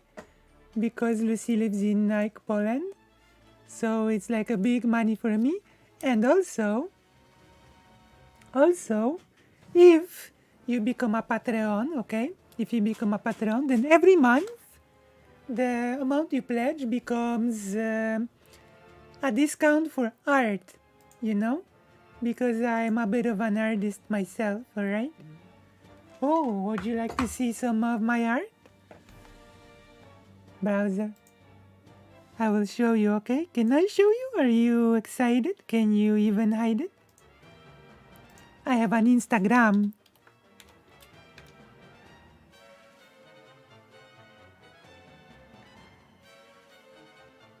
We do have to. Like, I know they would be extremely interested in that. I know that. Yeah, like, consider becoming a Patreon because Lucy, like, depends on your help. This is the ducky, okay? This is like the symbol of the ducky. Look, this is some of the art Lucy has made, okay? So you can like become a Patreon, and each month you will have a discount for art. So if you think you like any of the things that Lucy has drawn, then you can commission and be a giggler. Come on! Did you know this? Did you know this? I bet you did not know this. But now you know, and you know. And now we can play some Final Fantasy together. This was an intense talk. And I'm like, maybe I will still like join President Sunday later today. Look. Welcome. Golbez, where's Rosa? Where's the crystal? She'll better be alright. Hand over the crystal now or she dies. Golbez is such a mean bastard. Here, take it. Hand it over the earth crystal. There, now where's Rosa? Rosa? Whomever are you talking about? What? You double-crossing cur? Return her this minute. Ignorant dotard, have you no idea whom you are dealing with? How could I forget the monster who killed my daughter? Vengeance will be mine.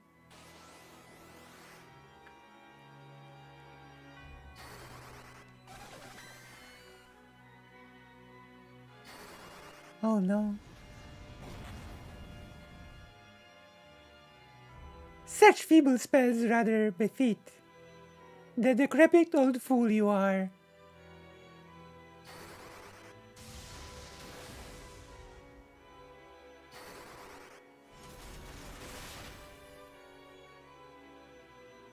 I must cast Meteor. No! It will destroy you! I have no choice. Witness my ultimate spell.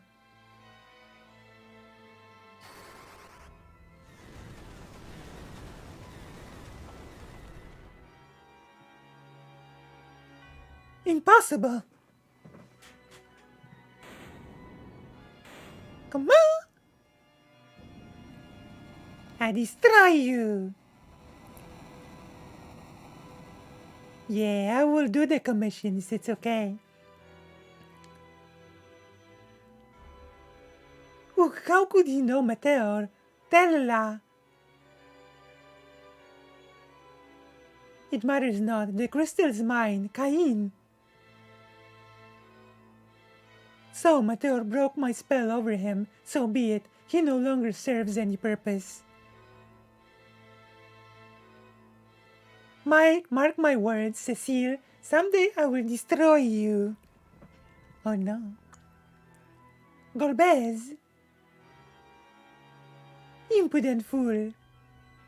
Come on.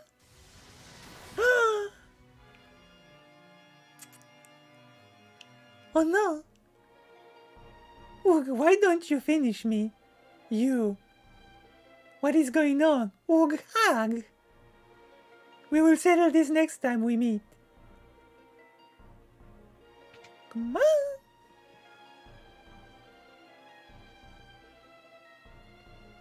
Cecile! Oh, are you okay?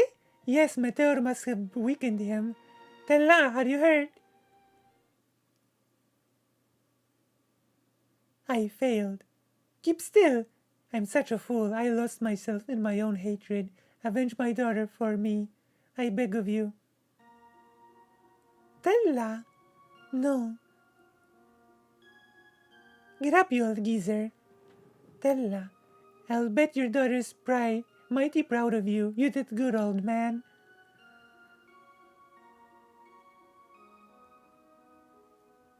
He died. Tell Anna I swear on my life to avenge you both.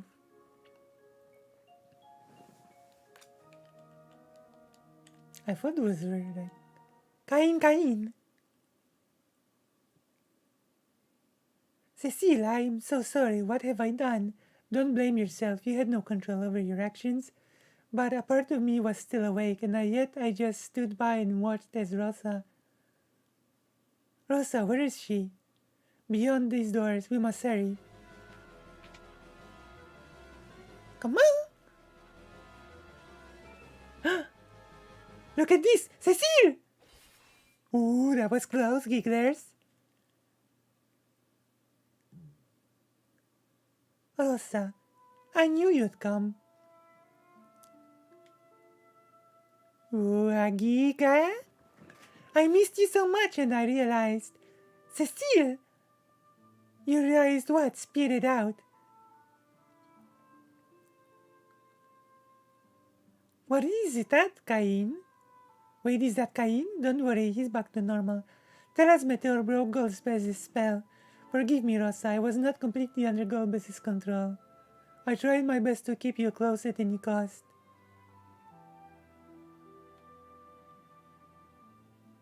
Cain. Let's fight together, Cain. After all that I've done, I don't deserve the honor. Hey, save the corny drama for later. We gotta scram. It's true. We do.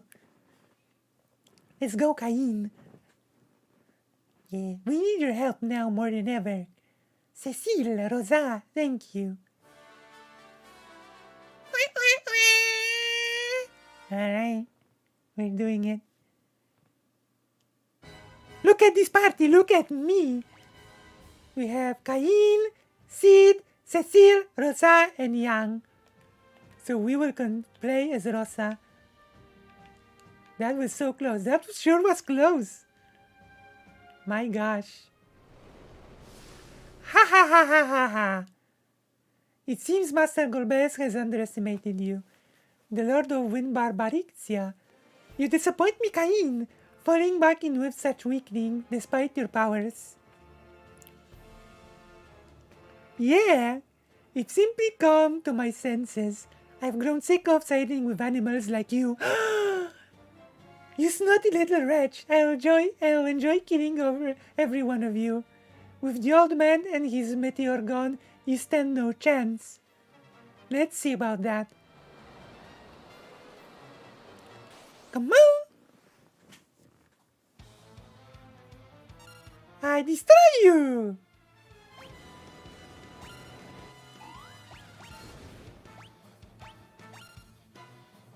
Focus. We destroy the boss. Oh no! Uh-oh. Uh-oh. Come on. I know, I jumped.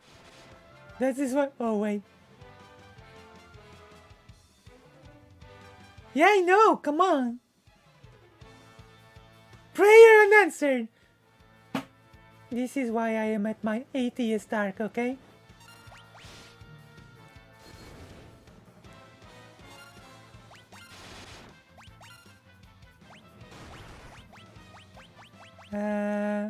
Kuraga? Come on!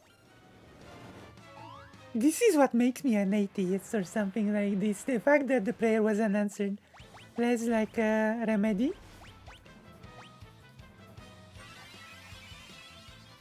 Kuraga! Come on! Woo! You're so good, Rosa. You're so good.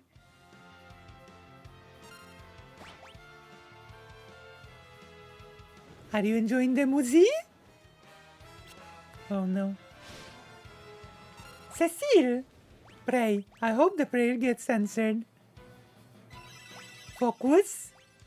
Focus, focus.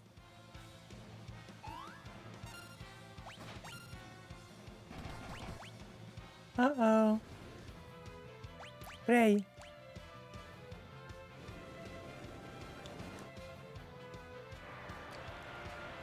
Uh-oh. We're in trouble. Alright.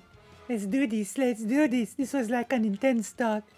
I will have to re-release the talk as like segments or something, right? Because this was intense. 3 hours of intense talk.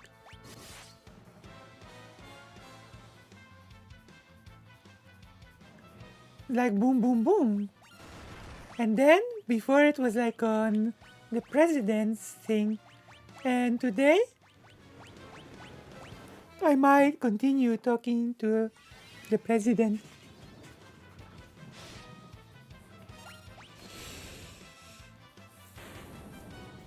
Oh, destroyed! We destroyed the boss. We did not lose.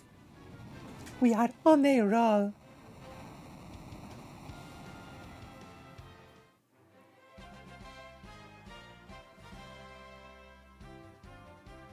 Muzi!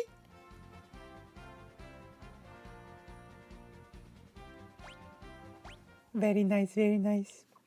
It's not over. The last elemental lord still remains. Regardless, you'll never leave here alive. Why not? I just used the teleport spell. Ha ha ha ha. The tower's collapsing. Damn it. That car. Hold on to me. Teleport! See, I told you! It's 7 a.m. where I am in Poland. 7:07 a.m. This is... Yes, it's your room in Baron. Now that we've taken care of the fake king, there's nothing to worry about. Cecile, there's something I must tell you. What is it? It's about the crystals. Well, we've lost Troya's Earth Crystal to Golbez, which means now he holds all the crystals. Not quite, he only has 4. You mean there are more? I've heard the legends, but they can't be true. You can't mean they are. The dark crystals are real. Makes sense, after all, our world has the light crystals. So where are these dark crystals? In some other world, perhaps? Exactly, so you see, Golbez only has half of the crystals. Well, now we know they exist, but how do we go about finding them? Golbez knows of their location. Then there's no time to lose. Where are they? They lie under the surface of the earth in the underworld. That cannot be! Underground? Are you sure about this? That's what I overheard Golbez say. He also said that when all of the crystals of light and darkness are gathered, a path to the moon will open. A path to the moon? I'm not sure exactly what it is, but this key will help us get there. Here, you take it. Obtain magma rock. This is a key? If we use it somewhere, it should open a path to the underworld. But where? Yes, where do we use it? I wish I knew. Well, I know, because I've beaten this game before. And no worries, we'll just fly around the world on the Enterprise till we find the place. But we lost the airship near the Tower of Zod. So, my baby's equipped with an autopilot. I bet she's flown back already. Then we have a plan. Sid, what we do without you? Heh. Alright, we leave first thing tomorrow. Let's rest up on our journey to the underworld. Nice. I still don't understand. Why didn't Golbez finish me off at the tower? Cecile! Sorry, I was just thinking aloud. Come on, let's get some rest.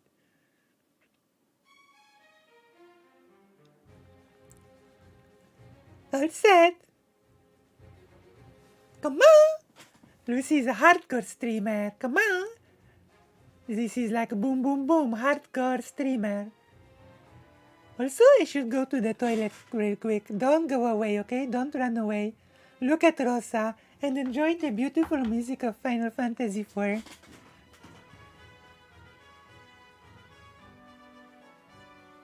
So I will go to the toilet real quick and come on, don't run away. Okay?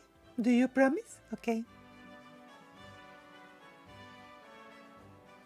Oh, you want me to rest? Okay.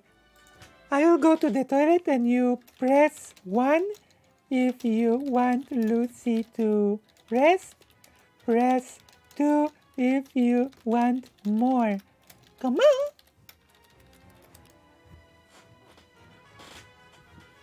And I will go to the toilet. Come on.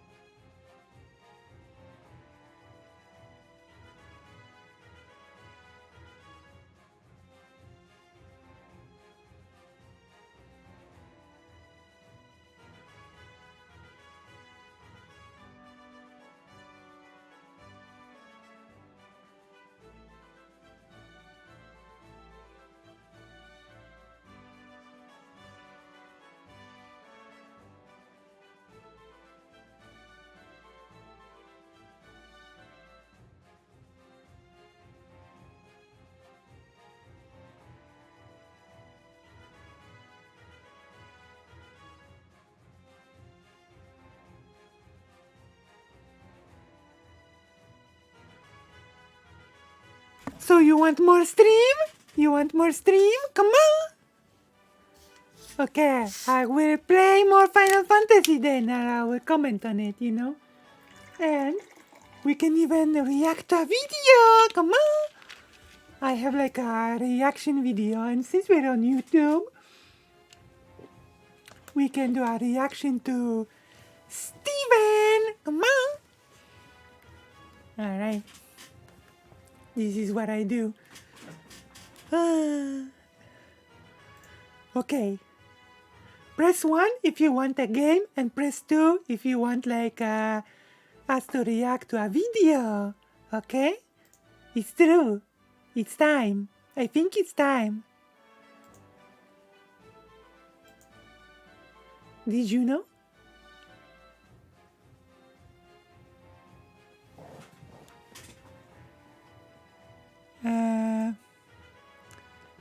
Wait, what's... to watch game or video? Did you want a video or like a write if you want a video or if you want you know. Steven! We want to react to Steven or something. Actually,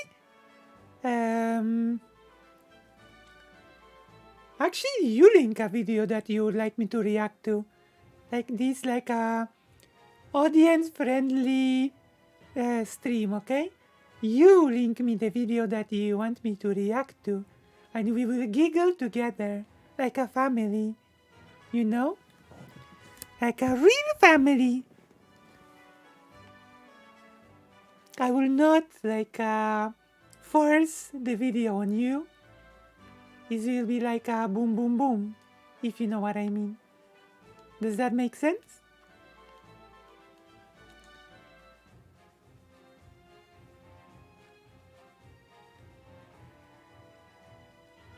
If that makes sense, then link a video for me to react to, okay? Something that you really love. Wait, what? Wait, what? Wait, what?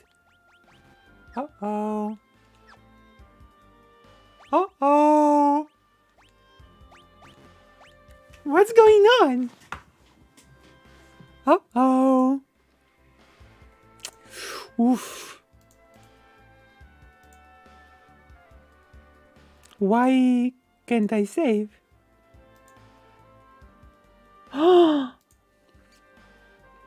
I understand now. Oh no. Okay. I have to delete something.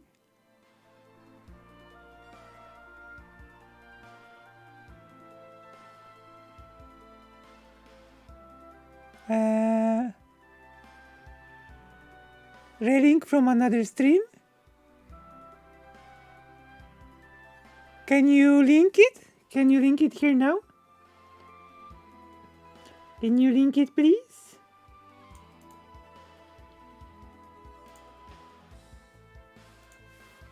Link it, Gigglers, please. Do this for me.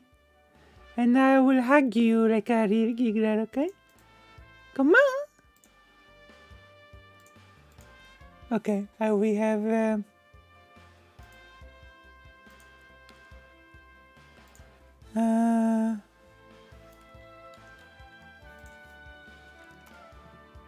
where did you link?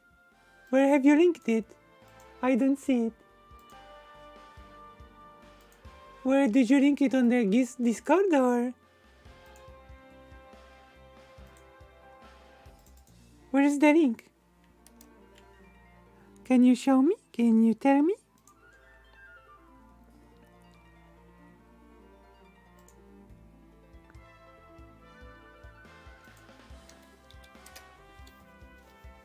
Where did you link it, Arkael? Did you link it on the guild card?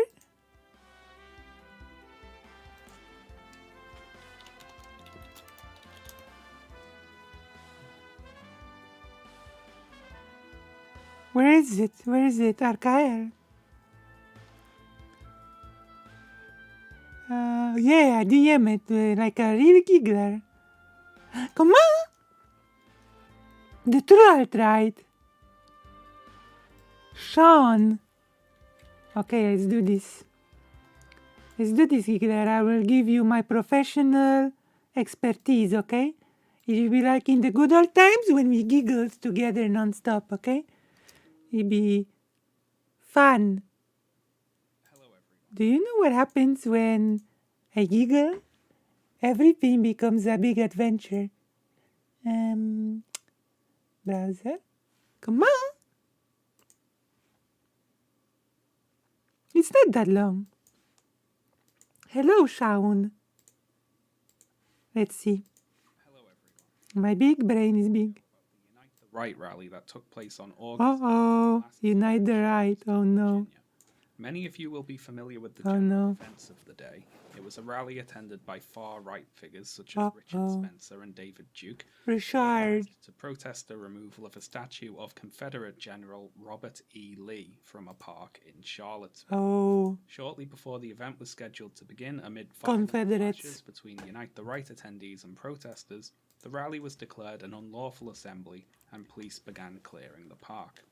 Soon afterwards, a white supremacist drove his car into a group of counter-protesters, injuring several people, one fatally. what a Later face. arrested and charged with second-degree murder. Now, this fatal attack was obviously the main news story that came out of the event, but also noteworthy were President Trump's later comments to reporters about the rally. Firstly, condemning hatred, bigotry, and violence on many sides, and later saying that there were in Right. attendance at the rally very fine people on both sides. Right. Comments for which he Wow. was widely condemned.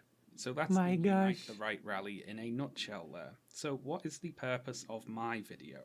Well, Yeah. primarily it's to examine some of the alt-right responses to Charlottesville which emerged in the months after the rally was held. I remember example, that. If you search for Unite the Right on YouTube, well, the first result is a Vice News video featuring scenes from the rally alongside interviews with organisers and speakers at the event, including speaker Christopher Cantwell. Name. You We can were asking remember Tim whether McVeigh's white name. people were capable of violence. I didn't say capable. Of course we're capable. I'm carrying a pistol. I go to the gym all the time. I'm trying to make myself more capable of violence.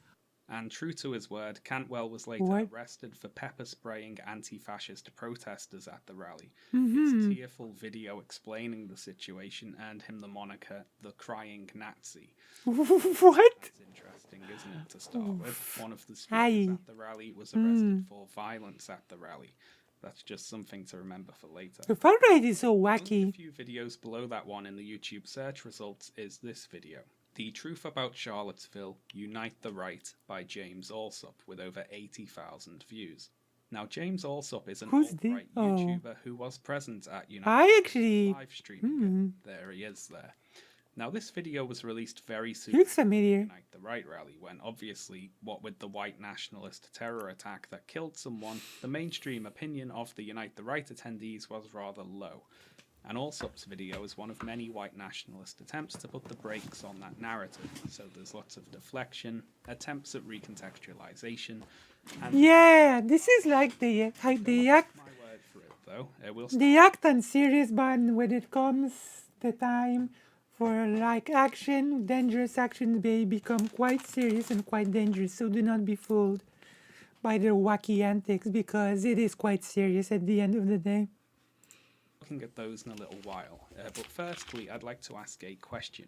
James Allsup live streamed the Unite the Right rally, and he uses clips from his live stream in his video, but he has since taken that stream down.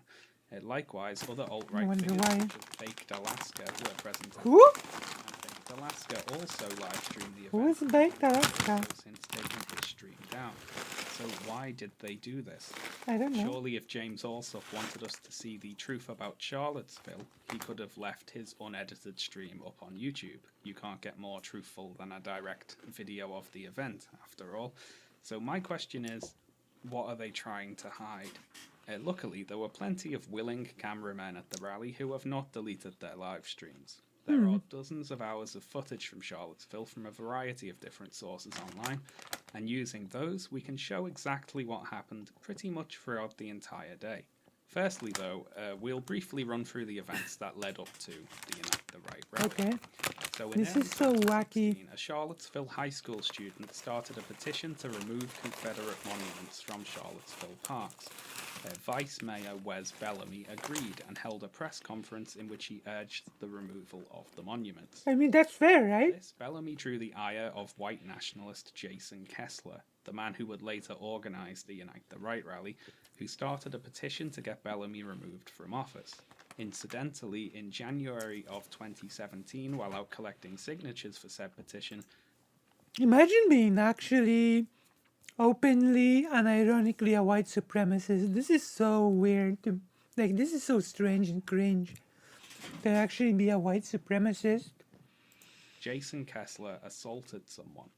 I was just having a bad day. I've never done this kind of thing before, Jason Kessler admits that he punched this man, James Taylor, in the face. Man to man, you can expect to get punched if you yell in another What? man's face. Kessler pled guilty in court and was sentenced to complete 50 hours of community service. So that's the organizer of the free speech rally there, a man who punches people who say things that he doesn't like. Anyway, back to the timeline. In early 2017, the City Council voted to remove the statue of Robert E. Lee from Emancipation Park, which kicked off a bit of an endless legal battle about whether or not the city Robert E. Lee was that general, right? Robert E. Lee wasn't he like a general or something? Can someone in the chat correct me? He was like a general during the Civil War, right? Or no? Is that the one? Is that the person?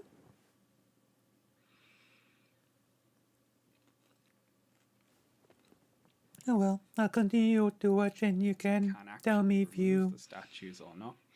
More relevant for us, though, is that it drew harsh criticism from conservatives and far-right figures. In April of 2017, Jason Kessler met white Who is nationalist this? Richard Spencer at a protest Oh, Richard in Washington, Spencer. D.C. Wow. Kessler and Spencer decided to hold a rally protesting the removal of Charlottesville's Confederate monuments to be held on May 13th.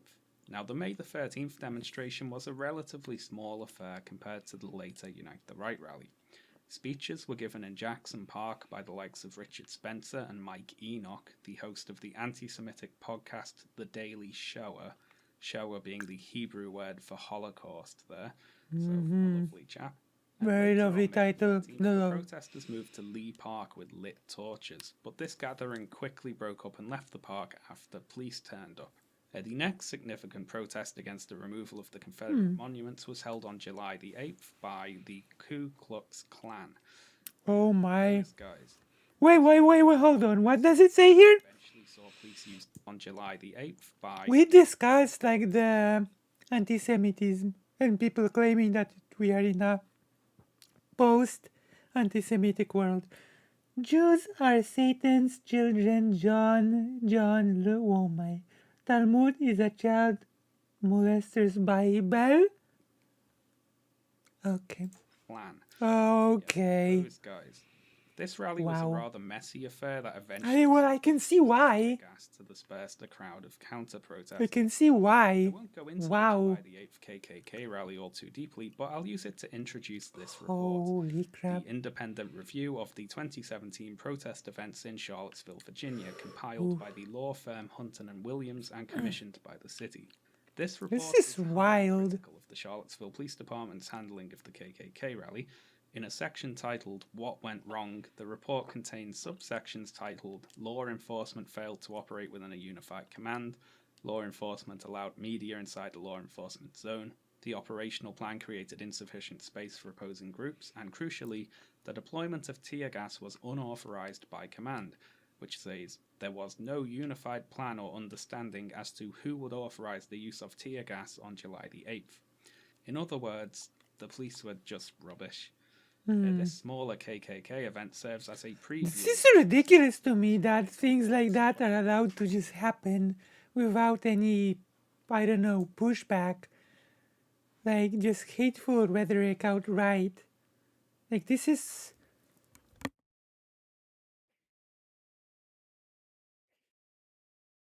The fact that this sort of gathering is even allowed is pretty wild to me personally. Do you think this sort of gathering should be allowed or no? I don't think it should, to be honest. I don't know. People would probably call it some sort of like an encroachment of free speech, but I think that this sort of overt things should just not be permitted. Like this is hurtful to democracy to begin with, well, to be honest. The Unite the Right rally. And this policing The Unite the Right rally rallies. alt-right after the event. So we're going to go through the events of the entirety of the Unite the Right rally now, while paying particular attention to the mistakes the police made throughout the day. So late on August 11th, Oh, it gets more wild. It's like tame for now. Okay. nationalists marched This through is the still University of tame. Virginia's campus, All right. chanting Nazi slogans and throwing Nazi salutes. Of course. This was an unscheduled event that was not announced beforehand, so there were few counter-protesters and a delayed police course. response. The marchers surrounded the few counter-protesters that were present and held abuse at them, and several fights broke out, which the police broke up when they finally arrived. Oof, And we'll come back and damn. talk about the torch rally a little more later on, but for now, let's move on to the main event. Okay, what was I the suppose I should main introduce our event? cameramen here. For the first part of the day, I will be mainly showing footage from the live stream organised by members of the alt-right's since deleted Discord server. This is from the video titled Unite the Right All Day live stream, hosted on the channel Wow. The Big KK. This stream covers events prior to the police clearing the park. After that, we'll be following Baked Alaska's crew, whose stream started just prior to the park being cleared. We're live here, James Allsop, Brittany Venti. We got Red Elephant. Now, Red Baked Alaska Elephant? and James Allsop both deleted their streams, as I mentioned, but this chap here, in the red shirt and the helmet with the Kekistan flag on the front, his stream still exists. So we can follow that stream for the rest of the day. We'll be dipping into a few other sources as we go, but those are our two main camera crews there, the alt-right Discord channel and Baked Alaska and his entourage. And I also have a few clips from James Allsop's deleted stream, which were re-uploaded to YouTube by somebody else.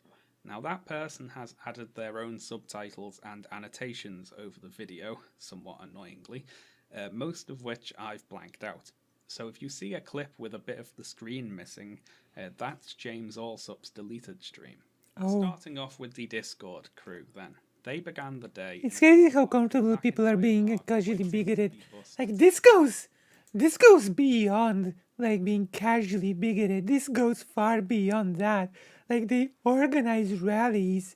If you go as far as to organize rallies with crazy Nazi salutes and things like this happening, then it goes beyond the casual, okay?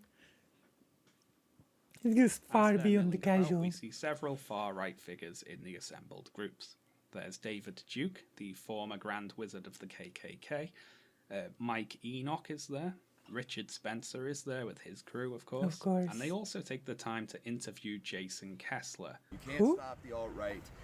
This is a warning to anybody across the country who tries to shut us down. They're going to fail. This is going to be the largest demonstration in the history of the alt-right so far, and we're only going to get bigger. The alt-right. This is so scary. Etching on a massive, massive scale from the left This is wild. wing media, but fuck them, you know? What? They're already trying to run their narratives about us being violent or whatever. Of course we're going to defend ourselves. Of course we're What do you mean a narrative? You are violent. What? But the media tries to portray it Oh yeah, yeah. Mhm. that we're the violent ones. But I you see, mean- today, of course, I mean, given what happens in a few hours, he couldn't have been more wrong about that. We also see Nathan D'Amigo, founder of the group Identity Europa, seen here at an earlier protest punching a woman in the face. Damn. D'Amigo was also done time in prison for pulling a gun on a cab driver and robbing him for, quote, looking Iraqi. What? Anyone keeping score, by the way? Yeah, I the am. organisers of this thing. It'd probably be quicker For to looking list the ones who Iraqi. haven't I been see. arrested for Wow. assaulting someone. Anyway, after the little meet and greet in the car park, groups start heading over. Yeah, it's to like Atlantic. so ridiculous and like so being like so what's the word?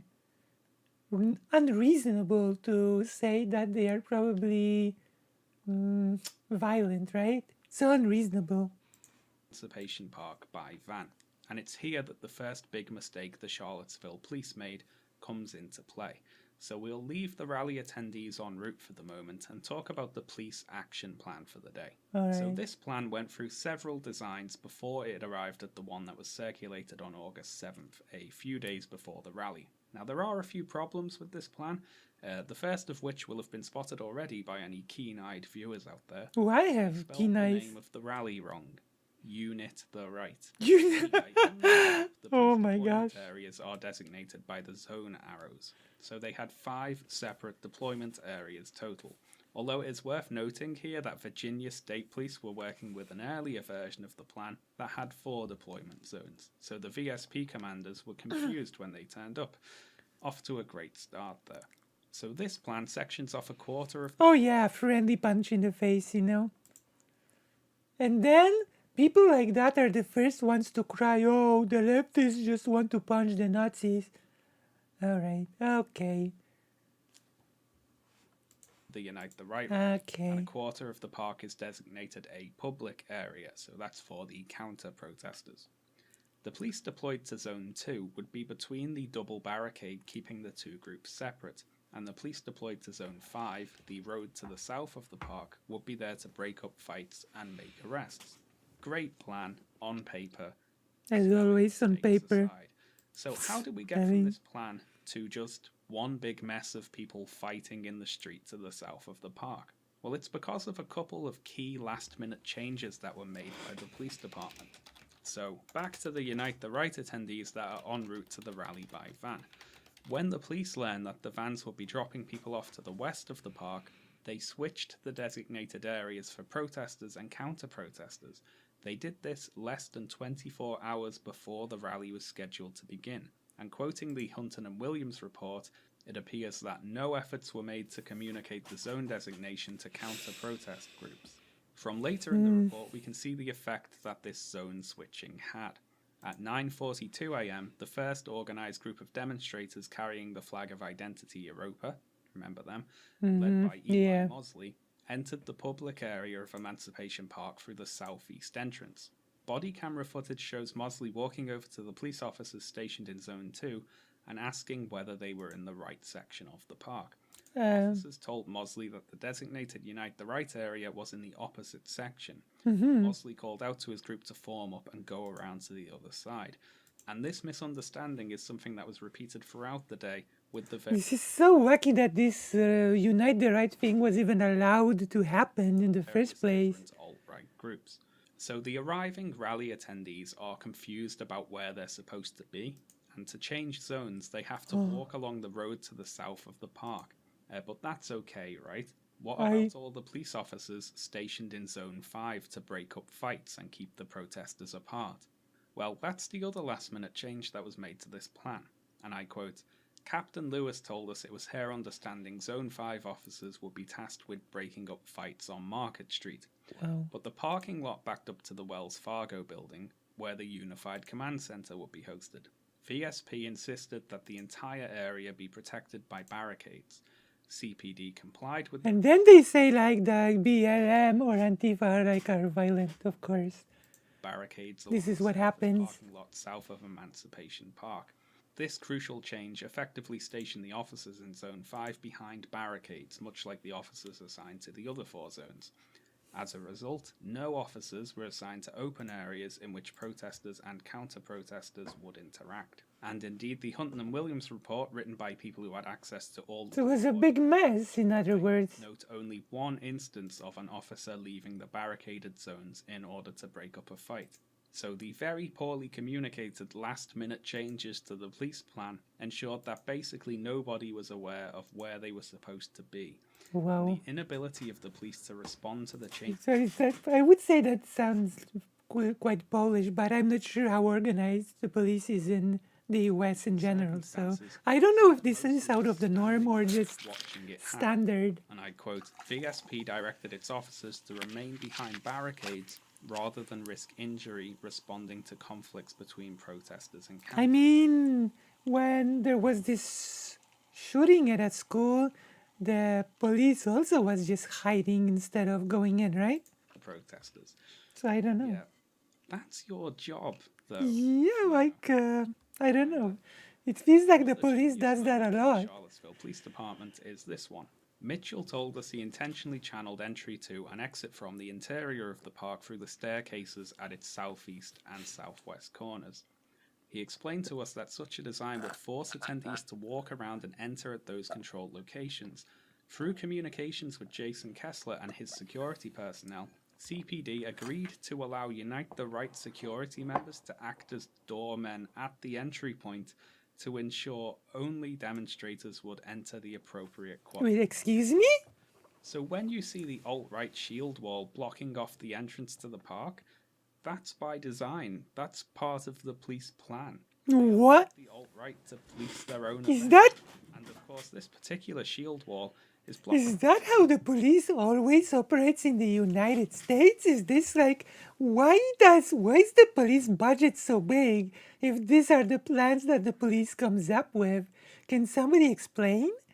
Like I've heard that the police in the US has like a massive budget. It's like almost like a quasi-military at this point, and this is what they come up with? Like allow the far-right militia bands to just do what they want? Police in the US are trained to prioritize the safety of their fellow officers over everything. It's so incompetent that I can't believe it's not malicious. Yeah, I did. It certainly sounds like it is. Like it sounds super ridiculous. Wasn't there this report?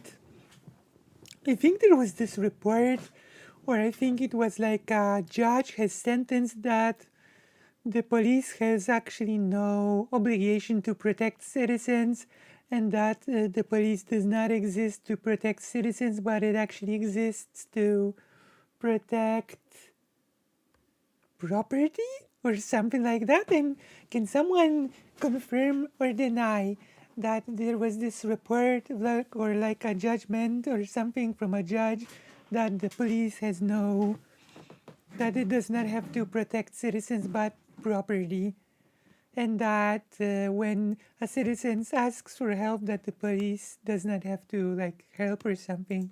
Blocking off the entrance to the public area of the park because they don't know where they're supposed to be.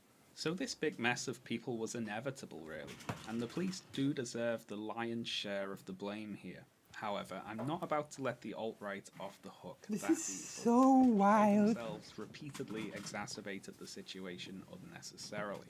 First off, once the Unite the Right attendees were actually inside their own rally, they repeatedly ran groups back outside to fight with counter-protesters.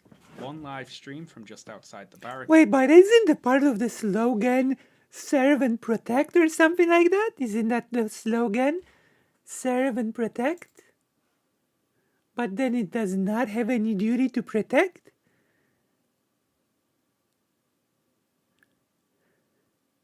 It's certainly like that in Canada. I've had my police reports rejected twice. Why? Why were your reports rejected? What did they say? How did they justify it, rejecting your report? Are they like, this is so strange. Captured one of these. Did they even try to justify it? Oh, here's the shield wall. A far-right shield wall. I would be genuinely scared to go to that park. I would not feel safe. Slogans are just for sounding nice, I guess. But this feels so unsafe, and it wasn't safe because things happened, so I guess I would be right to be afraid to come here. And this is how the alt-right Discord stream ends, actually. What do you guys say? We go with Vanguard into the crowd. They then form up into one of these groups and run out of the park. The other big criticism of the alt-right I have here is the unnecessary presence of the speakers and, quote, VIPs outside. VIPs. Because the police actually did do one thing right. This is so wild. They organised an unmarked police escort to move the noteworthy alt-right figures and rally speakers to the park. The plan was to bring the VIPs into the park around the back, safely under police protection. Wow. So it's kind of confusing to then hear Richard Spencer complain about being attacked on his way into the park. Okay, so here's another point that's got to be made. The communists were doing all the attacking from the outside. The communists. I got assaulted by The communists. Oh, I did too. We all did. Other people were sprayed with pepper spray or mace. I don't know which one it was. It was absolutely terrible. And we elsewhere see James Allsup complain about Baked Alaska being attacked on his way into the park. Where the police were on what I believe was the south side of the park. They formed a line on the south side of the park where there were no counter demonstrators or no protesters. And they left the north end of the park where people were funneling into, myself, Baked Alaska, and others, completely... What is this video We were quality? essentially, thrown to the wolves, and were actually forced, and I'll show this video here too, forced to break through the line of anti-Unite the Right demonstrators. So how was this possible? What do you mean you are the wolves? What do you mean you were thrown to the wolves? You are the wolves. One of them was vandalism on my house. I included video evidence in the report, and they replied that because I mentioned my girlfriend was involved, they dismissed the report. Oh, it seems to me like they didn't even read it. Because I mentioned she was present, they said you can't file a report for someone else, even though I was also a witness. Oh, I see. Then my food Canada was supposed to be the better than here. 144p, we meet again. Yeah, like wacky stuff. I mean, Canada has its problems, so although I did hear that it's better in many ways than the US. Happened to that police escort. And I quote, "Just after 9 a.m., Sergeant Tony Newbury, the detective who had been in touch with Unite the Right security organizer Jack Pierce about getting speakers and VIPs into the park, was driving around the downtown area with his partner in an unmarked van. Pierce had refused to share where the speakers would be gathering that day to assemble for the convoy, but Newbury knew by now that they were at McIntyre Park. As the morning went on and groups began to gather, Newbury was anxious to get the speakers and VIPs into the park. Newbury called Pierce's cell phone and told him, Yeah, "Never I going know, to be a you better know. time than right now." Pierce said he understood and responded. I "Yes, understood we'll it to be together the call US. Newbury back. A few minutes later, Pierce called back and told Newbury that the speakers had changed their minds about coming in separately because they wanted to walk in with their audiences. There would be no police escort from McIntyre Park. Newbury told us he had a hunch that Pierce had been tricked into working with him and that the rally organisers had never planned to be brought in the back of the park. After the call ended, Newbury turned to his partner in the van and told him they do not plan on this going well. So you can't really blame the police for anything that happened to the speakers and VIPs entering the event, as they turned down available police protection. I mean, And I'd like to say a few more things about James Allsup and Baked Alaska's like, entrance to the I'm gonna be honest, this sort of strange, fashy, far-right rally should be just shut down. Like, how is this allowed to happen? Also, Like, did people really expect bad things not to happen at a rally like this? Like, did people expect this to go smoothly and well? Like, what were people thinking that allowed for this? himself lets us know the time that they arrived. So at 11 o'clock, the state of emergency is declared. So when we get there, Baked Alaska, Tony, myself, and others get there at around noon, we are trying to enter the park on the north end. However, from the timeline of events, we can see that the unlawful assembly was called half an hour earlier at 11:31, which means Baked Alaska, James Allsup and crew, when they forced their way through the line of counter-protesters to get into the park, were pushing their way into an unlawful assembly. So when James Allsup says, right, they were trying to inhibit our movement. They were forming blockades to block us from entering the event. That's unlawful detention. That's a form of violence. "Sorry, James, but that just isn't true. The rally was an unlawful assembly by that point. You were also forcing your way into the wrong area of the park, the designated counter-protester area. But of course, we can't really blame you for that misunderstanding. That one is mainly on the police for changing the zones." I mean, I feel like I'm repeating myself like a broken record, but this just should not have been allowed. Like, this is like obviously some kind of a strange... What do you think about copyright? In what way? Feel bad for the In what United way, Right Moho? VIPs here. They traveled I all the mean, way I there. think copyright can be really bad because it stifles creative... it basically stifles creative freedom, and it's made basically defense of the copyright was actually largely created by companies like Disney to hold on to the rights to Mickey Mouse. It's the attitude, I hate what you're saying, but I'll die for your right to say, oh my gosh, this goes far too, far too far. Like, in an ideal world, copyright wouldn't exist. Yeah. But then again, in an ideal world, people who create the things would not need to hold to copyright. They would just be fairly compensated. Like all new media is like brands now instead of stories. It's true, Moho, you're correct. But also, as I've said about the whole, I hate what you're saying, but I'll die for your right to say it. It's like the most insane and sort of like extreme version of this is Steven sitting at his change my mind thing and saying that university campuses should have a, how did he call it? A resident fascist squad to argue for fascism, which just shows that Steven has no clue what a university campus actually exists for.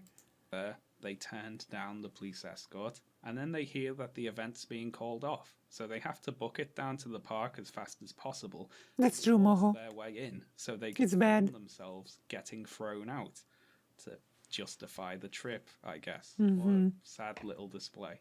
Anyway, I mean, let's it's get back to our pathetic. timeline with the police now clearing the park, and this leads us to yet another big mistake made by the police.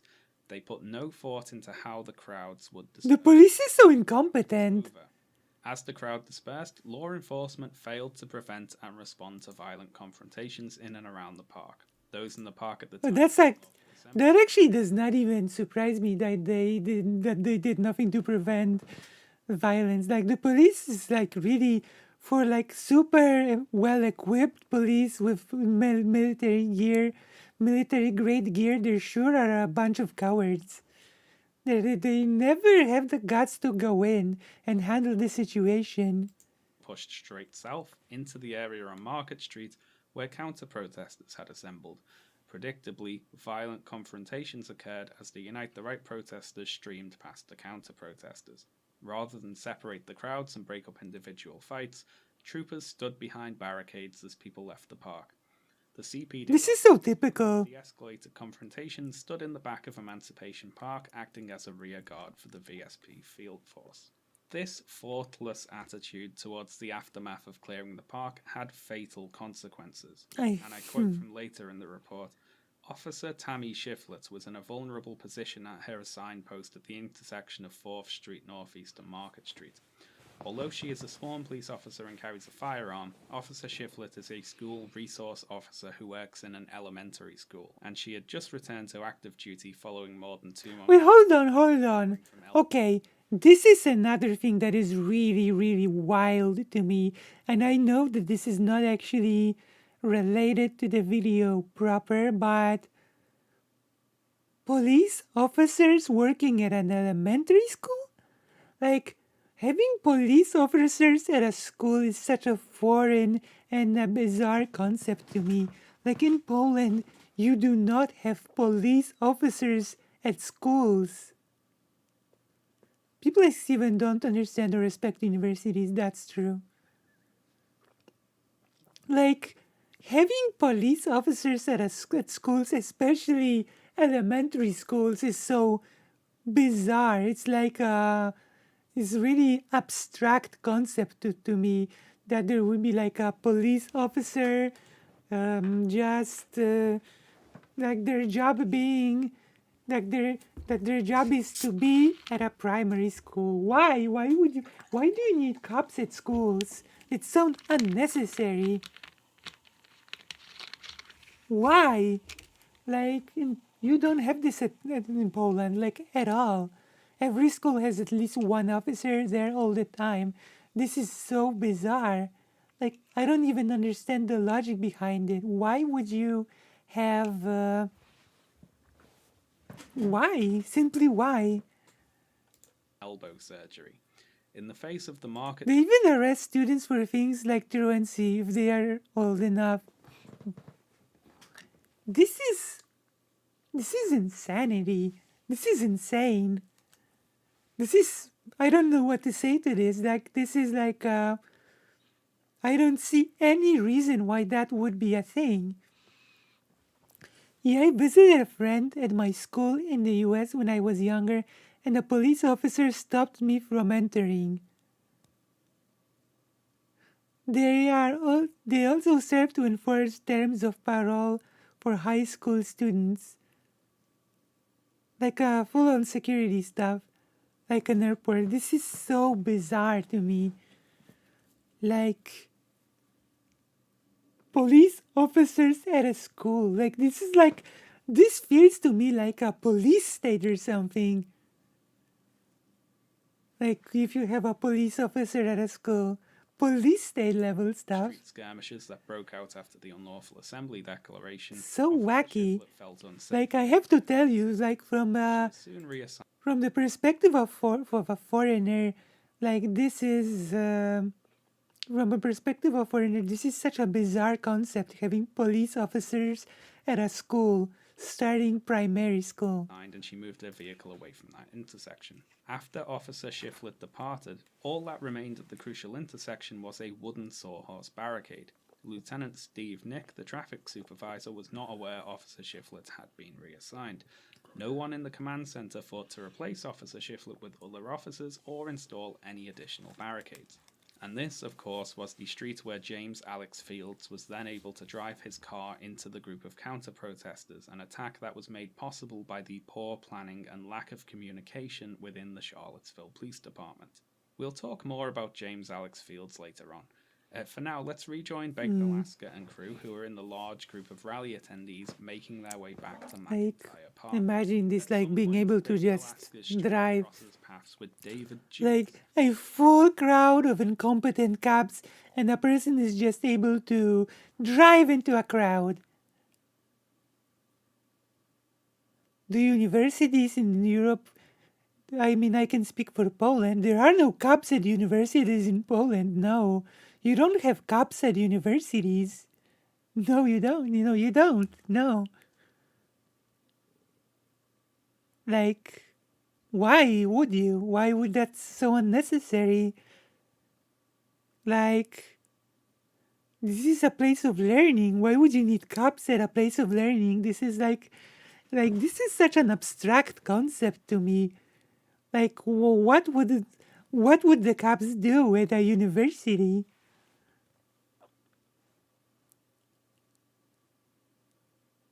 In the US, universities have their own police force, but why?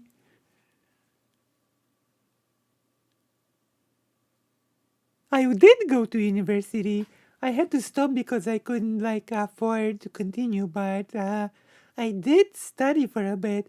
I studied a few subjects. I studied English philology, and I studied the culture of Japan. So these are the two subjects, and there is no police force at university. Like, there is no such thing. Like, this is like it's, what do you call it? Redundant. Like, it's very redundant to have a police force at university. I mean, it is sort of free, but I was not, my education life was a bit complicated, so my grades were not quite up to the task to get to a free university. You know? My life was a bit turbulent. Like, let's not talk about that. It's like a mess. It's okay. I could potentially continue my education now, you know? I could potentially, if you become patrons, I will link my Patreon, okay? If you become a Patreon Gigglers, which I really hope you will, okay? Like, then I could start my transition, that's one. and 2, I could continue my education. Remember that for me, even $1 is a lot of money, okay? Damn, bam. So consider becoming even a $1 Patreon, which of course, $1 is a lot more for me, and it becomes a discount for doing like those for my art each month. Okay.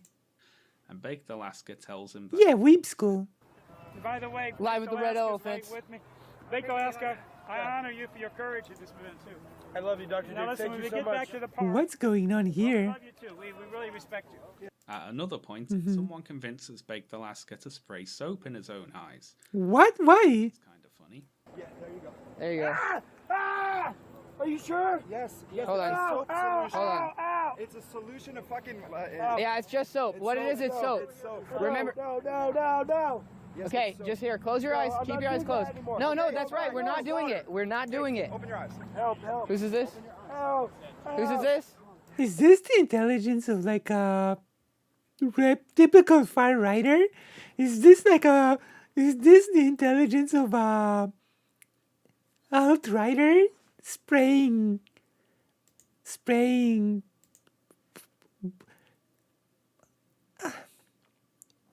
Is this who you're up against? Spraying soap into your eyes? Is this your... Oh my gosh. I'm having a panic attack.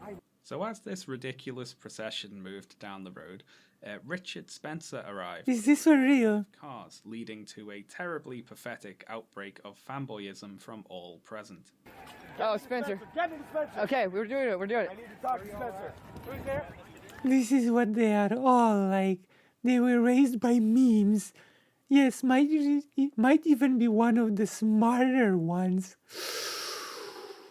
That explains a lot. Hold on. Watch out for the pole. Call him and tell him I'm coming up there. Tell Spencer I'm coming. That explains a lot, actually. What are they doing? What are they clapping like seals?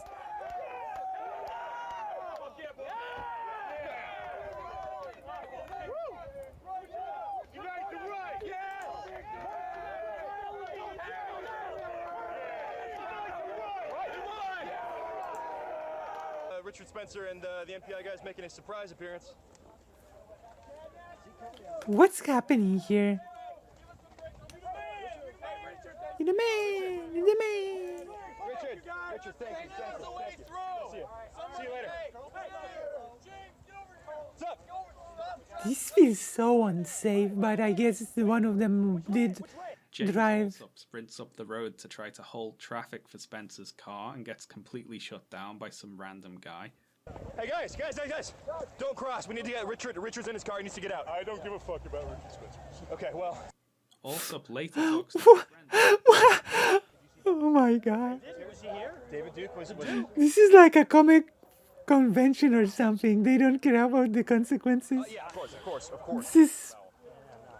Don't they have anything going on in their life? Of course. I love that particular backpedal there because it contrasts beautifully with a section from his Unite the Right video.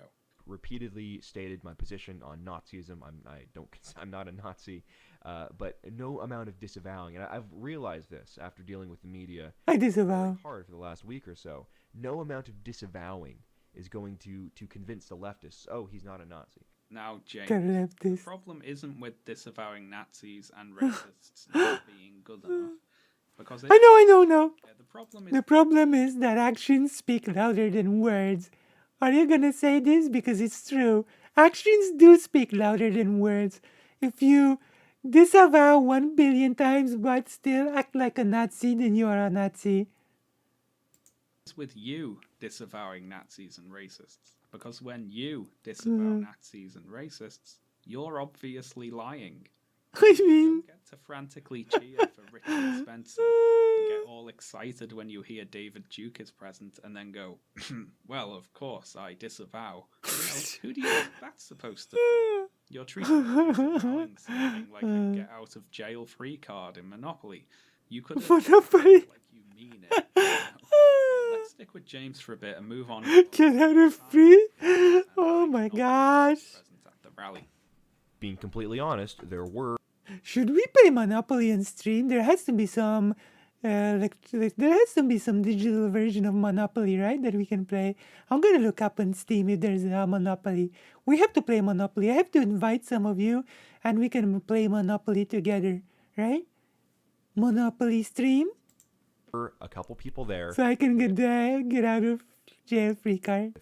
Swastika flags or Hitler iconography or whatever. Mm-hmm. And I was reviewing the live streams of the event that Baked the Last And they streamed it. start. And They're not they're not the sharpest that tools I in had. the And in all of shed. the footage, I think I saw a combined Pokemon Monopoly. swastika flags. 3 I swastikas. still have to do the Pokemon playthrough, the crystal thing, you know, where you have all of the open world. It would be fantastic if David Duke ever did one of those ancestry DNA things and found out he was mixed race. That would have been pretty interesting. And so I mean, I'm not gonna lie. I think almost everybody, if they did an actual DNA test, would be like a huge mix of all sorts of people from all over the world, no? Like, I think we're all basically a mixed bag of everything in different proportions, right? Like, am I wrong in thinking that? Like, I don't think, like, anyone is like as quote-unquote pure as they think they are. you know, for every swastika flag, there are 10 Nazis there in support. Like, I highly doubt it. So that puts you Anyway. at 30 Nazis, right? So, James Allsop apparently didn't personally see many swastika flags, so that means I actually think the there weren't many probability is neo-Nazis at the event. fairly high. Now, I could go through the various videos and streams and find all the instances of people waving swastika flags. You know, there's obviously the one that Allsop includes in his video, and here's another one, and another one, and another one, and so on. Yeah, most everyone is mixed. It's something like 75% of the population is mixed race. Yeah, I mean, it's, of course. I mean, if you go far enough, everyone was black. Yeah, true. Is to see them waving a swastika flag. There were, after all, lots of other flags and symbols on display at the rally, so let's take a look at a few of those. First up, this here is a black sun flag, also known as a Sonnenrad. This is a symbol often used by neo-Nazis because it was one used by the precursors to the neo-Nazis, the Nazis. Here it is on the floor of the former Generals Hall at Wewelsburg Castle in Germany. I pronounced that wrong. Which was operated by Heinrich Himmler's SS during the Second World War.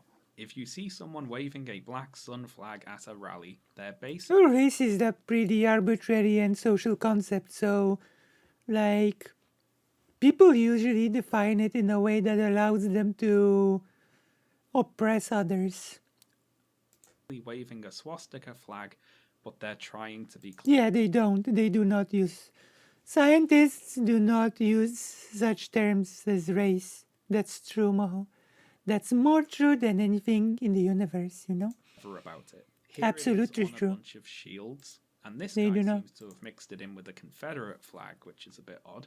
And here's a variant of that flag in a photo with a group of odd fellows throwing Nazi salutes. Now, the cheery guy in the center there is And the OK symbols, because of course, Nazi salutes and the OK symbols. Matthew Heimbach, who was My one of the gosh. listed speakers at the rally. Incidentally, Matthew Heimbach was arrested And the Black Eagles. for domestic battery during the editing of this video. Interesting little tidbit there. And here's another black sun shield in the right of a photograph alongside some shields bearing a logo. Oh, this was this the guy that drove into the crowd? This is the one, right? Like, that's the guy, I think. Of the white supremacist group Vanguard America. Now, center in this photo is Cringe. James Alex Fields, the person who later drove his car into I knew it! I recognized him. I knew it. I recognized this mug. He does not look very friendly, the crowd of counter-protest. to be fair. Next up is this flag. This is Not the a very flag of the friendly United face. States National Socialist Movement. And I hope I don't have to explain the origins of that name. Yeah. They put in quite a show. You in do not. Charlottesville. They had a big banner. No and a need for bunch of that. Flags and members in attendance wearing their t-shirts. Now this flag is actually a 2016 Reader's. They do look at like clients, but race isn't like a good indicator because like two black people might differ more genetically than one of those black people and a white person. That's true. That is absolutely true. Some of the dog whistles are so stupid, but it's by design. The goal is to be unserious because it has plausible deniability.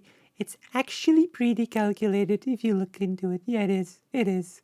That is the whole point, to make it seem innocent, but it's like a secret language between people that get it.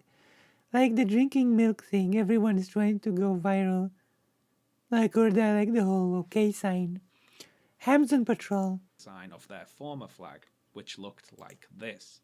And I'm not sure we need an Enigma machine to decipher this Nazi code. I swapped out the swastika, Polish people like deciphered the enigma. rune and Odal rune, variants of which were used by two different SS divisions during the Second World War. Mhm. So if you see someone waving this flag, they're again Enigma. waving a swastika flag, but trying to be clever about it. Coincidentally, one of these flags is in the footage James Allsop shows as he's saying he didn't spot many swastikas. This is a banner advertising Oh yeah, absolutely. Silent Sledge, absolutely. website, The Daily Stormer, which is named for the former Nazi propaganda newspaper Der Stürmer, Oh, The Stormer. how Stormer had quite how subtle, a little following going at the how rally. subtle, More on them in a moment. so To subtle. James Allsop, I would say this. It doesn't matter how many swastika flags you personally happen to see at the rally. The acceptable amount of swastika flags at the zero. rally would be 0. There you go. 0. Can't get away with saying, well, only some of us were Nazis, so how can you judge us as a group? Yeah, you walked with Nazis. What do you mean? It's called Unite the Right. Yeah. Tolerant of any Nazis being there at all, you're talking about uniting the Nazis with everyone else. Yeah. Secondly, swastikas What is this? Like this? as we've just seen, other Nazi Shouldn't Nazi rallies be banned? Like it should be like in Germany where those things are just banned for like forbidden. imagery was everywhere. It was impossible to miss. So either James is so naive that he does not recognize the meaning of Press X to doubt. the National Socialist Press movement, X to doubt, thinks the okay? swastika is the only permissible identifier of Nazi sympathies, or he's attempting to twist the truth to mislead his audience. Well, I wonder which one is it. Back to the symbols. Which one is it, I wonder? Explicit Nazi flags, there was all the usual white supremacist stuff, Crusader imagery, Deus Vult shields, iron crosses, and so on. And more appropriation of Norse symbols and runes like this Falknot flag. Of course, the Kekistan flag was out and about, one of the streamers' helmets. The Kekistan flag is not much more than a green recoloring of a Nazi flag. Proponents, of course, claim it's all a joke, but there comes I a point see. when if neo-Nazis like your joke flag and start waving your joke flag alongside their other completely not a joke flags, maybe it's time to come up with a better joke. Yeah, maybe. Various, quote, identitarian groups present at the rally, such as the previously mentioned Identity Europa. Leaders and members of Identity Europa, such as former leader Eli Mosley, have praised Nazi Germany and have openly pushed for what they say is the Nazification of America. Is anyone shocked by that at this point? I mean, anyone watching this who has not already worked out what these people are is probably never going to see what these people are. Now, the strangest seeming flag at the event was this one, the flag of Rhodesia, or rather, a flag of Rhodesia, apartheid state Rhodesia, Oh, existed, of course, which in this crowd kinda resolves that mystery, to be honest. Mm-hmm. Here it is alongside the apartheid-era flag of South Africa on a jacket worn by Dylan Roof, a white course. supremacist who in 2015 murdered 9 African Americans in a mass shooting at a church in Charleston, Wait, why is he not in jail? Wait, what? Why killed 9 people and is not in jail? South Carolina. Dylan Roof is currently serving a life sentence in prison. I mentioned Dylan Roof here because it's time to move on to the next section of Well, wait, if he's serving life in prison, then why was he here? It's time to hear these people speak. Okay, let's Dylan hear Roof comes them. up a few times in the footage I watched. There's that line between edgy and advocating bombing of classroom fourth grade. It's a self-defense bombing. Excuse me? We really need to not like heroize. Dylan Roof? Yeah, we need the hero. The bowl cut mentioned there being a reference to Dylan Roof's haircut. Incidentally, gosh. he is Christopher Cantwell over on Gab.ai sharing a photograph of himself with Dylan Roof's hair photoshopped on top, fantasizing about shooting children. Making jokes about Roof and his actions, calling him a hero even, is really telling. These people really do support murdering black people, Jewish people, various other minorities they don't like. And again, Wow. don't take my word for it. Let's listen to the rest of what they have to say. And we'll start off by hearing a few of their chants. Ay, ay, ay.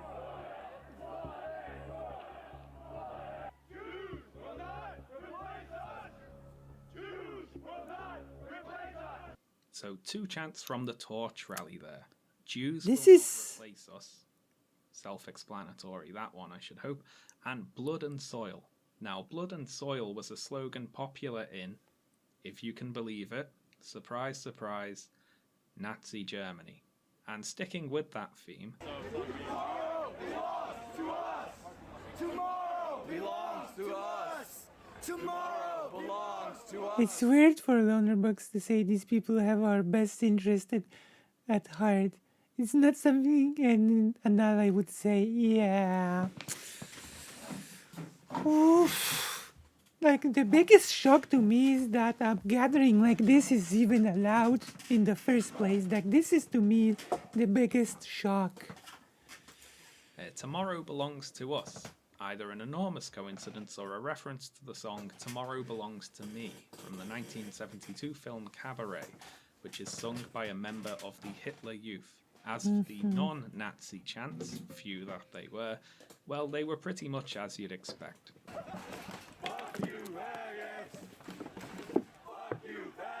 Oh, wow. As for casual conversation, well, I listened through hours of it, and I'm going Okay. to include a series of clips here demonstrating how the rally attendees speak to each other. Okay, What show. they think is funny, and what they think are acceptable opinions to express. All I right. apologize for having to include all of this in the video, but I do feel it is necessary, so here we go. Ben Shuckleman Goldberg said he really likes you. Are you single? No, sorry. Ben Shekelman Goldberg. Not one of them. He's a good boy, guys. Just like Jim Shapiro.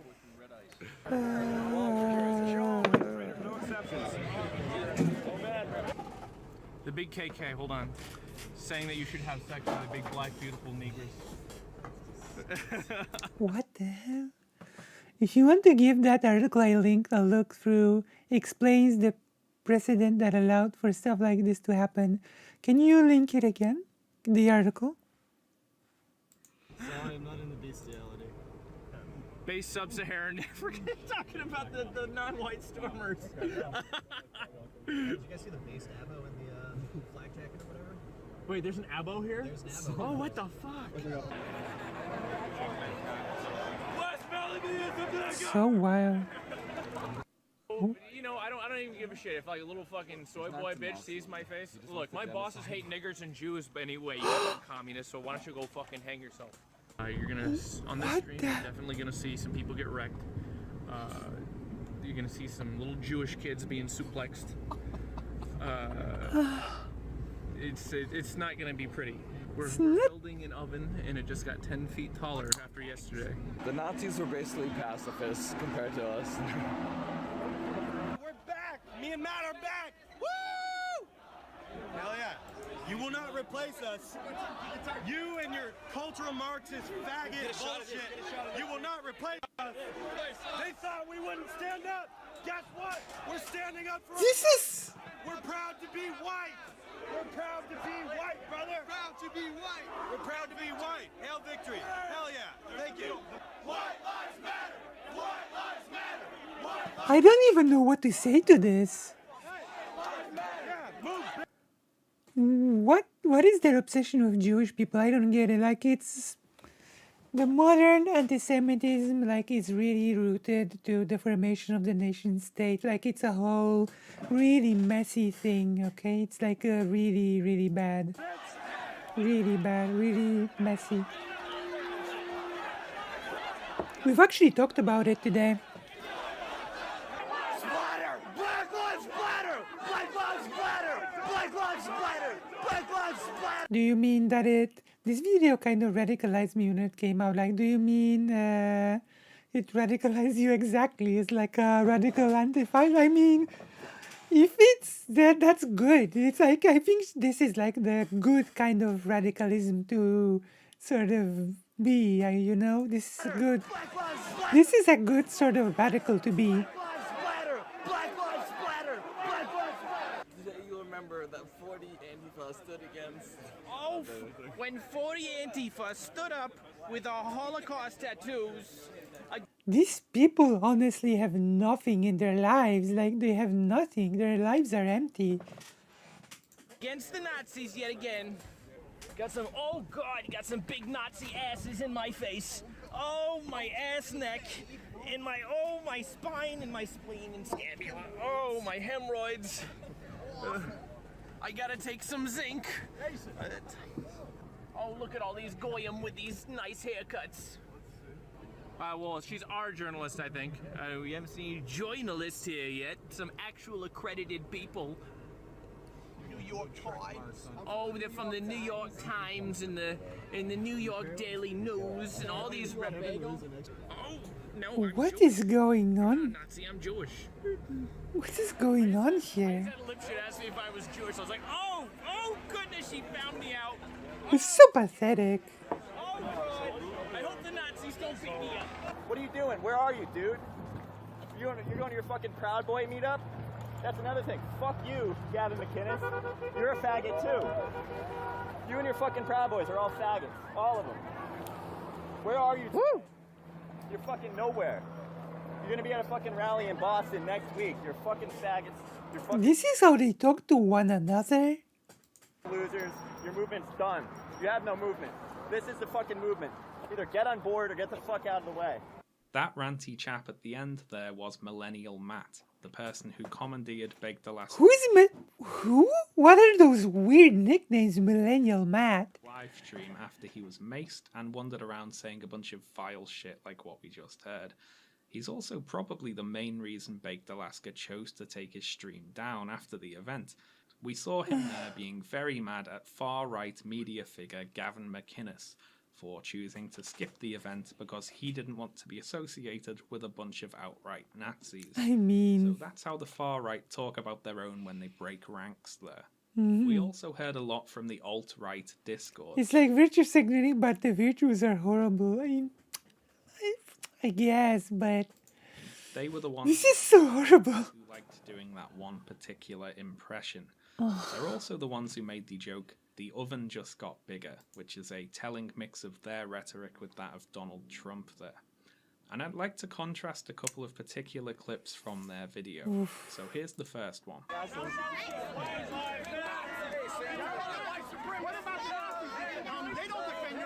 Nazis don't exist anymore. That was like 1930.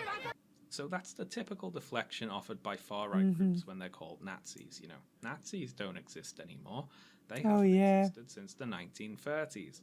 It's a childish attempt at using semantics to dodge the charge there. It's very silly. So that was them talking to anti-fascist demonstrators Very outside silly. the rally. And the clip I'd like to contrast that with is from later on inside the rally. The alt-right Discord stream happened to catch a speech being given in front of the Daily Stormer banner I showed earlier. Mhm. Do you remember that? I Let's do. take a listen.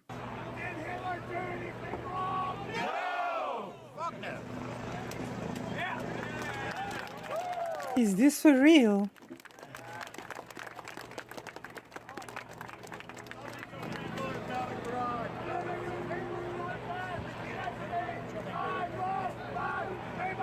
I love my people. Is this for real? Is this real?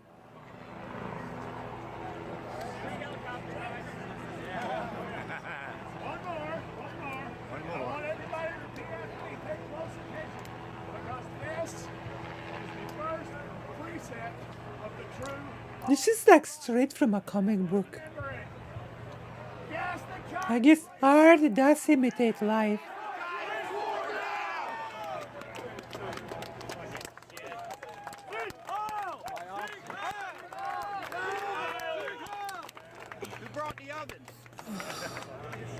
And that's how they talk inside the rally. In front of a banner that says "End Jewish Control Over America," they chant "Hitler did nothing wrong," ghastly racial slurs, "Race war now." And I'd like to note the complete lack of dissent in this clip. Everybody present joins in and applauds. People shout "Sieg Heil." I mean, our To a man, completely on board with this happening. Not one person attempts to break ranks. And that's how it goes. Outward facing, the rally attendees will talk about free speech, say they're non-violent, they disavow Nazism, they'll claim there aren't any more Nazis even.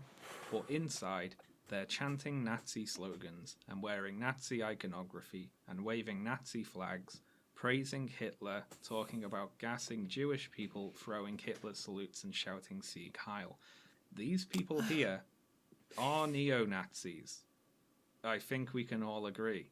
But does this mean that all the people at the rally were there for It doesn't matter. It doesn't really matter. But the answer Like, it doesn't matter if they were or not. If they if they stood here with neo-Nazis, they basically, at most charitable, enabled them. Like, it doesn't matter. answer is yes. Or, is that fair? I don't know. In my opinion, if you're willing to walk under a Nazi flag with a bunch of Exactly. If you're willing to march with a bunch of Nazis, then it doesn't really matter. Nazis and make no effort to disagree with them or counter the things they say, then you're a Nazi. Yeah. If I went to a exactly. Liverpool match wearing a Liverpool kit and stood singing "You'll Never Walk Alone" with all the other Liverpool supporters under a big LFC banner, it would be reasonable to assume I was a supporter of Liverpool Football Club. True. But oh no, I could say, I'm not really a Liverpool supporter. I'm just here. In my mind, I just In my mind. like one. All the same. In my mind. Give me a break. We know what these people are. Anyone In my who mind. wasn't a Nazi would have turned and left the first time they In saw my a mind. swastika flag. Still, though, some people will insist it's all just a joke, such Oh, as this yeah. chap who got surrounded by counter-protesters and stripped off his clothes, saying he's not really a racist, he's just there for a bit of fun. Now, What? I'd argue that this doesn't really matter, to be honest, but for those who think It doesn't, but how do we tell the difference? exactly. It doesn't matter. Like, what is this person's idea of fun? This is so messed up. I'm just here for a bit of fun. I would not feel safe there, like, at all. Not for a second. And this is this person's idea of fun. The difference between the, quote, real racists and the ones supposedly just there for a bit of a laugh, that is. Bit of a laugh. Well, the only way to tell the difference for sure It's in not their funny. reactions to events Oof. like the murders committed by Dylan Roof and James Alex Fields. Once the ideology goes beyond words and becomes action, fatal action, at that, you can no longer claim it's just a joke. You are all in at that point. Like That in deadly mind, joke. Let's take a look at a few of the reactions to James Alex Field's car attack. Okay. First up is James Allsop's response to the terror attack from his Truth About Charlottesville video. Oh, wait, no it isn't, because he doesn't mention it, beyond one passing reference to the car crash, a rather The- neutral phrasing for a The murder. car crash. So that's Allsop's approach, just pretend it didn't happen. He elsewhere claims that all the violence came from the counter-protesters, which I guess is an easy stance to take if you're able to tune out a terror attack originating on your side. If we don't look at it, it didn't happen, I guess. That's the media-savvy alt-right tactic there. Now, the other alt-right tactic is to defame the victim, Heather Heyer. Jason Kessler, who early predicted the rally attendees would be non-violent, tweeted out, Heather Heyer was a fat, disgusting communist. Mhm. Looks like it was payback time. And he's sharing there a Daily Stormer article which says, most people are glad Heather Heyer is dead, as she is the definition of uselessness. A 32-year-old woman without children is a burden on society and has no value. Is this for real? Christopher Cantwell was, of course, his usual charming self about the whole affair. The fact that nobody on our side died, I'd go ahead and call that points for us. The fact that none of our people killed anybody unjustly, I think is... I know unjustly, I see. Matthew Heimbach also approached reporters to say we defended ourselves and that James Fields was scared for his life. So this is what happens when things escalate beyond speech and someone is murdered. They don't disavow the murderer, they rally around them and defend. Yeah. There was, of course, also a conspiracy. Circling the wagon, is it? Heather Heyer was not hit by the car at all, and instead coincidentally died of a heart attack nearby at around the same time. Of course, this ignores both that her death was ruled a homicide and that the medical examiner's office in Richmond, Virginia determined that Heyer's cause of death was blunt force trauma to the torso. Regardless of the truth, however, the heart attack lie persisted in neo-Nazi circles, obviously, I see. but also among those seemingly with Nazi sympathies. Just to jump in on the car thing, Mhm. I thought Heather Hayes or Hale Sargonova, of course. Of course. Yes, it looks like Why am I not surprised to see Sargonova card he here? was shocked by seeing the car crash happening and had a heart attack. Yeah. It's a really sort of... I know, Ha ha ha. horrible, but it does seem a very dramatic reaction to a car crash.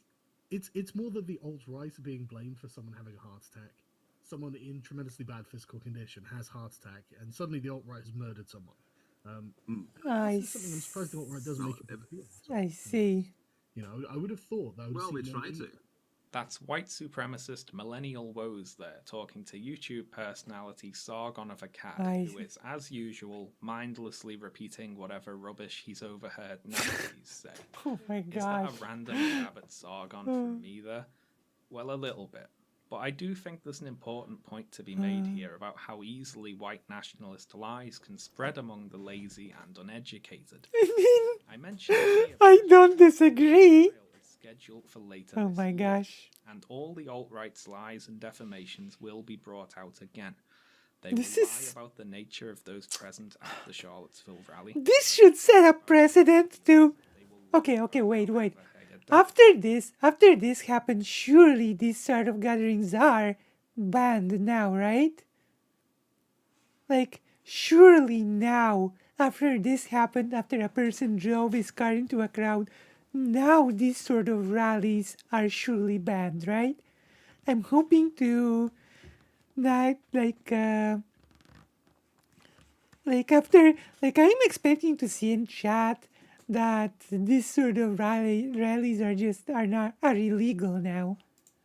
And we need to be vigilant in checking and correcting those lies, lest we end up as witless Nazi stooges, just like Sargon of Akkad. So Sargon of that's about Akkad. it from me, Karl. today, folks. But I'd like to wrap up with a final thought here. James also, No? Unite the Right video, rather hilariously predicts that Charlottesville would be seen as a PR victory for the alt-right. Wait, seriously? But where are we today? Well, the alt-right are in disarray, I'm happy to say. Richard Spencer recently posted a video This cannot of his be. college tour, citing heavy resistance by anti-fascists as the main reason why he's barely able to draw a double-digit crowd anymore.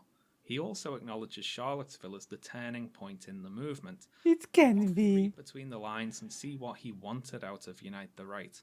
The far right would turn up, pretend to be peaceful, get attacked, and then play it up and act the victim. Yeah. James Fields ruined that narrative for them, of course. Yeah. Alt-right figures found instead their Twitter and YouTube accounts being shut down, their web hosting taking their websites offline, their Discord servers being deleted, and the size of the anti-fascist crowds turning out to meet them at their rallies and speeches increasing. Charlottesville exposed them for what they really are. True. A group of cowardly Nazi thugs. They overestimated their broader support, they overplayed their hand, and they lost. Thankfully. However, this is a somewhat hollow victory. Yeah. In particular because it took someone being killed in order to turn the tide. And also because we can be sure that the alt-right, neo-Nazis, Are not gone. Yeah. identitarians, whatever you want to call them, they will lick their wounds and That's right. Yeah. they will try all this again. They are trying right now with the trans rights. Remember what they stand for. They're and taking remember away. what they do when given a chance. Yeah. I titled this video The True Alt-Right because of that particular clip from earlier, in which the speaker urges the crowd to remember the first precept of the true alt-right. Gas the cocks, raise And this is exactly how we should remember these people too. Thanks a lot for watching, everyone. Sorry about the delay getting this video out there. It was a bit of a monster to make, as I'm sure you can imagine. Cool people that are. In the middle of editing. Look, so many Patreons. Like, you should become a Lucy Patreon.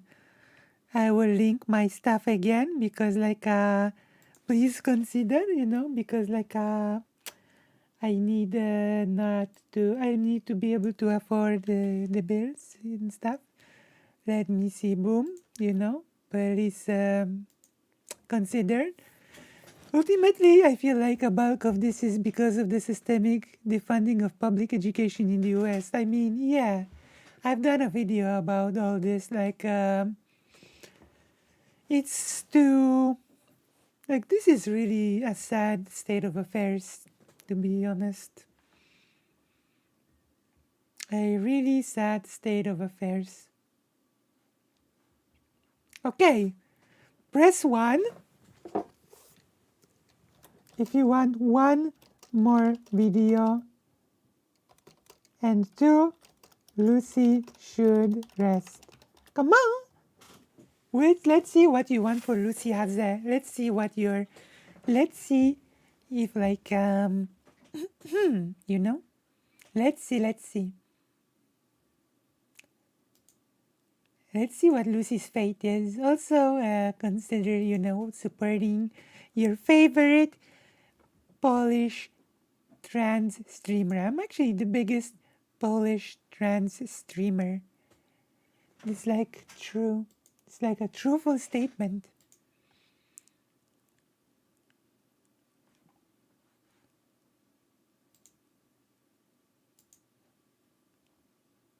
Okay, one more video. So I have a video prepared. Okay, one more video and then I will need to sleep a bit, but I have actually a video prepared for this occasion. It is called The Krong. Actually, okay, let's watch this video. By this creator.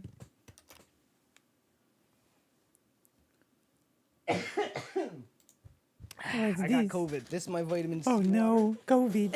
I've read that this. I've actually managed to avoid COVID altogether, so that's lucky for me, right?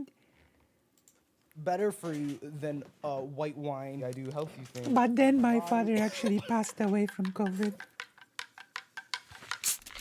Light spoiler warning for The Emperor's New Groove, released in 2000. The Emperor's New Groove is the title of a 2022 nature documentary narrated by Barack Obama. The Emperor's New Groove is what I call people I have a crush on. The Emperor's New Groove is a solid 6 out of 10 animated family movie. I love animated movies. Selfish tyrant who learns to care about other people via becoming a llama. I'm actually a bit of an animator myself. I should know. I should mention I do animations. Feeling a light to decent 6 on this thing. It's also one of those movies where a man becomes an animal, which is funny. All right. Doggy! That's not a man. The best part of this movie is Kronk. He is funny because he is an evil henchman who isn't evil. He's just like a good-natured, capable guy who got hired into a government position working for someone that he just doesn't notice is homicidal. He will be dead before dessert. Which is a real shame, because it's going to be delicious. His job is not really specified. He's clearly I mean, that is like funny. He's physically capable and enthusiastic and a multifaceted artisan. My spinach pus. He's what, in his late 20s? He's often distracted away from doing the evil bosses. That is kind of funny. Because of his passion for the quality of small tasks. Isn't that right, Kronk? 99 monkeys jumping on the bed. So for ha-has, they put this gentle, warm energy in the employment of the malevolent Yzma, who also goes by the name of Eartha Kitt, having the time of her life. This act of highest treason has but one punishment.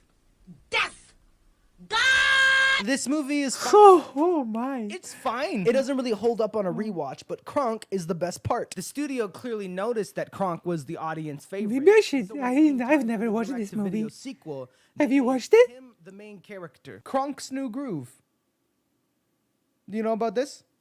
Does anybody remember this? This movie is bad. It has one good joke. Front and center, names and ages. Sir, Chuck is sir, age 7 3/4, sir. And this is Youpie. He's only a half. I like that. This is Youpie. The main reason this movie sucks is it's a direct-to-video Disney sequel. Oh, they are B-team operations. They tend to end on dance sequences. But even the Y2K sequel is not the main reason that this feels disconcerting right out the gate. It's more the premise. Like, the Aladdin sequels aren't as good as Aladdin, but they're at least... Which one's the iconic film? Do you mean the movie or the direct-to-video sequel? About Aladdin. Do you guys remember the Aladdin sequel? Do you remember the Aladdin game? I do. On CD-ROM? Yeah, I do. Oh my. Ooh, I remember that. Should I play the Aladdin game on stream? Press, I don't know, do something in chat if you want me to play the Aladdin game on stream. Very well. I still get kind of emotional when I think about the third Aladdin movie, the King of Thieves with the open sesame and the knives. Why does it make me so wistful? Was it because I was a scared little brown boy being raised by a single white mom, not knowing where my brown father went, not knowing where this pigment What's that? What being happened? able to deal with reality, preferring to live inside a fictionalized universe, staring at a screen, completely lost in the fantasies of my hyperactive mind, staring with wonder, with overwhelming emotion at Aladdin reconnecting with the father who abandoned him. Your father's a man. What? Who taught you who you are? Mine was never there. I guess it was. Kronk also has a complicated relationship with his father. Apparently. It's my father. He's coming for a visit. And I don't like it. I don't like it. I don't want to hear about Kronk's parental issues. Internal torment and a lack of self-esteem is not what people liked about Kronk. But some degree of that is required when you make a person the main character of your movie. So now he's got strife. They put strife in Kronk. Scientists at Tulane University's Primate Research Center announced they have taught a gorilla that someday it will die. It makes sense. Doing weepy That's sad. how tragic his life is. But Kronk? This is the guy that sings his own spy music. Oh, he's doing his own theme music? The VHS. That was like the sad part of the VHS, you know? That it had The whole with the underdog lifespan. MVP sparkle of Kronk is in his contentedness not being the main character. Despite the fact that Kronk is the best part of Kuzco's movie, shifting the focus from Kuzco to Kronk actively ruins Kronk. As a random critic I found on the Wikipedia page named David Nussair aptly put it, though Patrick Warburton's Kronk was undoubtedly the best thing about The Emperor's New Groove, this film proves that the character works best in small doses. Forced to carry an entire movie, Kronk becomes tedious and, unbelievable as it seems, unfunny. Thank you, David Nussair. I hope you're not, like, canceled. The fact that the best part of this movie was a side character wasn't something that needed to be fixed. His position in the hierarchy was the reason it was so good. In Christopher Nolan's superhero masterwork, The Dark Knight, Heath Ledger's performance as the Joker is one of the best performances in all of cinema, but it's only as rich and renowned as it is because there's also a whole good movie surrounding it. The Joker is not the main character of the movie, but a force of nature, much like Kronk. Just because it's the Kronk is the force of nature? It will be better if they are most of the movie. We have the Joker, we have Kronk. Why do we feel the need to give them Kronk is the Joker? Why do we want them to be the main character? Why do you want to be the main character? Yeah, me? Part 1, main character syndrome. Why do you fantasize about how sad everyone's going to be at your funeral? Why do you do that? What sick need of yours does it satisfy to lean against the window of a bus on a rainy day while listening to Phoebe Bridgers? I don't know about you guys, but I think I'm special and a genius and I should be in charge of everything. It's the feeling I carry around with me. And then when I get attention for my merits, the feeling gets a good, the feeling's like, right? Upon further analysis, I think this. Am I like? The first is that am I I like that? genuinely think I am of great capacity and ability. I am talented. I am original. And if I am put in a position of authority and creative control, I will use that power to make things that are beautiful that people will like.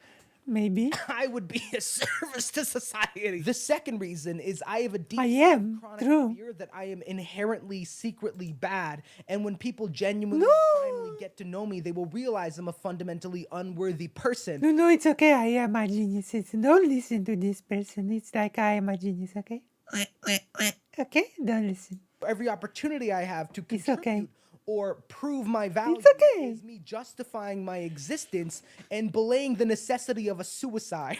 What? Generally are the two reasons that I want to be known and successful. One of those is pretty wholesome. And then the other one just don't pretty fucked up. So here's a little audience interaction moment. Which of those two wolves inside of me, if fed, will generate the best possible art? Careful with this. If you're thinking of being like, well, your trauma is maybe what gives you your creative drive, I encourage you to shut up. One might engage in the transformative miracle of turning trauma or suffering into something beautiful via creativity, but that does not mean that their creative drive came from the trauma. Your panic attack did not help you edit that. I'm saying if the goal is art, then which of these two motivations is the most expedient path towards it?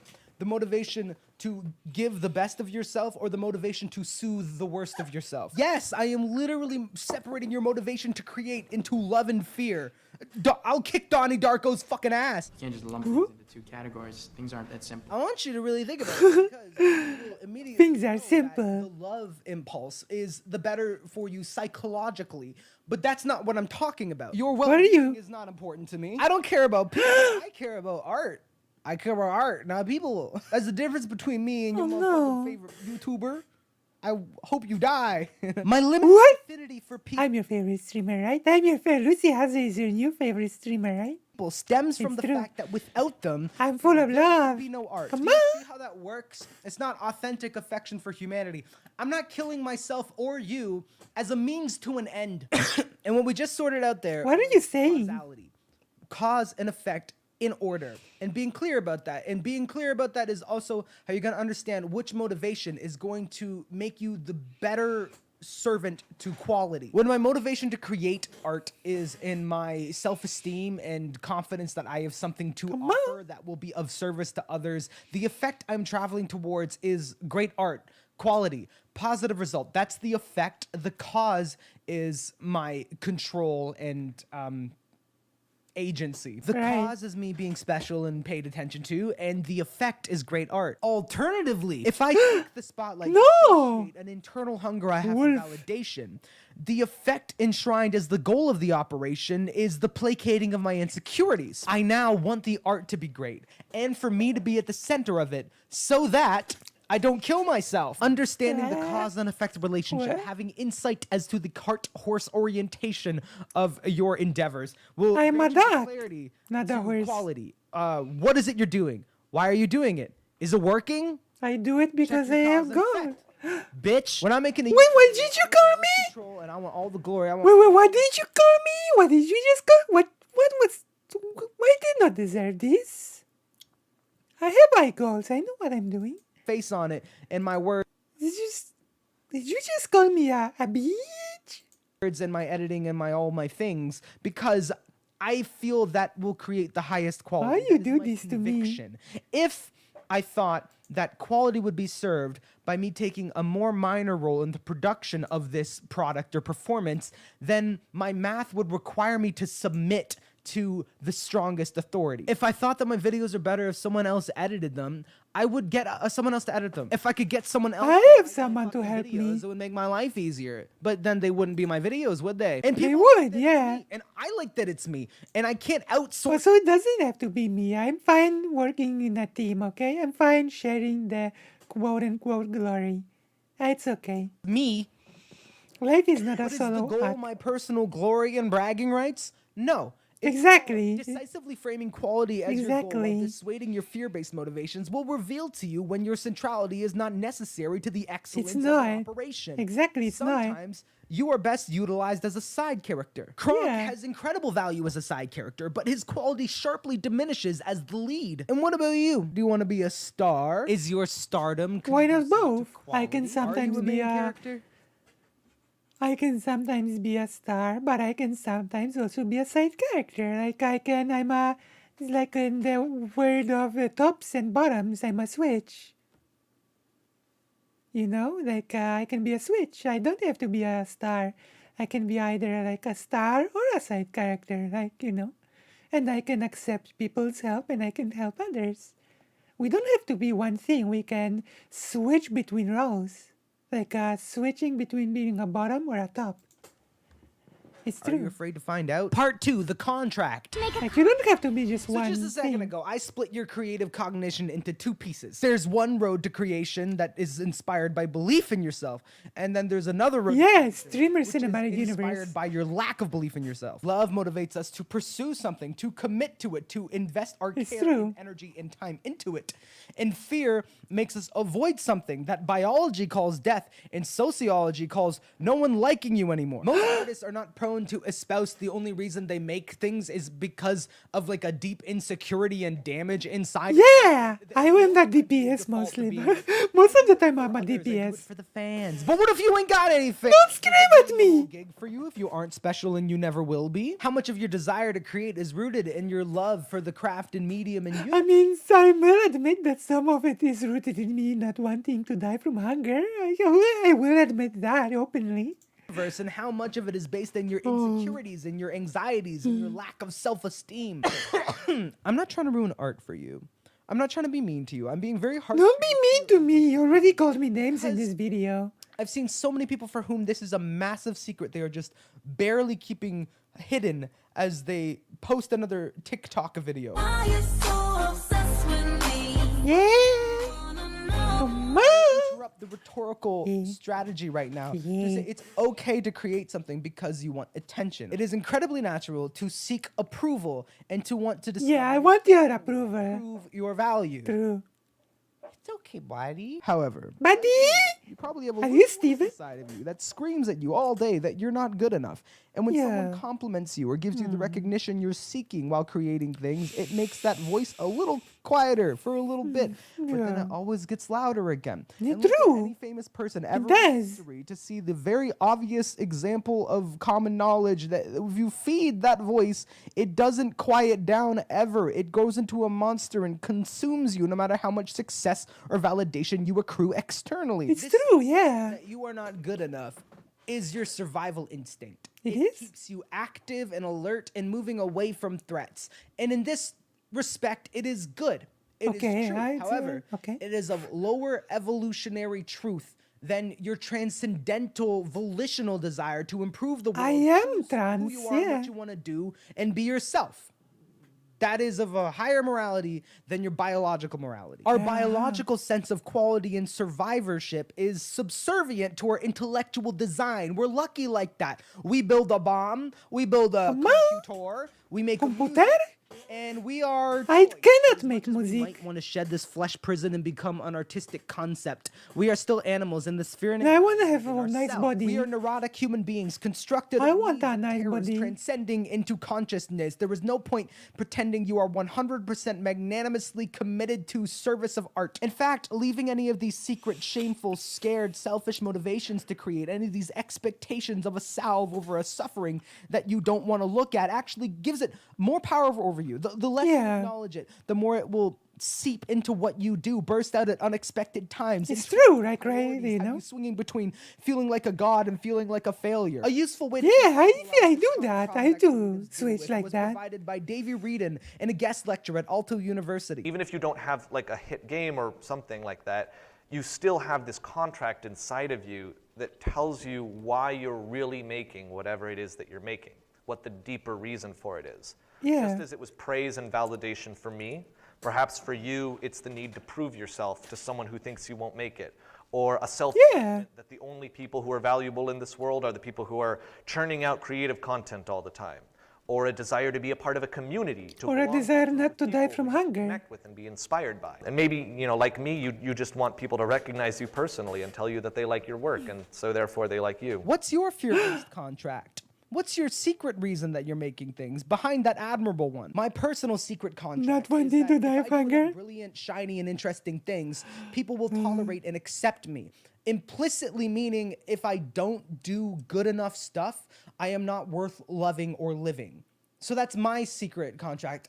What's yours? One might immediately spring to mind, or maybe you have a vague, queasy, called out feeling in your tummy right now, or maybe you don't have one and you're already enlightened, sitting under a tree, meditating, not watching this video. But luckily, wherever you're at with your creative philosophy or mental health, there is an exceedingly simple way to clarify your contract. Okay, let's clarify. You just ask yourself. Okay, I'm gonna... Just ask yourself. Even though you didn't get to decide whether or not to have this contract, you do get a choice in how you're going to respond to it. I will respond to it. Start right now, today, by asking yourself, what is the real reason that I'm doing what I'm doing? Why am I making stuff? I mean, there are several reasons. Like, there's not just one. Eventually, there's more than one. You'll get a response back from the unconscious part of your mind that knows what your deeper reason really is. It's pretty fucking simple.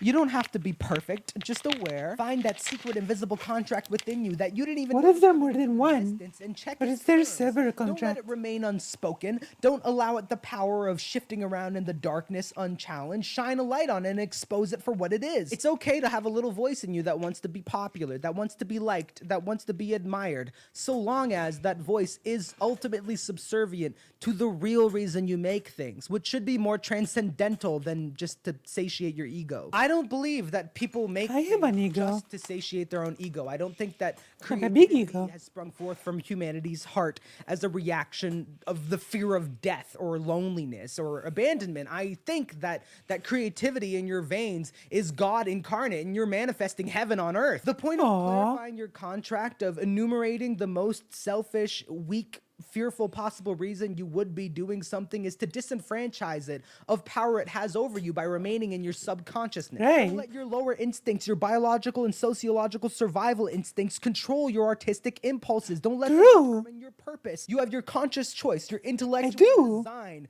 Action rather than reaction. I'm a person, and my name is Anakin. No, my name is not Anakin. No. Then decide your real reason. If you had nothing to fear, no damnation to avoid, what would you pursue for the sake of pursuing it? Look inside of yourself and see Animation for sure. your love and choose love.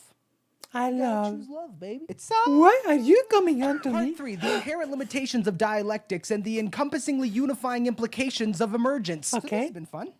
I had fun. You have fun? It's been fun. It has been, maybe. Useful, maybe reductive. You can't just lump everything into these two categories and then just deny everything else. The creative process is not a tangible thing you can split in two and describe in objective material terms. It's a collective consciousness soupy thing that is on the cutting edge of existence, and anytime you try to contain it with words or concepts, you're necessarily leaving some things out. But temporarily splitting it up into words and concepts and allowing these two forces to speak to each other was marginally useful. Ooh. Don't you think so? Yeah. If you think so, you're not the first. The school of thought we're describing is dialectics. I first learned of dialectics because of dialectical behavioral therapy, which I use. Dialectical materialism? Borderline personality disorder because of something to do with Aladdin and the King of Thieves. Don't worry, Dad. I can take him alone.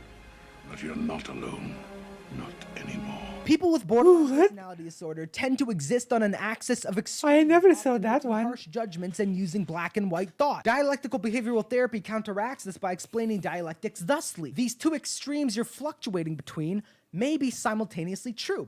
Instead of trying to figure out which one is true, endeavor to accept both simultaneously for a more comprehensive view of reality. I'm both unfixable and perfect. Pretend that these extremes don't already exist in your mind, but to accept them and utilize both of them concurrently to walk in the center, synthesizing thesis and centrist for the optimal course of action. Become a centrist. It's a useful way to try to find truth and explain reality. I don't like more centrism. broadly, extracting us from the soup of everything being intermingled. But I don't like centrism. Choosing to split it into two pieces and then letting those two pieces compete and be sharpened by each other, hopefully revealing truth by their synthesis. And the truth, you mean centrism? Perversion that dialectics often unwittingly perform is by splitting reality into these two extremes, validating these two extremes as the summation of reality. That is to say, if we separate reality into A and B, and then try to use A and B to discover the truth, we're agreeing that reality is composed of just A and B in some respect, which is not true. Reality is three-dimensional. You can't successfully slice it in two.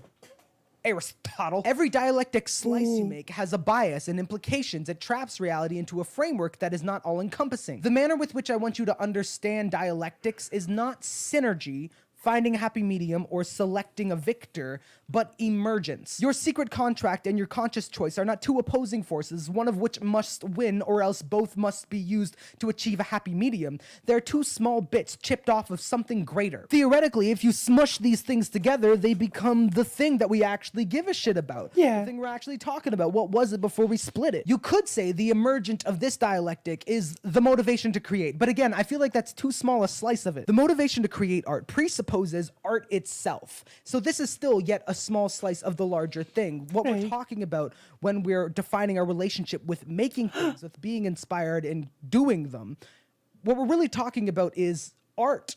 The sun we're orbiting is the inherent value we see in creativity and art. You're making it because you already know that art is valuable. Either art is valuable, therefore if I do it, I will be valuable, or art is valuable, therefore I want to be in service of it. That is a thing worth doing. Either way, the value of art is the unquestioned higher truth. Never get so lost in your dialectics and fractal classifications that they cease to be useful because you've lost sight of the summit. So yes, identify these things within yourself for your clarity, knowledge, and betterment. Ask yourself, what do I really want? Why am I doing what I do? Why do I create what I create? Embrace your shadow, choose love, but at the end of it all, most importantly, to unify these things towards its genuine purpose. We are on the side of art. Its greatness is what compels me. We are on the side of art. And if you're not, you have no business making it. We are on the side of art. And if the art... I am on the side of art. Yeah, I'm an artist, actually. The star and an animator. We are on the side of art. And if I'm a Don't side scream at that's me. what I'm destined to be. If that's where I'm best utilized, if the art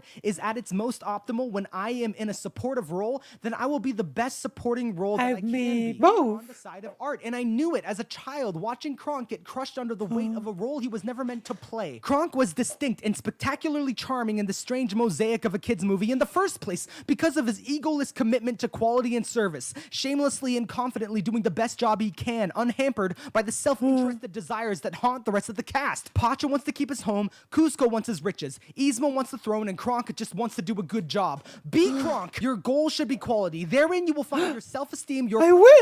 offering to the universe. I promise I will do a The good success job. of others is not a threat to you because we are on the side of art. A minor role is not demeaning but honorable because we are on the side of art. And when the time comes and you take center stage, you won't be taking anything away from anybody else. It won't be because you sought. It's true. It will be because your sensuality is conducive to the highest quality of the moment. Be Kronk. We are on the side of art. I think I'm an addict, want the world and I'ma have it. I'm so Very nice. We like this. Okay, we'll do like. Oh wait, it's not over. Like a mirror. It's not over. Come on, I thought it was over. Is this a DNA test? Or this is a COVID test?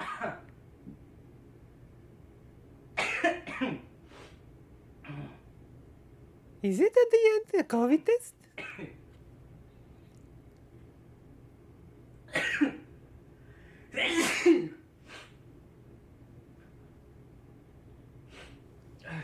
So many patrons. I need more patrons. Please become a patron. Look how many. I have like 14 in total. And this person is like million Patreons.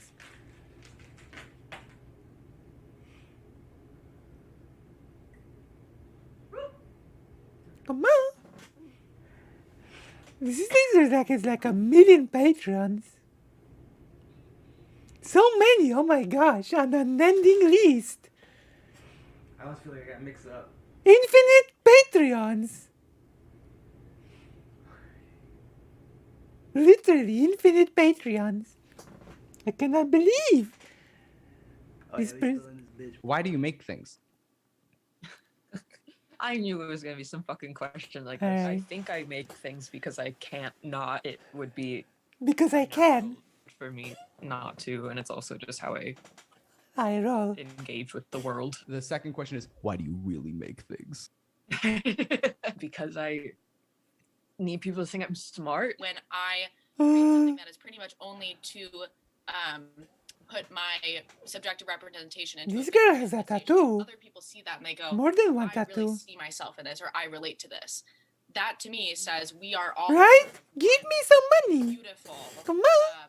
collective of organisms, and the fact that I made this for me, and you're like, well, this is for me. I'm like, yes, because you are me and I am you, and etc. forever. Why do you really make things? I love to have people tell me I'm smart and brilliant, and I love things that people connect with emotionally. It is almost a godlike power that I feel I probably shouldn't have access to. I want people to leave my whatever interaction they have with my content, with me, whatever, with my art, whatever I create, a little bit better. I try to teach and all the things, but And why really? Come on. of it is I don't want people to leave worse off, because I think that all of us are in relation to each other. And as much as I joke about being like a garbage and blah, blah, I deeply care about the way my actions, my words, everything will affect other people around me. So follow-up question, why do you really make things? The bullying! I'm trying to prove to myself that like people care or give a fuck about what I have to say, so that maybe I will care and give a fuck about what I have to say. I make things because I feel like it's what I was put on the earth to do. Okay, cool. Now, why do you really make things? I make things because I like attention. I have the biggest ego ever, and I feel like everyone should hear what I have to say. True. I have the biggest ego. As a commentary channel, sort of talking about things. Who's this? Being like, here's my opinion on this, and having people come to my channel and be like, oh, I agree. These are the thoughts I have, but I couldn't put them into words, and you put them into words for. I think there's value to that. Why do you really make things? Oh, okay. I like when people tell me I'm special and they think that I'm a good little boy. Oh my gosh. Good little boy. Good little boy. Okay. So I think we are finishing for tonight. I will leave you with one last, how you call it, Patreon link, hoping that you will help me afford to pay the bills and stuff, okay. And I hope to see you again on stream. I think I'm gonna talk to President Sunday again today. So I hope that you will be able to enjoy that. I will prepare something for later. And I hope to see you on my streams again. And I'm also gonna upload a segment later. And I'm gonna upload a nice segment from before later. New content. And thank you so much. This was really nice. Thank you for all the subscriptions. I am a really happy giggler. I might take a small nap. Thank you so much. And you know, as they say, when a ducky is a quacky, she's feeling very lucky. Come on. Okay? Okay. So I will see you later, okay? Hugs and giggles? Right? Hugs and giggles?